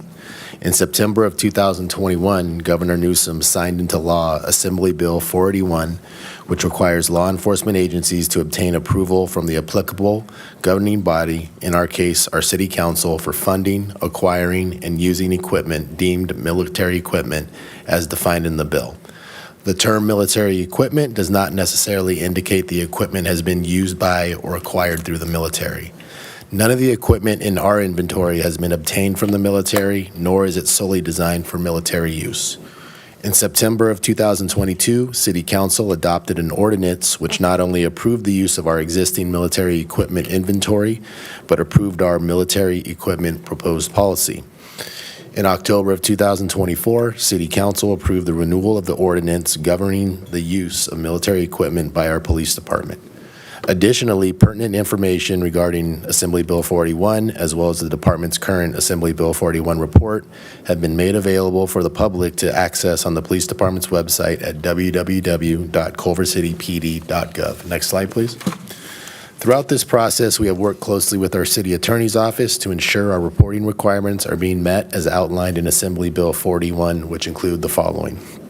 Approval of the military use policy. Our policy was initially approved by City Council in September of 2022 and last approved in October of 2024. Approval of the police acquisition and use of military equipment ordinance. That is happening tonight at this City Council meeting. A community meeting. This is another requirement outlined in the government code, which states law enforcement shall hold at least one community engagement meeting which the general public may discuss and ask questions regarding the annual military equipment report. That meeting was held on October 28th at Veterans Auditorium with the police subcommittee, along with members from the community who attended in both person and online. The meeting was advertised weeks in advance, inviting community members to attend on several public notification platforms, including department social media pages, as well as notifications being distributed through GovDelivery, Nixle, and the local newspapers. And lastly, our current military equipment inventory annual report. This year's annual report was 235 pages and is currently posted on our police department website. The annual report includes a detailed description of all the equipment currently in our inventory, a summary of when these items were deployed, and the amount of money our department has spent on replacing these items within the last year. Today's presentation is going to provide a detailed analysis of our current equipment inventory, as well as deployments of this equipment over the past year. Next slide, please. We are now going to provide an overview of all our equipment in our inventory that is categorized as military equipment, as well as the number of deployments for each piece of equipment dating from September of 2024 to September of 2025. The first piece of equipment we will discuss is classified as our unmanned ground vehicle. The item depicted on this slide is a Transcend Tactical Vantage robot, which is a remote-controlled unmanned machine which is utilized to enhance the safety of the community and our officers. It can be deployed from a couple hundred yards away and allows for the de-escalation of violent and non-compliant suspects while reducing the potential of an armed confrontation with officers that may lead to a lethal conclusion. During the last year, our robot was deployed for 4 incidents. 2 deployments occurred for search warrant operations, one for an armed robbery suspect, and the most recent for an attempted murder suspect, which were both served by our emergency response team. The other 2 deployments occurred for training. Next slide, please. Next, we will discuss unmanned aerial vehicles, also known as drones. The item depicted in this slide is a Mavic 3 Pro drone. It is a drone that can be deployed when its view would assist police personnel with a variety of incidents, including barricaded suspects, active shooter or mass casualty incidents, hostage situations, crime scene investigations, supporting search and arrest warrant operations, perimeter searches for armed and/or felony suspects, and routine training. CCPD has a total of 10 unmanned aerial vehicles. Only police personnel who have completed the required FAA training are permitted to operate our drones. During the last year, a drone was deployed during 23 incidents, including deployments for crime scene investigations, search warrant operations, searches for armed and felony suspects, training, and 1 deployment for a bomb threat. Next slide, please. The next piece of equipment is our armored personnel carriers. The items depicted in this slide are 2 Ford 350 Transit vans that have been outfitted with level 3 armoring, which provides greater safety to citizens, officers, and EMS personnel beyond the protection of a police shield or personal body armor.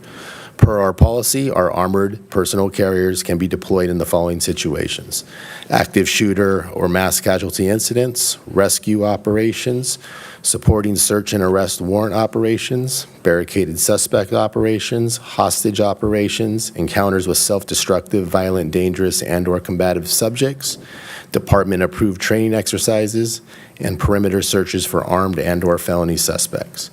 We took possession of our armored vans in January of 2024, and they were deployed a total of 15 times during this reporting period. 1 deployment was for National Night Out, 4 deployments for 2 different search warrant operations. Each operation included the use of both our armored vans, and there were 10 deployments for training exercises involving our emergency response team. Next slide, please. Next is our command and control vehicle. This item depicted in the slide is a 2020 Forest River 30-foot trailer. We received this mobile trailer by a donation from the state of California, which can be utilized during critical incidents, including major disasters, pre-planned high-risk warrant operations, large-scale pre-planned events, and public relations and community outreach events. Our mobile trailer was used during 3 deployments in the last year. 1 deployment was during our tactical mobilization in November of 2024 during the election week, and we had 2 deployments for search warrant operations. Next slide, please. Next is our specialized firearms and ammunition, known as our carbine rifles. During this reporting period, we had 8 deployments, all of which involved our officers strictly directing, not firing their rifle. All 8 deployments in the last year involved armed, dangerous, and/or felony suspects. 4 deployments occurred during high-risk felony traffic stops. 2 deployments occurred during a barricaded robbery suspect operation. 1 deployment involved a burglary suspect, and 1 deployment involved a suspect who was wanted for assault with a deadly weapon. Next slide, please. The device depicted in this slide is a noise flash diversionary device, otherwise known as a flashbang. It is a device that creates a bright flash and loud sound and is used to distract and temporarily disorient armed or dangerous suspects. The distraction device is ideal for distracting dangerous suspects during critical incidents such as barricaded suspects perceived to be armed, hostage rescue operations, or other high-risk arrest situations. The noise flash diversionary device was deployed on 2 separate instances but included deployment of a total of 30 devices. 4 devices were deployed during a search warrant operation for an armed robbery suspect who was barricaded inside of a residence, and 26 devices were deployed for required certification with our emergency response team. Next slide, please. The item depicted in the slide is a chemical agent munition, commonly referred to as tear gas, which is used as a non-lethal tool to disperse violent suspects or de-escalate armed or violent critical incidents. Chemical agents are a de-escalation tool and less than lethal option available during critical incidents such as dangerous, violent, or physically combative individuals, armed barricaded suspects, active shooters, or hostage rescue operations. In this reporting period, we had 4 deployments of chemical agents. 3 of those deployments were for training exercises involving our emergency response team, and 1 was for a search warrant operation involving an armed robbery suspect who was barricaded inside of a residence. Next slide, please. The item depicted in this slide is a pepper ball launcher, which can deploy chemical agents and kinetic energy impacts from a safe distance. This is another tool used by officers to de-escalate a volatile situation while giving the involved officers the advantage of time, distance, and cover. The pepper ball launcher was deployed on 2 separate incidents, one for a barricaded robbery suspect and the other for a burglary suspect. A total of 15 pepper ball rounds were deployed during these 2 incidents. Next slide, please. The item shown on this slide is a projectile launch platform, also known as a 40-millimeter launcher. It is another less than lethal system that is capable of launching 40-millimeter rounds, which can consist of sponge rounds or chemical agents in order to de-escalate volatile situations such as violent, dangerous, or combative suspects. In the last year, this 40-millimeter launcher was deployed 5 times and involved a total of 24 40-millimeter rounds being discharged. 1 deployment involved the directing of a 40-millimeter at a stolen vehicle suspect. No rounds were fired during this incident. 1 deployment included directing the 40-millimeter at a barricaded domestic violence suspect. Once again, no rounds were fired during this incident. 1 deployment involved discharging 2 40-millimeter sponge rounds at a non-compliant robbery suspect. The robbery suspect was struck with the rounds, and no significant injuries were reported. 1 deployment involved discharging 4 40-millimeter sponge rounds involving a barricaded robbery suspect. All 4 rounds were discharged at doors and windows of a garage where a suspect was hiding. The suspect in this incident was not struck. And lastly, we had 1 deployment involving the discharge of 14 40-millimeter sponge rounds at a home's doors, windows, and security cameras where an armed robbery suspect had barricaded himself. The suspect was not struck in that incident. Next slide, please.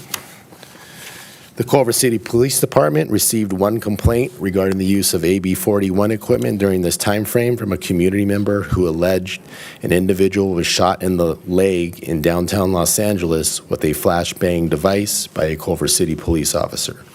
This incident was immediately investigated by the department's professional standards unit. When investigators attempted to conduct an interview with the complainant, they refused to speak with investigators. Investigation findings, including a thorough review of all involved officers' body-worn cameras, revealed there was clear evidence that no use of force or interaction involving any CCPD officers ever occurred, and no AB 41 equipment was utilized during the incident. Next slide, please.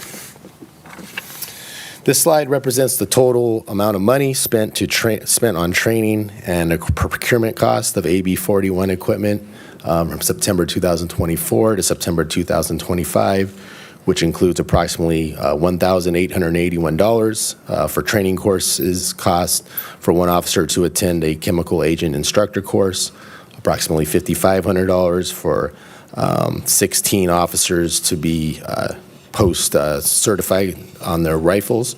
And lastly, just under $25,000 was spent to replenish ammunition supplies, which consisted of purchasing 42,500 rounds required for mandated training and certification, bringing a total cost of $32,319 spent on AB 41 related training and equipment in this time frame. Next slide, please. CCPD does not intend on purchasing any new equipment during this next reporting period, but will replace existing ammunition and munition supplies as needed. Any replacement will be purchased using funds from the allocated police budget or asset forfeiture funds. Next slide, please. Thank you for listening to the presentation. Chief Sims and I are now available to answer any questions. Great. Thank you for the thorough report. Do we have any questions? Councilmember Fish? Thanks, Mayor. Thank you, Chief Sims, and thanks, Captain Belante, for that thorough presentation. And just want to echo what I said at the police subcommittee. I really appreciate all the work that went into that forum. I know it was more than what we're used to, and just appreciate that the efforts that were made to allow the public to do public comment and all the things that go into that, the agenda creation. I know it's a lot of business. So thank you for the extra efforts there. And also for publicizing the report and the video and all of that of the meeting. And I just wanted to ask about a couple things that we talked about already at the meeting that I appreciate that you said you were going to look into. And the first one was just one commenter in the last meeting said that the command and control vehicle that the policy was not to be used for PR events and it was used at Fiesta La Bayona. It turns out it was in the policy that it can be used for PR and marketing, I don't know if I'm using the right, public relations type events. So that seems to be resolved. The one that I still was curious about is the armored van, the armored personnel vehicle. I didn't hear you say that one of the uses was for community relations. You did say that it was deployed on National Night Out. So I was just wondering, you said you would look into that, and I just wanted to know what you're thinking in terms of can we just keep that one to not being used for community relations, since that's not one of the permissed uses. Yeah. Thank you, Councilmember Fish. I actually like the fact that in the spirit of transparency, that we display these vehicles for folks to see, to ask questions about. As you saw by the pictures, they're very innocuous. They don't have any type of weaponry on them. And to the policy question, in fact, our policy manual does state that with the approval of the chief of police, they can be used at community events. And so per our policy manual, we are able to utilize them for these events. It's not specifically listed in the 481 report, so I understand the confusion on that. And certainly that'll be something that we look to clean up next year with our report when we present that.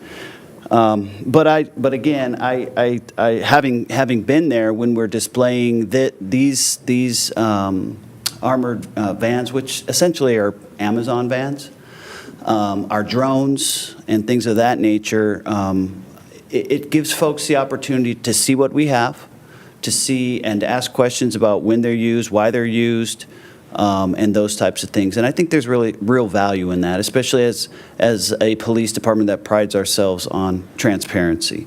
Going back to the command and control vehicle that you mentioned, we use that for large-scale events. It's a place for our folks to take a break. It's air conditioned. We put water and things of that nature in it. And so those are the instances in which we would use it for some sort of a public event. As was listed here, we used it for Fiesta La Bayona. And then, of course, we use it for similar purposes, and then also kind of as a home base for our search warrants and things of that nature. So I hope that answers your questions. Thank you, it does. So, yeah, I agree that I don't think anything about that van is particularly intimidating. It was just a matter of, are we following the policy and making sure we're following the policy, at least for me, just being consistent. But you're saying that the policy manual, so just to clarify that, does the policy manual say that all of these weapons can be, or which weapons does it specify, if not all of them? Yeah, so we're talking about policy number 706 in the Culver City Police Department Policy Manual, which can be found on our website, culvercitypd.gov. And it's specific to the armored van. Okay, so it's just the armored van can be used at the discretion of the chief okay. Correct. Thank you for that. For display at those types of events, yes. Thank you for that. Yeah, I appreciate being able to answer that concern that came up. And then, we also talked about the State Attorney General report and just having that available for people. Their AB 481 report, is that, I think the conclusion of that was just to have it available on the website. Is that something that we're able to do? Yeah, I believe when we were speaking of the State Attorney General's report, we were talking about the State Attorney General's RIPA report. I'm sorry. Because we did talk about those two items. I conflated the two. But yes, no problem. We are going, if we haven't already, we are going to be putting a link to the State Attorney General's report in the RIPA section of our website. Thank you. Absolutely. That was the follow-up, but it was not AB 481.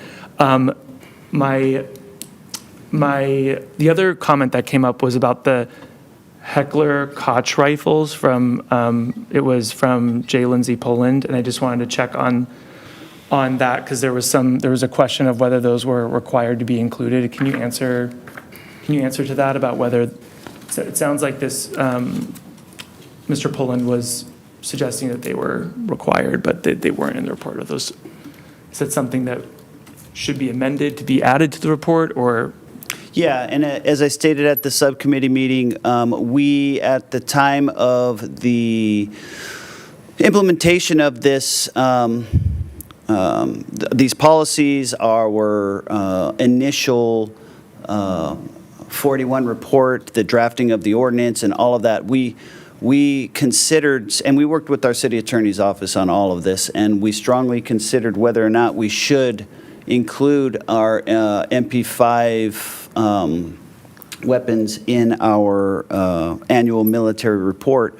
We landed on no because when we reviewed the guidelines for what does and does not qualify as military equipment per the law, the MP5 does not fall under the penal code sections that were cited in the guidelines, which are Penal Code Section 30510 and 30515, which specifically refer to rifles. And these MP5s, they fire a pistol round, which is the same pistol round as our 9mm pistols that we carry. And so that was the determining factor, going by the guidelines that were provided by the state. Okay, thank you. Thanks for Absolutely. answering that. And then my very last question is just about, it's actually not about this specific report, but it's something that we agendized a while back that I'm just curious if it's coming to us soon. Vice Mayor Puzo was asking for basically feasibility of moving parking enforcement and animal control. Do we know when that's coming out of CCPD and potentially doing another department? Do we know if that's coming to council soon, or what the I don't status have an is? update on that tonight. Okay. If we could just get an update on when we think that's coming, I'm just curious. Sure. That's all. Thank you. Thank you. Thanks for all the transparency and all the work that's gone into these items. Councilmember Horn? Thanks for the presentation. I really appreciate it. I have a question about, well, just the slides themselves. Is that, I think I always ask if it's going to be included online. Is that something that's going to go up? I am looking through the attached staff report, but it's like 234 pages. I know it includes all the different types of the full policy in addition to lots of information about the items. So just curious about if the more kind of condensed presentation would be shared on the website for the public. Yeah, thank you, council member. I believe it's already on the website in the 41 section. The presentation that we gave tonight is the same presentation that we gave at our subcommittee meeting. If it is not there, then I will ensure that it gets up there as soon as possible. But I had this similar conversation with Councilmember Fish about it. And Okay. Let me see. Oh, it's a download. Okay, it might take a second to download. I think it's at the bottom of the 41 section of our website. If you go to that section, and Yes. yeah, it's on there. I just did a search. This looks similar, yes. Yeah, Correct. it's 15 there. slides, right? Yep, we're looking Okay. at it now. Perfect. Awesome. Thank you for placing that up there. I wanted to ask if there was any, I remember when this policy was coming before us, and there was a conversation about, chief discretion around deployment of particular items for uses that are not stated in the policy. Is there any value of the policy being updated to reflect any ongoing practices that we've seen? Is that valuable in any way in terms of if something is becoming, I know this is a newer policy, but if something is becoming more of a practice or is something we're seeing from year to year, does it make sense to include it in the policy if it is becoming a practice of the department? Thank you, council member. A good question. I think that the use of the bands at the at National Night Out, I think there's a lot of value in displaying those and drones and things of that nature. And as I stated to Councilmember Fish, I understand the confusion when it is permissible when you look in our policy, but it doesn't specifically state that in the 41 report. So that's something that we'll look at between now and when we present this next year. Awesome. Yeah, just so that there's, as much as we can minimize and Sure. ensure that there's consistency. But thank you for answering those two questions. I appreciate it. Thank you. Thank you. Councilmember? Thank you, Chief. Thank you, Captain, for the presentation. I agree with you in terms of, various agencies have that sort of touch a truck event where it is a good resource for the community to come out there. It's a good PR tool. So I appreciate the thought behind that. And I think all the other questions were asked and answered in the first meeting. So thank you all very much. Thanks. Vice Mayor? Thank you. Thank you for the report. I just have a process question. One of the conditions for approval for this policy is just to safeguard the public's welfare, safety, civil rights, and civil liberties. And there were no reported violations, which is great. And if one piece of equipment was used and it harmed someone or resulted in death, obviously, there'd be a review and assessment of the situation. And then what would the process be for the review and assessment of the use of those weapons in relationship to the welfare of the community and the public?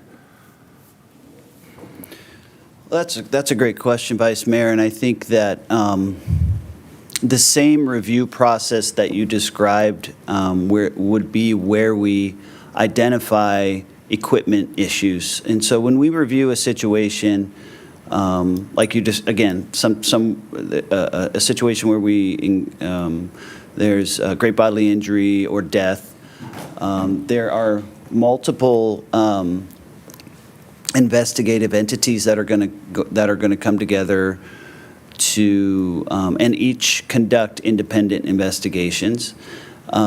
We always conduct an internal review of those types of incidents. And clearly, we take into account the investigations that are completed by the District Attorney's Office and at times the State Attorney General's Office. The Los Angeles County Sheriff's Department is who we use for our officer-involved shootings for transparency purposes. And when we get all of that together and we review it, if we identify equipment issues, then we would take action to either provide additional training, policy changes, or discontinue the use of that piece of equipment altogether. We have, example of that, just in general, in terms of law enforcement in general, would be the use of gas to disperse crowds. And that is something that came under great scrutiny several years back. And because of that, there were sweeping changes to policy related to how I think law enforcement in general, but certainly specifically we at the Culver City Police Department view that type of equipment in relation to addressing crowd situations. And we have extraordinarily strict guidelines on when gas can be used in general, but certainly specific to dispersing a crowd. And the authorization to utilize that piece of equipment in that situation it goes all the way up to the chief and would only be used in the most serious of circumstances where lives are being threatened and we need to clear a crowd now. So that's an example that I can think of, but we are the review of the equipment that's being used is always a part of the overall investigative review of the incident. And just a quick follow-up to that is, so the police department would make the assessment, make the recommendation, and then council would approve that? So if council approves the use of all of this equipment annually, and that's what we're doing here tonight. So, we drafted our initial ordinance, conducted our inventory, listed all of that. The first year that we completed this, which was in 2022. And since then, council has adopted and approved the use of the equipment that we have in our inventory every year subsequent to 2022. And yeah, if we had something to report back on in terms of an issue with the equipment, then that is certainly something we would do in this report. Great. Thank you very much. Yes, Appreciate it. Thank you, Mayor. absolutely. Okay, thank you. I don't have any questions. I really appreciate all the work you do to be transparent, to try to meet the needs of the council. And every time you step up, I don't know what other cities do, but I feel as though our department goes above and beyond what others likely do, and the community, I think, is appreciative for it. So thanks so much for all the time and effort that you guys put into this. Thank you, Mayor. Appreciate it. I think we have a motion to approve the report and to also approve the. Were there any comments? There are comments. Oh, I'm sorry. There should be. I apologize. I'm trying to get We have us three to. speakers. I'm trying to get us to the next thing. How many comments do we have? Three. Three? Okay. Can we please hear from the public? Our speakers Thank for you. this item are Stephen Jones, Melissa Sanders, and Kira Push. Our first speaker is Stephen Jones.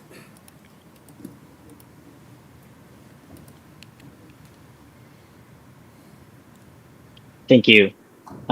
AB 481 requires that the City Council approve a military equipment policy that governs purposes and authorized uses. That policy does not allow using armored vans for community relations purposes. The chief is claiming that a separate policy manual, which is not approved by the City Council as required by AB 481, could somehow grant the police additional authorized uses, but that squarely contradicts what's required by the law. In fact, using the armored van for community relations is a violation of the City Council approved military equipment policy. And AB 481 doesn't allow you to approve this policy tonight unless the police take corrective action to correct those policy violations. It doesn't say you should change the policy to sort of retroactively take a policy violation and make it legal. There's supposed to be accountability. That's what AB 481 demands. What the chief just asked for is the opposite. Remember that one of the few times any of these weapons have been fired in the last few years was when a CCPD officer shot an unarmed man in the back, killing him. His kids were CCUSD students, and the city had to pay out $4.5 million to the family.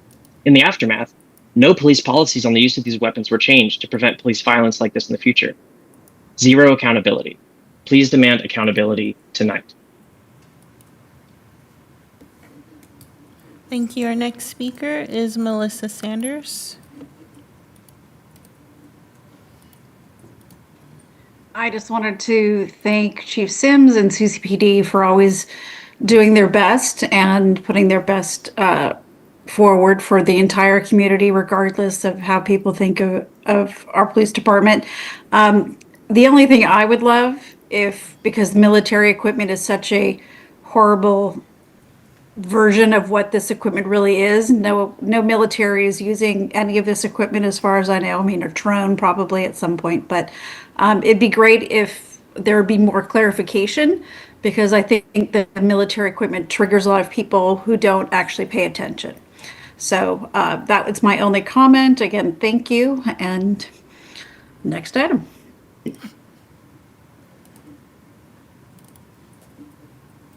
Thank you. That was our final speaker. Kira Push has withdrawn her request to speak. Okay, thank you. I'm sorry for that, for passing over the commenters. Any final comments from my colleagues? That's fine. I guess I just want to follow up on that last point. Is our because you said, it sounded like you wanted to talk or consider more the van issue. Are you considering whether this should be a part of our 481 policy, that community events should be a permitted use? Or are you saying that we should consider whether the armored van should come to the community events? Just to make it consistent, like how do we want to address this is my question. 'Cause Well, it seems like a legitimate concern. Yeah, I certainly think that the 41 policy can be changed for next year, can be updated to include that verbiage as it is included in the trailer verbiage. But I would say that when we're talking about the permitted use of the vehicle, we also reap some training benefits from deploying it at and utilizing it at National Night Out, as we do with our drones. And so it would be a permissible use in that regard. So I do understand the confusion, and certainly for next year, we will include that verbiage in the 481 report that we bring to council. When you say that verbiage, do you mean having it as a permissible use? Specifically call that out, yes, and state Okay. that in the report.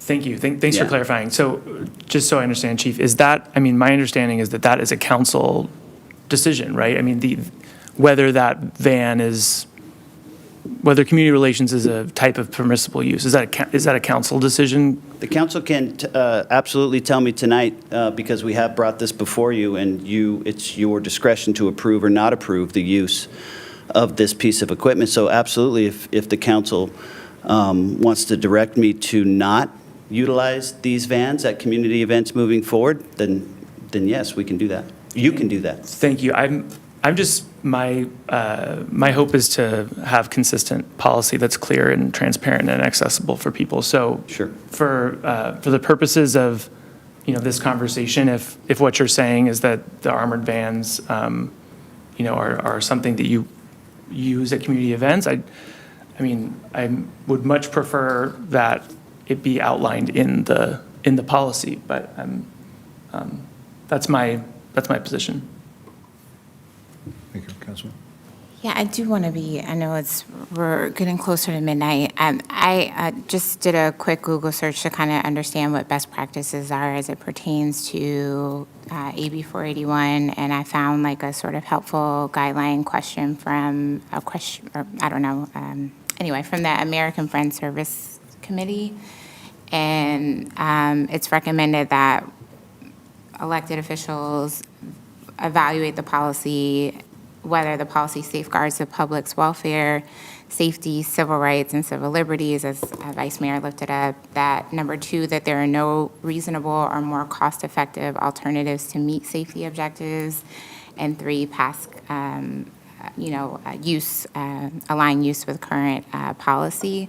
So I appreciate Councilmember Vieira lifting up the sort of PR aspect of having the vans at community events, because it feels like it's a little bit for that purpose, although I do appreciate you lifting up the opportunity for training of staff while at these community events. Is there any other cost-effective alternatives that will also meet that safety objective, or the only way to do it is to deploy during community events? Yeah, thank you, Councilmember. And I think what is meant by that guideline, if you will, is whether or not there's a cost-effective alternative to the equipment itself, not necessarily the fact that we're using it at a community event. And so, the vans are an incredibly important safety tool for our department and community. So I would argue that, and we spent a lot of time with prior councils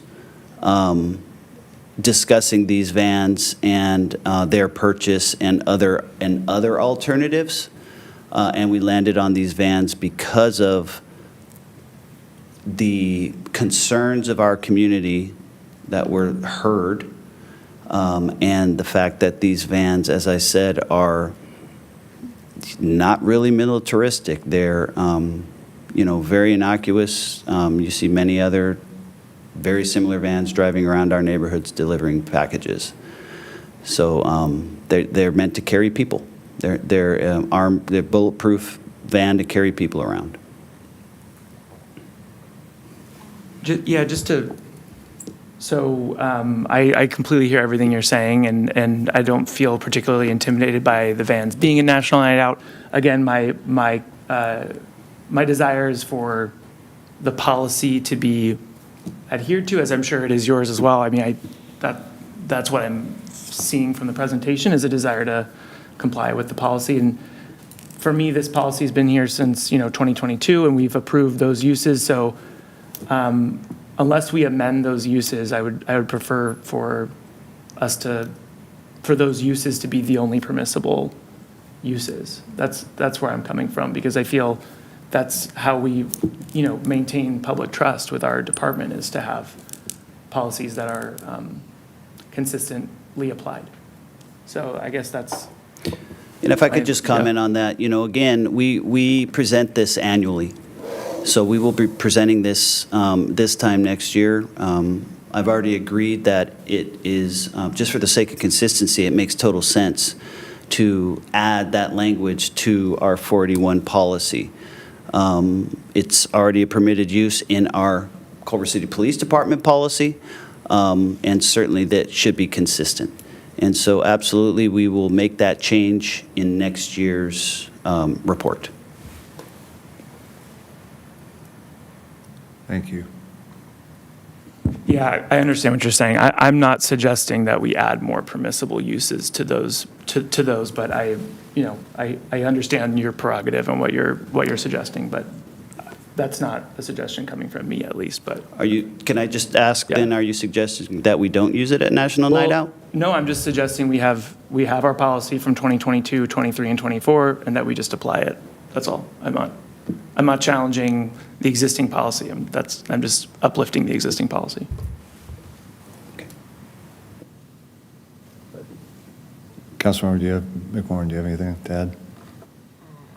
I don't love the idea of these being implemented in that way, but that's probably not news to anyone in this space. I don't feel that items that are identified as military equipment should be utilized at community events. It feels very propagandistic a bit to me, and there's lots of writing about this as well. And it's okay if folks don't share that belief, but there is a body of work that kind of amplifies this style of PR. It's called propaganda. There's a lot of literature about it. So I personally don't think that this is a good use of our tax dollars and resources, but clearly I don't know if there's going to be consensus on that, but that's my thought as it pertains to community events, specifically for things where it's appropriate and there's a need. We're responding to an issue or a call, some of the things that have been lifted up tonight as uses for deployment. I don't have any issue with that. But as it pertains to community events, it feels very, like the goal is PR, even though I'm hearing that there's training uses. So I do want to hold that in the same space, but those are my thoughts. Thanks. Thank you. Councilmember Rivera. Thank you, Mayor. I just have to say, this is ridiculous, honestly. One of the items that we decided to pull this evening was how to streamline council meetings. We've talked the last 15 minutes about a van. For Christ's sakes, if you don't want the van, you don't want the van. But, at some point, it's a van. It's not militaristic. It's a van, period. End of story. It's under the chief's discretion whether we use it or not. You already agreed to put it into the policy for next year. However, I hear my colleague doesn't even want something added into it. It's being currently used. I don't get it. I'm ready. Mayor, there's been a motion on the table. I don't know if somebody seconded it or not, but I'm ready to really move on with this. I'm going to let. I'd just like to. Can I? Oh, sure. You want to, we're talking about shortening meetings, and I agree with Councilman Rivera. We're talking about a van, and we're spending 15 minutes on a van. So let's have Vice Mayor Puza speak. It is in the military equipment, so that's why we're talking about it, just as. I understand. Can we, point of order here, and allow Vice Mayor Puza to speak? Thank you. This wasn't my intention. I am not a fan of vans at public events, but I was ready to approve this. But if the question on the table is whether to have these at public events, I'm not a fan of these at the events. So if that's what we're discussing, then I would support not having them at events. Mayor, may I make a quick comment? Sure. This is the entire purpose of this state legislation, is to have conversations like this about military equipment. What we're doing right now and what we're talking about right now is the exact reason that this law was passed, was to talk about very, very powerful and dangerous equipment and whether it's a van or not a van. All of these are not our decisions to make about what qualifies as military equipment.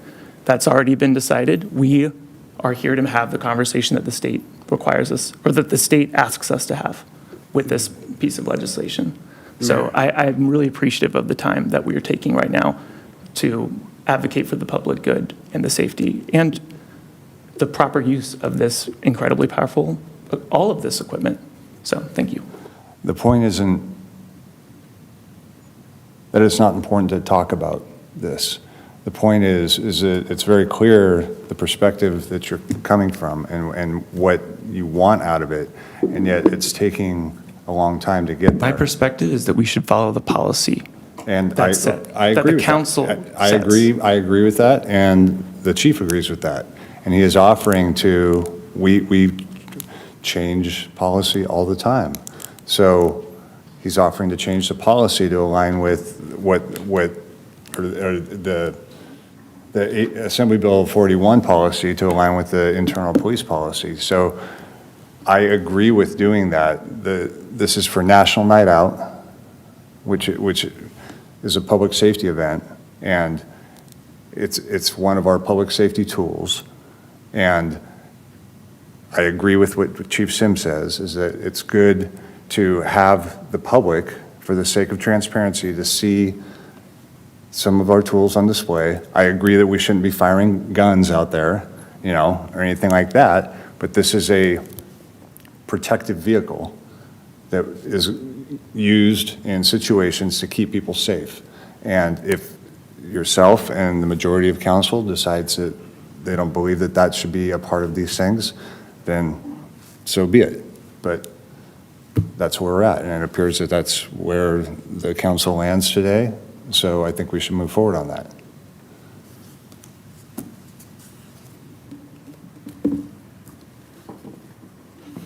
Are there any other comments on any other? Okay. So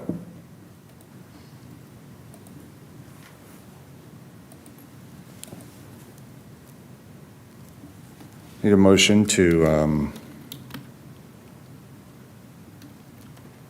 I'm reading the recommendation, to approve the renewal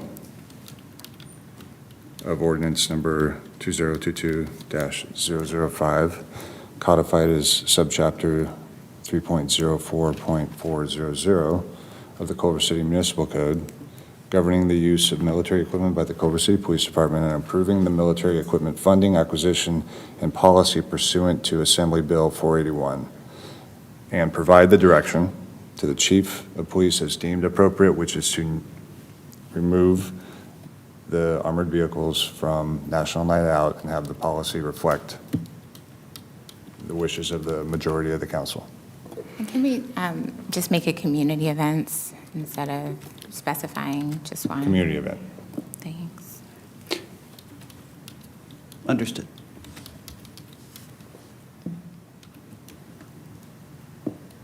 And is the policy discrepancy alleviated now? Whatever discrepancy was in place, that's all right. Just want to verify. Thanks. Yeah, there's, our policy manual will be revised to reflect council's wish that our vans not be displayed at community events.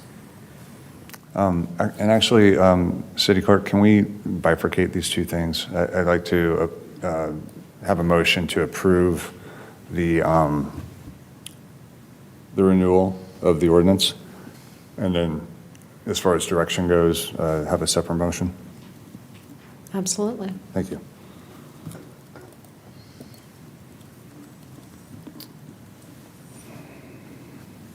So I'm looking for a mover and a second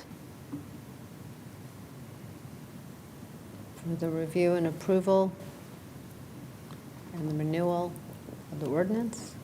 And this is including what we discussed as an amendment or separate? Split. We're just approving the 41. We're going to direct as a secondary motion, direct the chief. Okay, thanks. I have a motion by Councilmember Fish. I have a second by Councilmember McMorrin.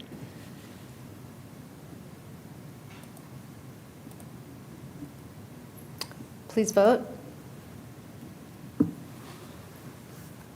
All members have voted. That motion passes unanimously. And then we need a motion for the direction going forward. I mean, just for my own, this is not to add it on to next year, just don't add it, period. Yeah.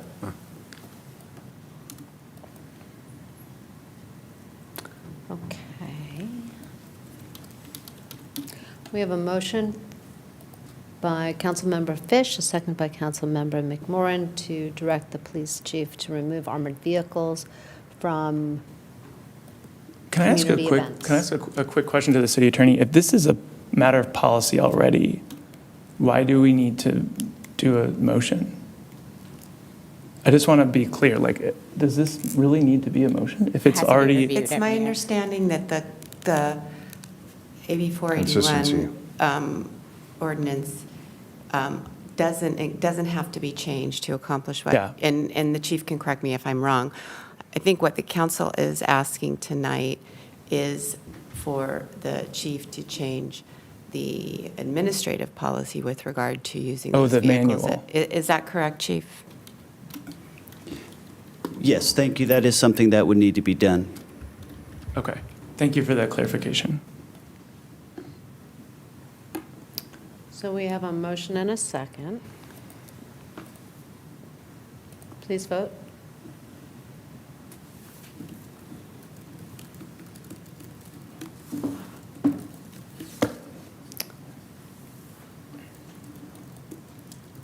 All members have voted. The motion passes, 3 ayes, 2 noes. Noes from Mayor O'Brien and Councilmember Vera. Okay, thank you. Thank you, Chief Sims. Thank you, Captain Belante. Thank you. Thank you both.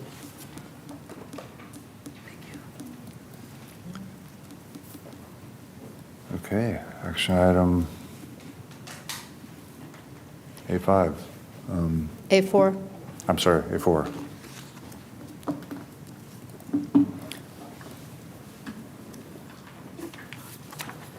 Good evening, Mayor and council members. I'm Lisa Soger, the Chief Financial Officer. I'm here with Elizabeth Shavelson, our Assistant Chief Financial Officer. We're here to give you a report on item A4, and I'm going to have Elizabeth deliver that report. Good evening, Mayor O'Brien and the honorable members of the City Council. On October 27th, the City Council considered conducting a civic assembly to develop strategies to increase public participation in the budget and received a presentation from Public Democracy Los Angeles Representative Michelle Dennis regarding the benefits of civic assemblies. Michelle Dennis recommended that the city conduct a civic assembly on how to engage members of the public in the budget and select Healthy Democracy to conduct the assembly. Michelle Dennis and her fellow Public Democracy Los Angeles representative, Wayne Liebman, also provided the City Council with a written document to support the selection of Healthy Democracy. By majority vote, the Council authorized conducting a civic assembly, to consider how the public wants to be engaged or participate in the budget process, placed a cap on the budget for the civic assembly of $250,000 to include all city costs, and directed staff to solicit proposals from other organizations to develop and conduct an assembly. Following the October 27th meeting, staff researched organizations with experience conducting civic assemblies and/or similar deliberative processes with demographically representative groups. In 1 week, we were able to connect with several organizations who were interested in providing proposals and/or statements of qualifications for council consideration, and who believe they have the experience and expertise to conduct an assembly within the city's timeline and budget. In addition to receiving an updated budget and key dates and requests from Healthy Democracy, excuse me, the city received the following: a proposal from the National Civic League, a proposal from the Deliberative Democracy Lab of Stanford University, an expression of interest and statement of qualifications from the Center for New Democratic Processes, and a sample proposal from Unify America. All the documents received were provided as attachments to the staff report. This afternoon, we received background information from Healthy Democracy. Unfortunately, it was after the deadline for written comments and could not be distributed to the council in advance of the meeting. Due to the quick turnaround, staff was unable to review the documents received and make a recommendation. So I'm going to step in now, and I want to thank Elizabeth for her perseverance in reaching so many people so quickly. I mean, we had less than a week to reach out to, a variety of facilitators, and I do want to point out that in the short time that we had to be responsive to the council direction and get back here tonight, there was really no way for us to get consistent proposals from organizations. We were soliciting interest, and I will say it was a testament to Liz that people even considered giving us anything. But I think we were able to determine, and Liz and I did have conversations with many of them. There really are a number of organizations out there that facilitate and expand public participation in government. That's their goal. That's what they do. And the goal of increasing public participation in the city's budget is important. And it would be worthwhile to hear from all these passionate practitioners about their approaches. They are not one and the same. This is not a cookie cutter system. I think people had a lot of really interesting ideas. I do want to note that because of the time frame and because of the format, we did not ask representatives from these organizations to present to the City Council tonight. If the council does wish to evaluate the information that we received and dig a little bit into what these other proposers may have to offer, we recommend that the council establish an ad hoc subcommittee that could interview the organizations and then could determine and provide a recommendation on a selection of a consultant to the full council. That is the report for tonight, but we are here to answer any questions. Can we have the record reflect that Councilman Rivera has to leave to catch a flight at midnight? Exactly midnight.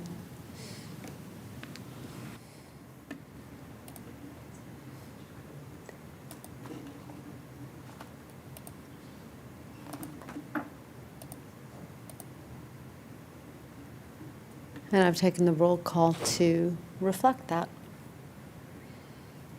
Thank you. Mm-hmm.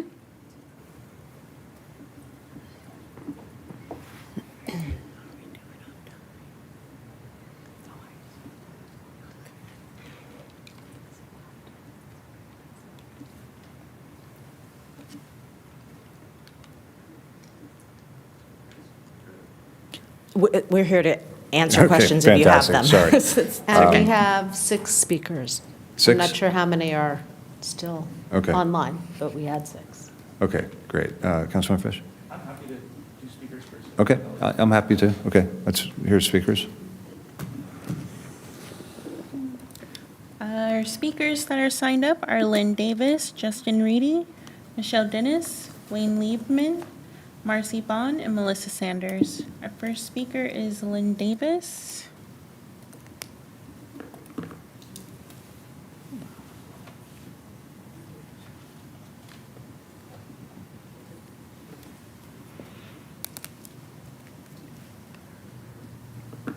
You're unmuted. Go ahead. Go ahead. All right. Thanks. Hi, I'm Lynn Davis from Healthy Democracy. We weren't asked to submit qualifications, but you can view them online at healthydemocracy.org/qualifications. While we share many best practices with our peers, civic assembly means many things these days. On one end of the spectrum are processes that demonstrate a new model of democracy. On the other end are processes that are really focus groups, but with lottery or deliberative flavor.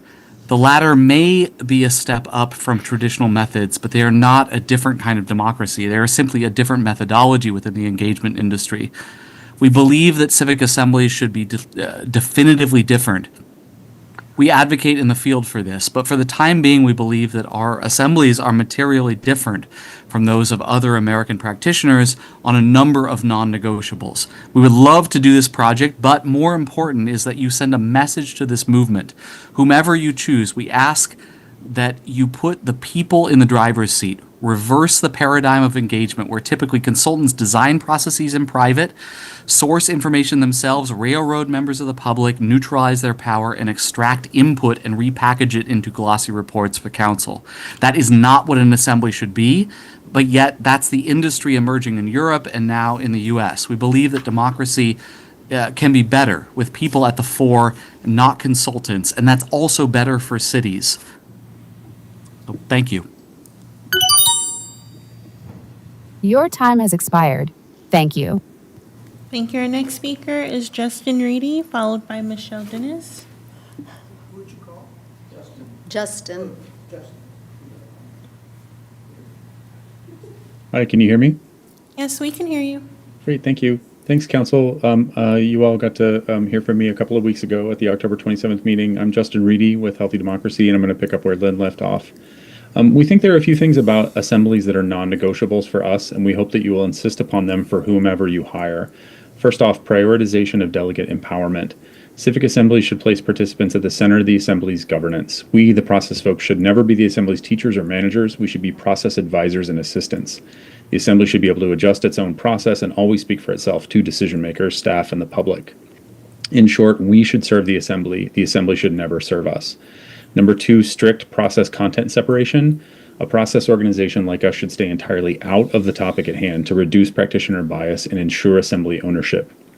The assembly should be in charge of selecting most of its own incoming information, writing and editing its own content, and presenting its recommendations directly to decision makers with no intermediaries. Last, a robust democracy around the assembly. We believe assemblies are only as democratic as the decision-making happening around them, and they're only one piece of a healthy local democracy. Should be grounded in community engagement, should include feedback loops with staff and community groups, and afterwards the assembly should lead post-process engagement in the community. We believe these standards both demonstrate a better democratic model and also maximize each project's public legitimacy, transparency, and quality of outcomes. Again, there's more information about our qualifications at healthydemocracy.org/qualifications. Thank you so much for your time. Thank you. Our next speaker is Michelle Dennis, followed by Wayne Liebman.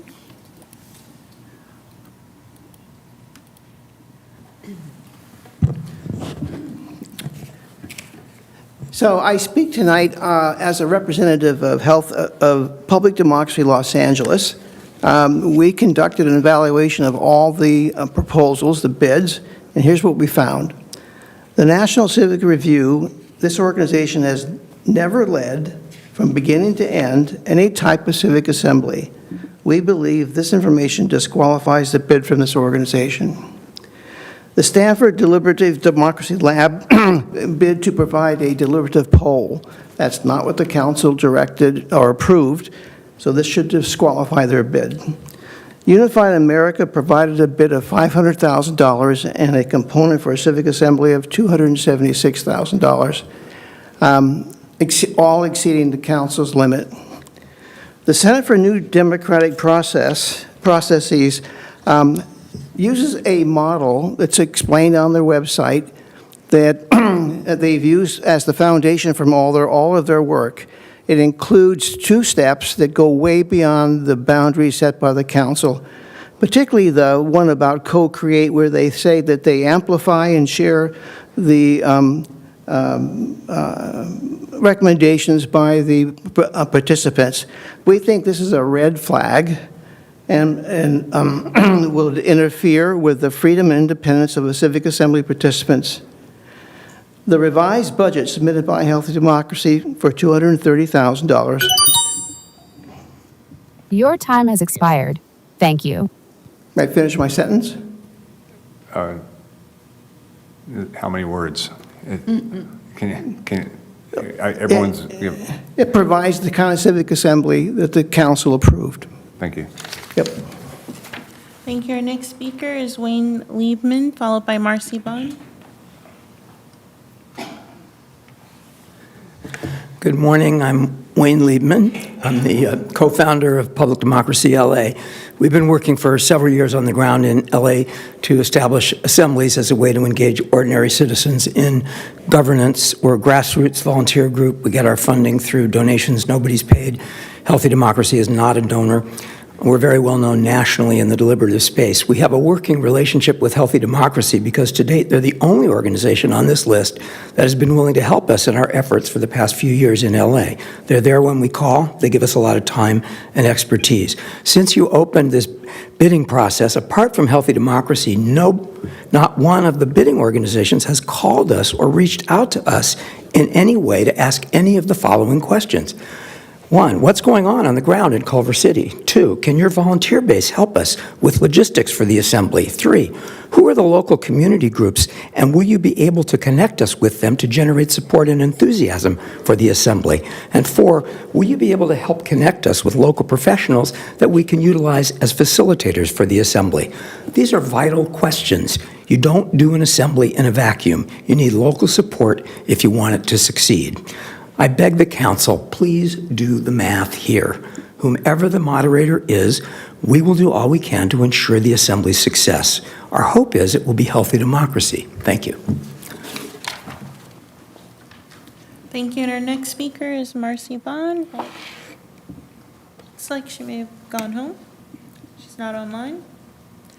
So our final speaker is Melissa Sanders.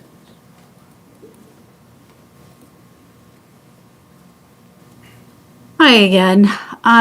This is still an outrageous joke. The fact that we're spending money on something that will end up just still being what the current 3 people on the dais want it to be is outrageous. The whole thing is a joke. You are not democratic. You don't listen to people's comments. You don't listen to people's input.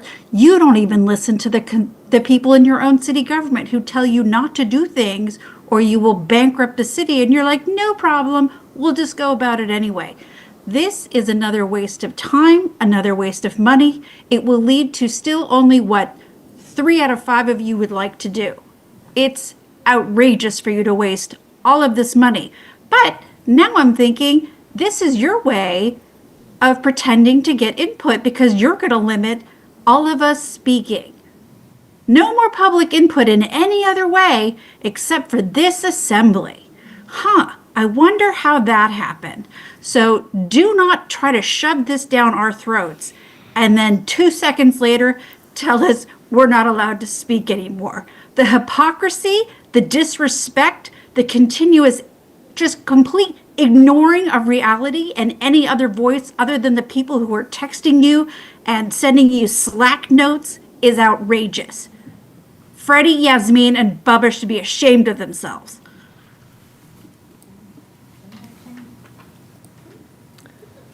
That was the last speaker. Okay, thank you. Thank you to the speakers. Councilmember Fish, do you have anything? Yeah, thank you so much.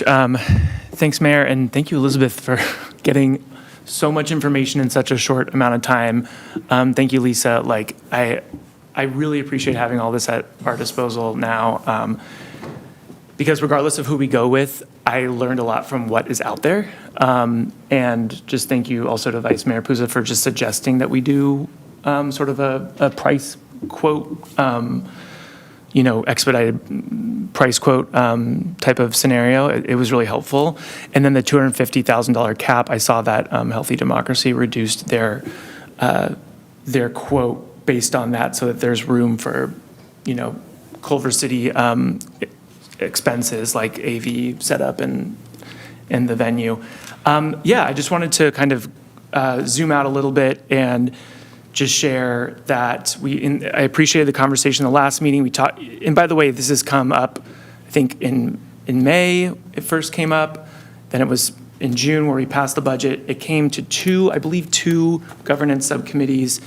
It came to the last full council, and now it's here. So I think that's 6, meetings where it's been discussed.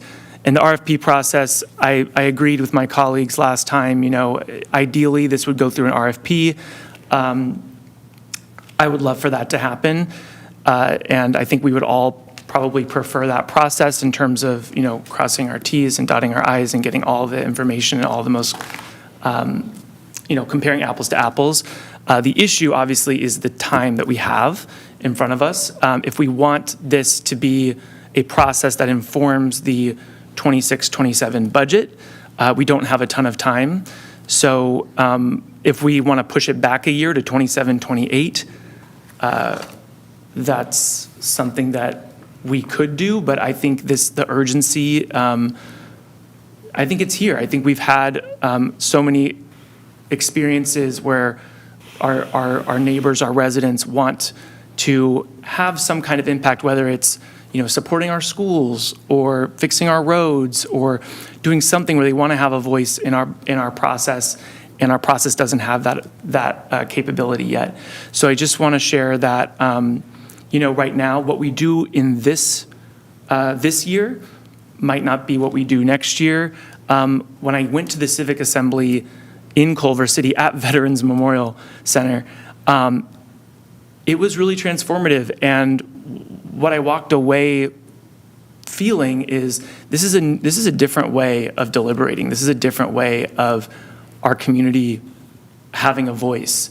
And I went into that thinking about the budget, and I came out of that meeting thinking, how do we make this more of a regular process? So the reason I say that is, if we don't pursue an RFP process, which I think this really got us all the information in the short amount of time that we could get.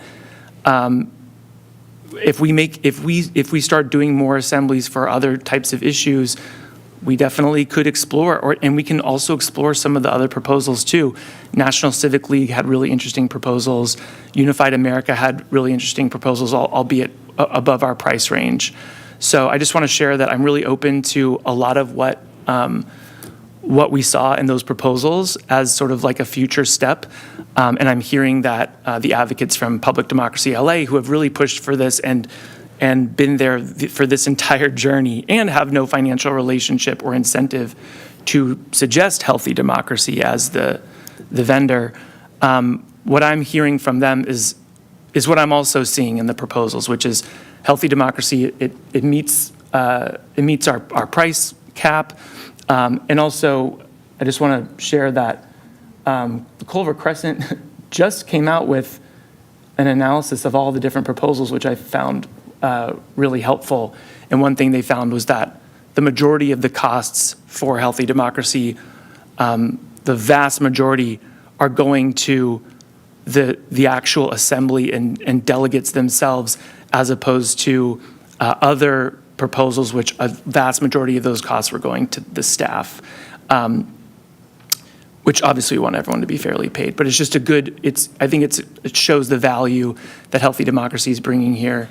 And they obviously have the experience of having actually run several civic assemblies. So I think, to me, the answer is pretty clear for just this year, if my colleagues are open to it.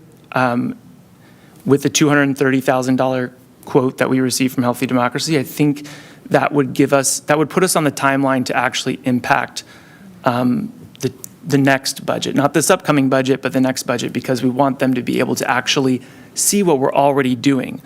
I would love to be able to review every single proposal.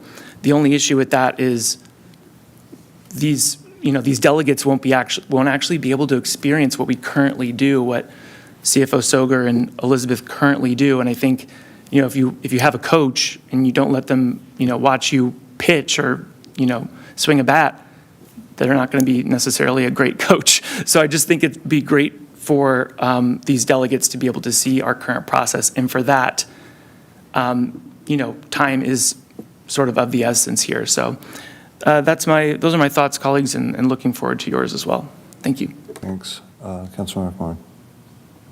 Thank you to staff for working so hard between the last October meeting and this one. I'm grateful for our comments and grateful, Councilmember Frisch, you running down that timeline of where we've been, because it has been a few conversations about a proposal such as this. So grateful that we are here this morning to discuss it.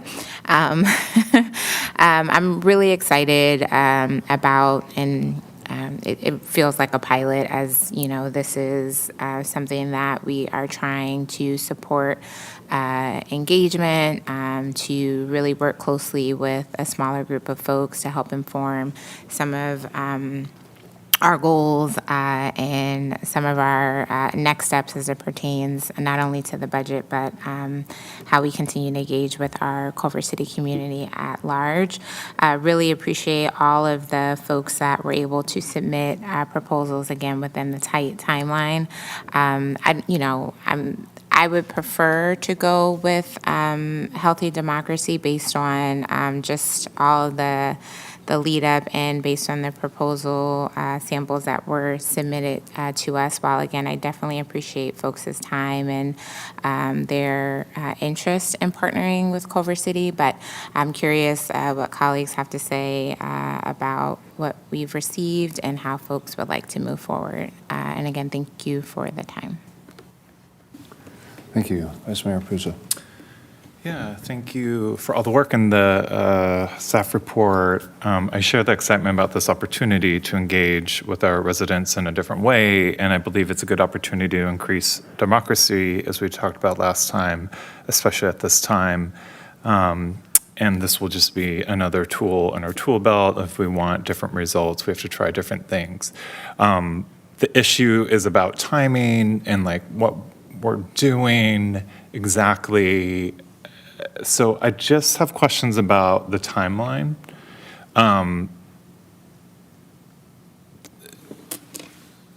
So if we approve, let's say we went with healthy democracy, like what would be the timeline, the next steps, I guess, in the process? They include, a timeline was attached. Healthy Democracies did give you a timeline as part of the staff report. I think there's some initial prep work that they would anticipate happened in November and December.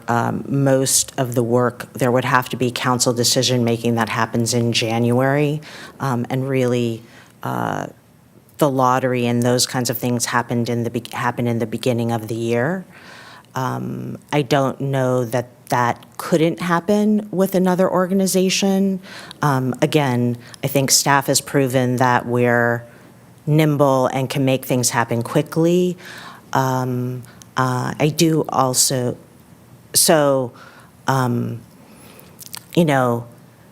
city's budget process starts early in the year. We start, our March work plan meetings are literally the first week of March. In our conversations with Healthy Democracy, I think even they thought it was a heavy lift to get the panel lined up and on board prior to March. Tight may be possible, but definitely for the, again, most of our budget deliberations are then other meetings are in May.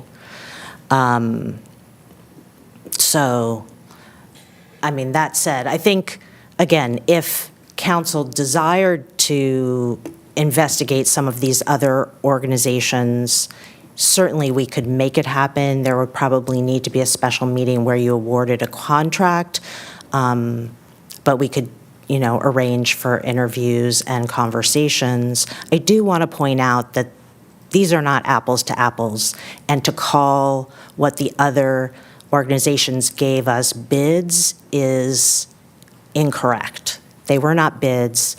Many of them were just sort of rough ideas, again, with, they had days to give us something, and also not apples to apples. I think Healthy Democracies had indicated it was a group of 20 panelists. Others had thrown out different numbers. I think there are a lot of things that the council needs to actually firm up, and so that needs to be included as part of this timeline, and we haven't had those conversations with you yet. Thank you. And I see the timeline here, but then when would the next council meeting, when would we discuss all that? And I know maybe you don't necessarily know that, but I think with anybody, we don't really have a council meeting for action items until January. So unless the council decides to have a special meeting before that, I would imagine it would be in sometime in January.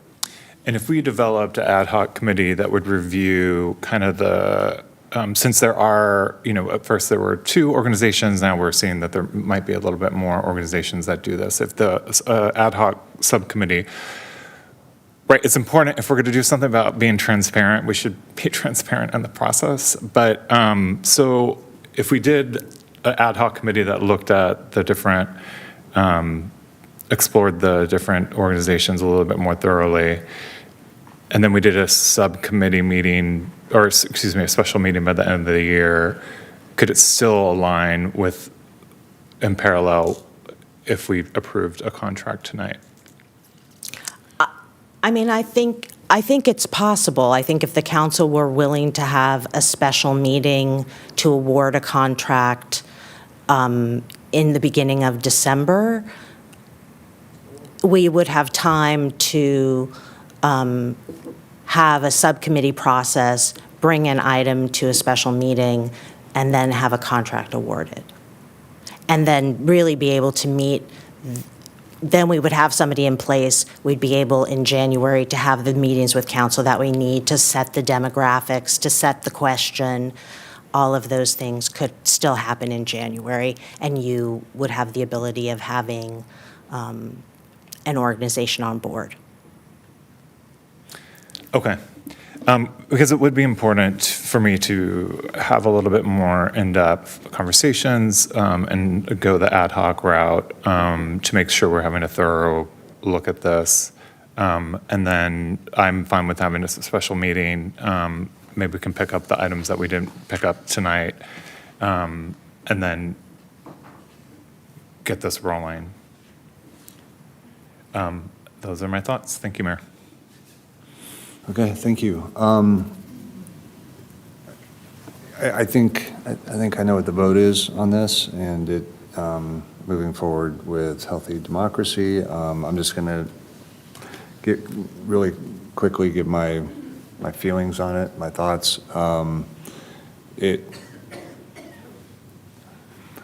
recently got an email from a community member who said he had all these services that he wants to, can I connect him with the city to make things happen and get him opportunities for contracts? And I just, no, you're going to have to do that on your own. I'm not going to do that for you. I didn't feel good about it. This all is, I don't know if this is the right analogy, but it's a solution looking for a specific entity to fix it. And we're funneled down this path to choose Healthy Democracy. I'm concerned about spending $250,000. I'm concerned about, for a 20-person assembly, that is, I don't believe is representative. It's large enough to be representative of our community. And again, it's $250,000 that I don't feel we can spend on something like this. And then I'm really concerned about the process of the selection of this group. I think that there's the lottery, the NBA lottery. It's a bunch of ping pong balls, and the teams are ranked by the worst team from the prior year gets the most ping pong balls, so they get the greatest chance of getting the first ball pick, so they can pick the best player the next year. And I'm concerned that the most engaged and the most networked groups in the city are going to grab onto this, and all of them are going to apply, and it's going to be, these 20 people are going to be people that we know. We've done lots of outreach on a lot of different levels in the past, social media, flyers, mailers, emails, to get engagement, and it's usually minimal. So we'll see what we get out of this. I feel that we're going to get really organized groups to get their people to apply for this, and just by the numbers of activated people versus people who are out there randomly and that apply and see the whatever form of outreach we do, and they decide, oh wow, this sounds interesting, I'm going to apply. I think that ratio is going to be really skewed.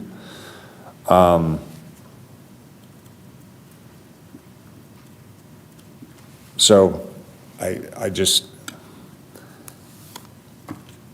I would prefer if this would have gone through a longer process, and these other organizations had a better chance to give a real bid and to flesh out their ideas. I got an email from I think we all did. We got it from a woman, community member, and one of her sentences was, if the stated goal is to increase community involvement in the city budget, who decided that a civic assembly is the one true way? It may be one approach, but there may be other better ones, so why wouldn't you want to hear about them? And we're not giving that process an opportunity. That's all I'll say. I think there's a decision made here. So if someone wants to make a motion with the direction you want to go, I think we move forward. Thanks. I think I heard from the Vice Mayor that he had some concerns and was interested in creating a subcommittee to potentially have a special meeting to continue to flesh out these proposals, which I'm completely in support of. And hopefully, I don't know if it's more work to be made available to the public, but if that is something that we could have the public that could, to be a part of, could be nice. I don't know. That might just be me throwing that out. If it's too much, that's also fine. I don't know if we want to toss around some dates that might work to potentially come back. I'll let the subcommittee figure out when they're going to meet with staff. But again, I'm completely fine with continuing to explore if this is reflective of what the Vice Mayor was thinking. Good. No, go. Oh, so I think at the point of a council meeting, we could make whatever materials had been collected available to the public. I think because of the time frame that we're trying to meet, that's why we recommended an ad hoc subcommittee, so that we could be nimble, get some interviews happening quickly, and then come back at a time, maybe in the very beginning of December, that would give us, assuming whoever you all decide to appoint to the subcommittee can be flexible with the time, and we can try and set something up with all the various entities, so you could interview them. So we're open to doing that, and we just await your direction. And then once the ad hoc committee makes a selection, then a contract would be awarded, and then they'd have to come back to, a report would have to come back to council to ask more questions about how many people. Yes, so I think what would happen is once the subcommittee would do a little bit more of a dive into what the other organizations have to offer. We could also get them to give us a more apples to apples bid, right? So that there is a true proposal.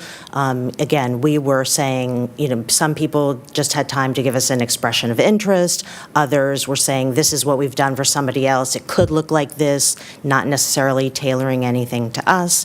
We could get a more apples to apples thing.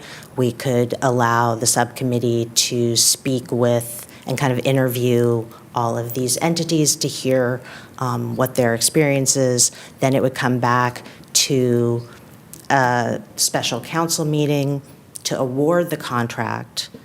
Then, once you have a practitioner in place, there will be, no matter who that is, the council will have to help set the parameters for what you're seeking as the question, right? You're really going to define the question, and you would also define what the parameters, the demographics that you're hoping the assembly to capture, and then it gets put into the hands of the facilitator to run the sortition, to collect the participants and do the random lottery.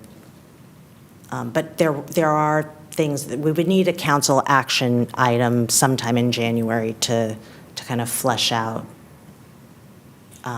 those particulars. And the last clarifying question is, regardless of who it is, they're going to have to wait until that January meeting, regardless, to start working because they need all those parameters. There is work, again, there is work to actually run the sortition. They would. To do some of the pre-work, no. They could craft the invitation and all of those things, but I think if you were able to have a special meeting in the beginning of December, there's the month of December to sort of do a lot of that pre-work, and then the council contributions could come in January. And that would, I think, still meet the time frame. Okay, thank you. Thank you for the suggestions, Vice Mayor, and thanks for being a thought partner on this, Lisa and Elizabeth. So I'm open to what you're suggesting and wanting to really dive in to these more. The drawback is obviously the time. So in February, I think, is when we were going to do the open house, right? The sort of like back to school day, but for the departments. So I just want to be cognizant that, every month we don't agree to a vendor. We are going to be pushing back the time that our delegates start observing the existing process. And I'm not saying that to say we can't do what you're suggesting. I'm just raising it to be aware of it. So I'm willing to check these out. I think for me, it was about Healthy Democracy having the most experience and coming in on budget. So that those to me, made them a good recommendation. I just want to address two things. The first is where did the Civic Assembly come from? We did have 2 governance subcommittees that were open to the public. We did have participants. We did have people come and give their thoughts. So we did have a process by which we came about this that was open to the public. And I'm glad we had that governance subcommittee. And then the last is just the point about, which is a valid one, about, who's going to actually participate. What's interesting about civic assemblies is you invite randomly selected residents. They don't have to apply. They have to accept, right? Which is, you could argue that maybe folks prone to doing that will be more involved or something. But you invite random people, so you don't have to apply first, which is, I think, one of the benefits of this model. But yeah, I just wanted to, for the sake of the public, just address those issues. And then, Vice Mayor, would you be interested in being on the subcommittee if we did that route? Sure. Unless the subcommittee wanted, or the governance subcommittee wanted to do it. Councilmember, how do you feel?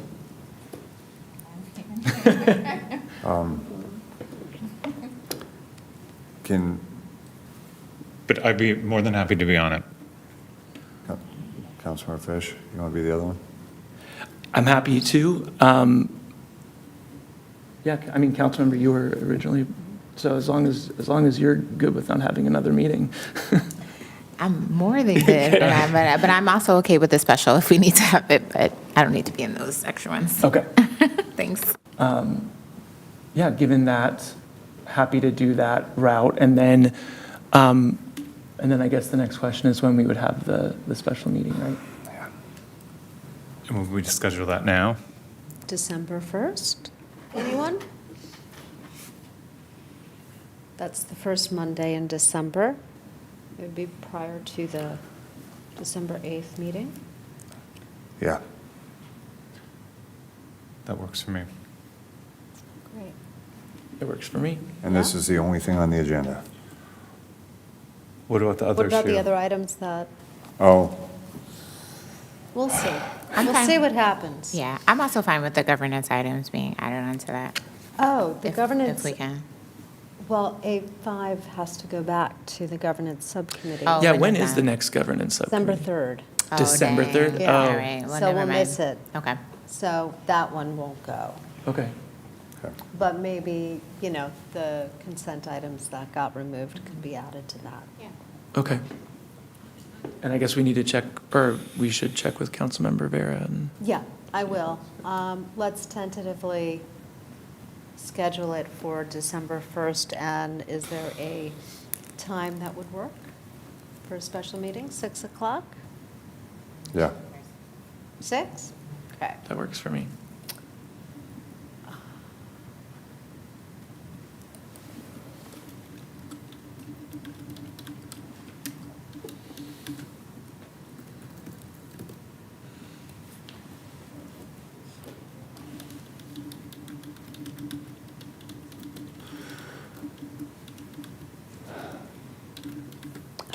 So that's the motion to, Hold on 1 second.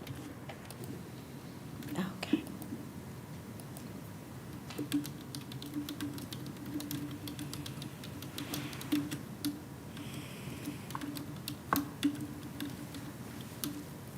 Okay.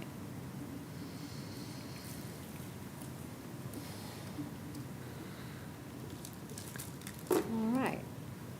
So the motion would be to approve the creation of an ad hoc subcommittee and appoint council members Puza and Fish thereto to evaluate proposals, make a recommendation to council with a discussion item at a special meeting on December 1st at 6 p.m. I'm sorry, December 1st? Yes. So we have a motion by Councilmember Fish, a second by Councilmember McMorrin.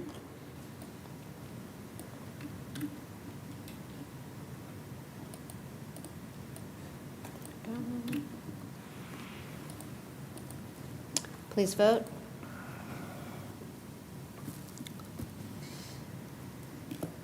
All members have voted. The motion passes, 3 ayes, 1 no. No from Mayor O'Brien.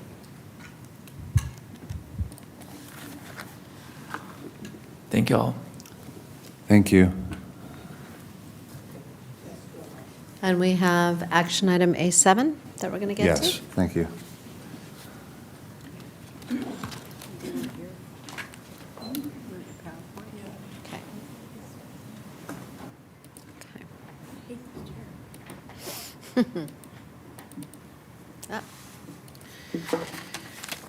Good morning, council members. We're pulling up a quick few slides. Great. So, two companies operating mobile delivery devices or robots have made extensive presentations to the Mobility Subcommittee. COCO presented on September 28th, 2021, and again April 11th, 2024, and then Serve Robotics presented this past August. Both companies are asking to operate in Culver City, to deliver from restaurants, convenience stores, grocery stores, and other local businesses. At the August 20th, 2025 Mobility Subcommittee meeting, Vice Mayor Puza and Councilmember Fish recommended that the city develop regulations to allow these and other companies to operate in the city. So we're here tonight for full council consideration and direction to staff. You can change the slide. I'm sure you have all seen these robots operating around town. Both companies are currently operating in multiple areas of the Los Angeles area, including Santa Monica, West Hollywood, and various Los Angeles neighborhoods. Either remotely piloted devices or fully AI-powered robots, they deploy at a low speed in the public right-of-way, typically traveling less than 2 miles per delivery. Change slide. Both companies point to a number of benefits to replacing automobile delivery, such as improved traffic safety, reducing traffic congestion. Change slides. They reduce air pollution by reducing greenhouse gas emissions and avoid the many parking challenges associated with pickup and delivery. Change slide. Deliveries are typically faster and less expensive, especially important for food delivery, which can boost small businesses by improving the customer experience. And Coco has highlighted a couple of details on that. Go ahead. These devices do require passable sidewalks, curb ramps, and other features. Serve Robotics has kindly offered to map out, go ahead and change the slide, just where our infrastructure improvements could be made to benefit not just their company, but the entire community.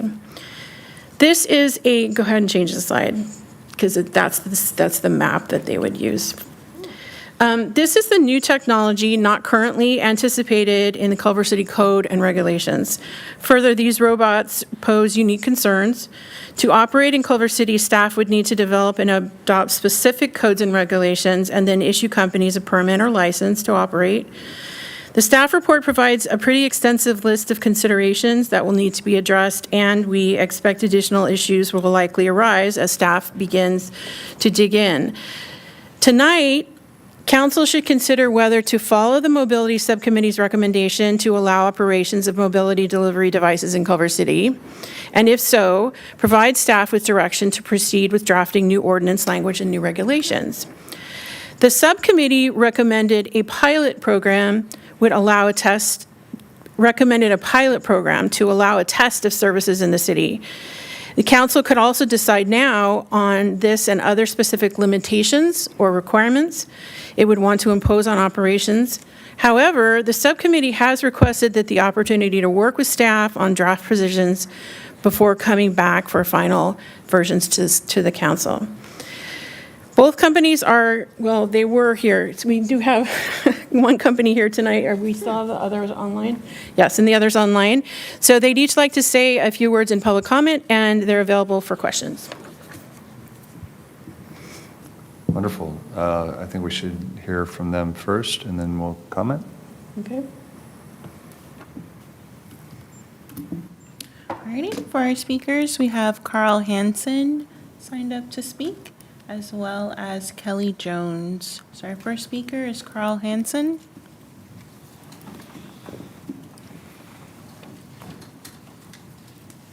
Good evening, council members. I'm Carl Hansen. I head government relations for Coco Robotics.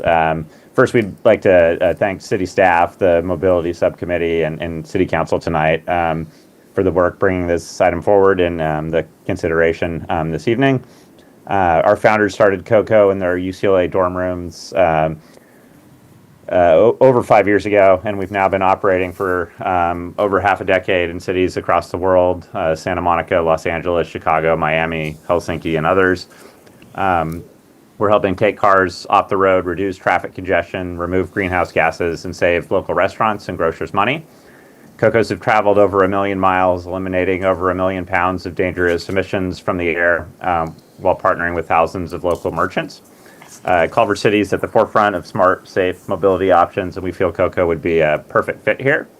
Our only ask is that when discussing potential program-specific fees, please consider that this is a very tight margin business and that it becomes very difficult for us to stay cost competitive if there are fees that apply to us that don't apply to car-based delivery companies. We're certainly happy to pay the same business taxes and all that, but if there are specific fees for delivery robots that don't apply to delivery cars, that makes it very difficult for us to provide this more sustainable option.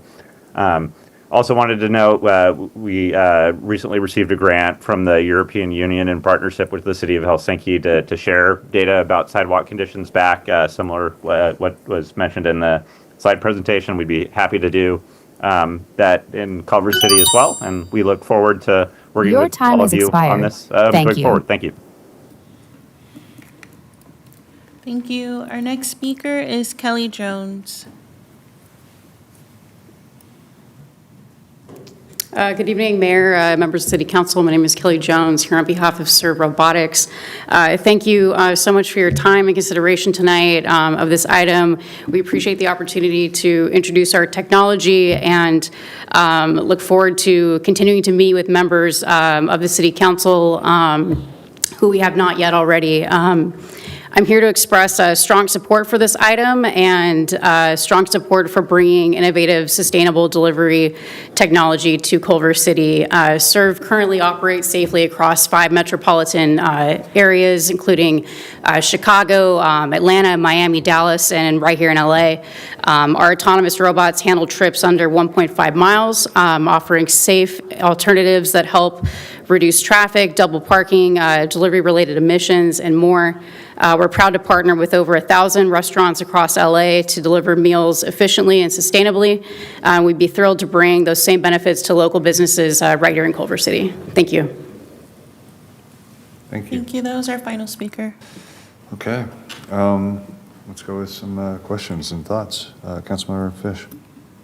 Thanks, Mayor, and thank you to Serve and Coco, and thank you, Alicia, for all the work you put into this. I appreciate Vice Mayor Puza for the work in the subcommittee. And so I don't have a ton more questions. I just want to confirm, like, all of the sort of designing of the pilot sounds like we can give some direction tonight, but that can also happen at the mobility subcommittee. Okay.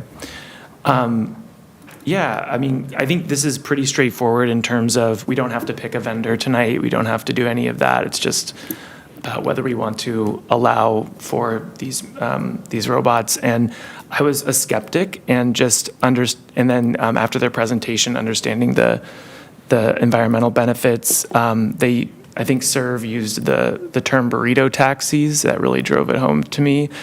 Trying to limit, the amount of food delivery that gets that happens by car. So I think this is a good opportunity to do something limited.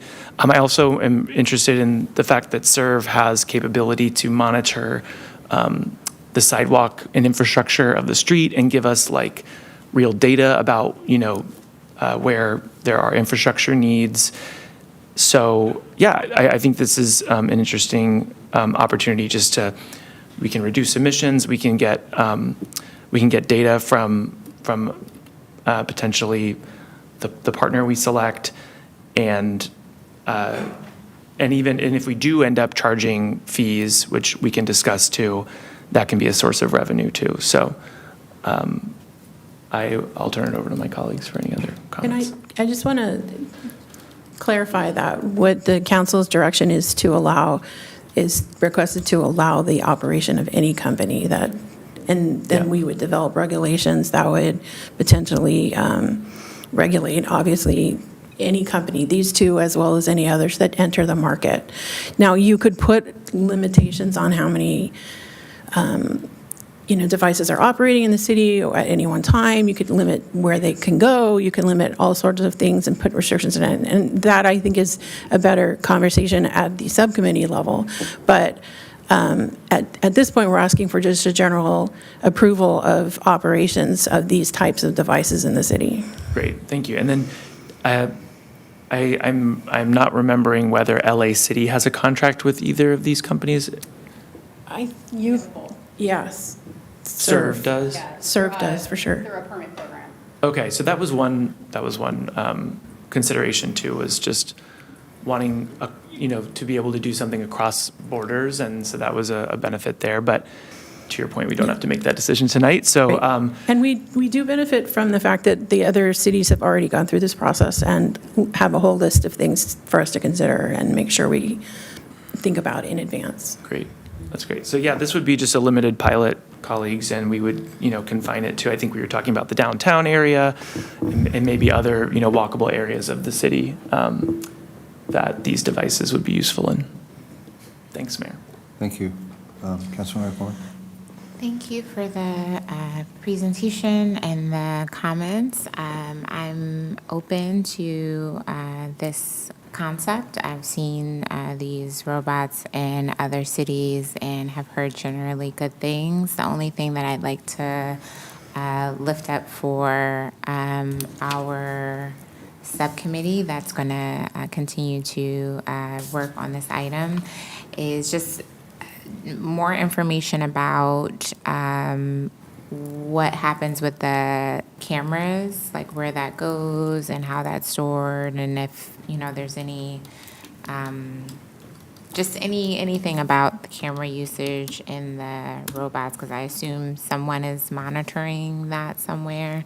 That we just I'm always just kind of hyper vigilant about data and where it's going, how long it's stored. So just some attention to that and specifications I'd really like. But in terms of the sidewalk mapping, emissions lowering, et cetera, all makes this really attractive. So grateful that folks stuck around at this early morning hour to advocate for this program. Thanks again. Thank you. Vice Mayor Puzo. Yeah, thank you for the presentation. Thanks for the public comments. I think allowing these types of devices is the future, and Culver City has always, been a leader in embracing innovation. It's economical, it's sustainable, it's cool. The robotic deliveries can make life easier for residents, particularly seniors, people with disabilities, those without cars. It aligns with our smart city and mobility goals, so I'm looking forward to next steps. Thank you, Mayor. Thank you. At first I was like, I don't know if I want all these. Potentially, I'm thinking about mobility of people and how crowded it can get on our sidewalks and dodging, potentially having to dodge these.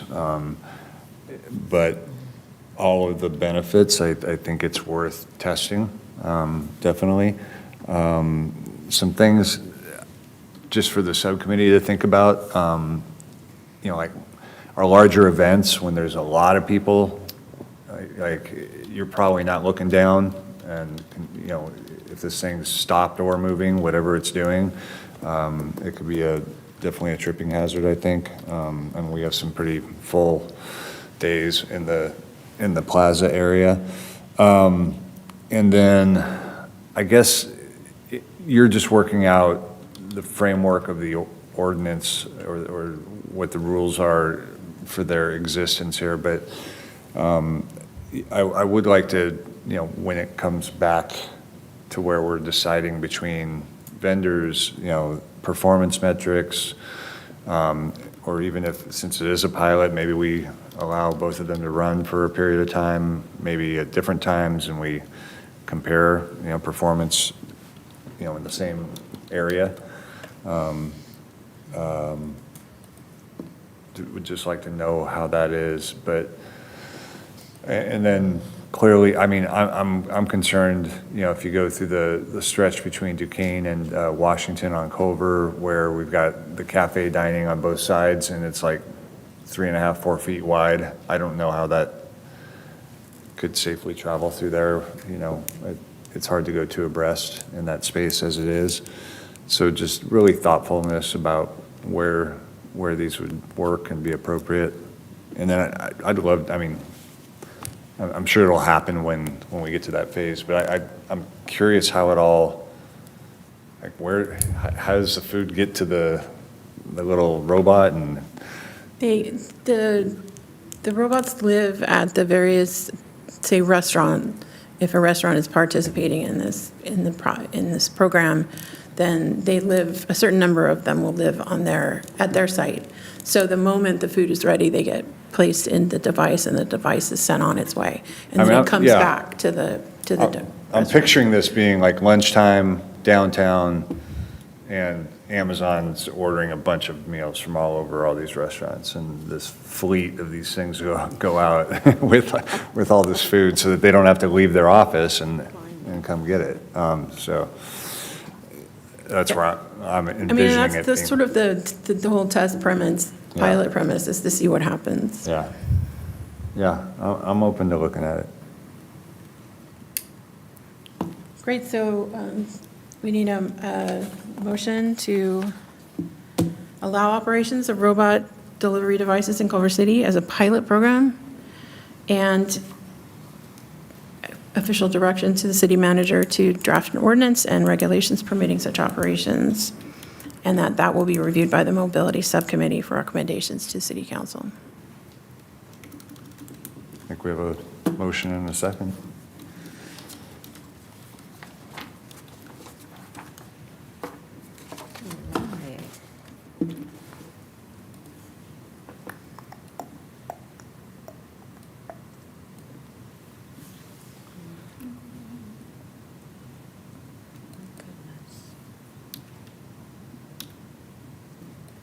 Okay, we have a motion by Councilmember Fish, a second by Vice Mayor Puza.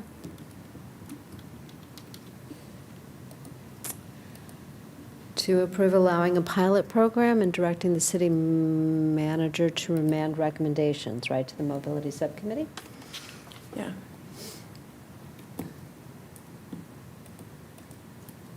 Please vote. All members present have voted, and that motion passes 4 ayes. Thank you. Okay, thank you. Thank you. We have no more public comment. Great. Anything from my colleagues before we adjourn? We have two people we want to adjourn in memory of. Any further comments? Councilmember Fish? Thank you, Mayor. Yeah, I just wanted to say thank you for agreeing to adjourn in memory of Connor Prophet. When I was at the vigil, his dad was there. He shared that Connor was, when he would take him hunting, and that Connor was always too engrossed in his book to pay attention to the hunt. And I really liked that that image of him. And his absence is felt deeply. And I will definitely remember him for his kindness and his courage, and just continuing to push for a better world. Thanks. Thank you. Councilmember McMorrin, nothing? Vice Mayor? Okay. I got to speak with Connor a few times one-on-one, and he was a real kind soul. I was really saddened to hear about what happened. I just have a little bit of language regarding the mayor of Uruapan. It's Culver City's first sister city, formally established in 1964. Meaningful delegation business visits to both these cities and regular communication between the two these past 60 years have tremendously strengthened people-to-people diplomacy and cultural understanding between our respective communities. Honorable Mayor Carlos Manzo's family are in our thoughts as we send the deepest condolences after this tragic event where he was murdered during a public engagement. I'll go ahead and do the motion. Councilmember Fish, you want a second? To adjourn the meeting in memory of Connor Profit and Mayor Carlos Manzo. It's not letting me second, but I second. Oh, my goodness. I don't know why it's not letting anyone do anything. It's not even letting me fill you in. Hold on one second.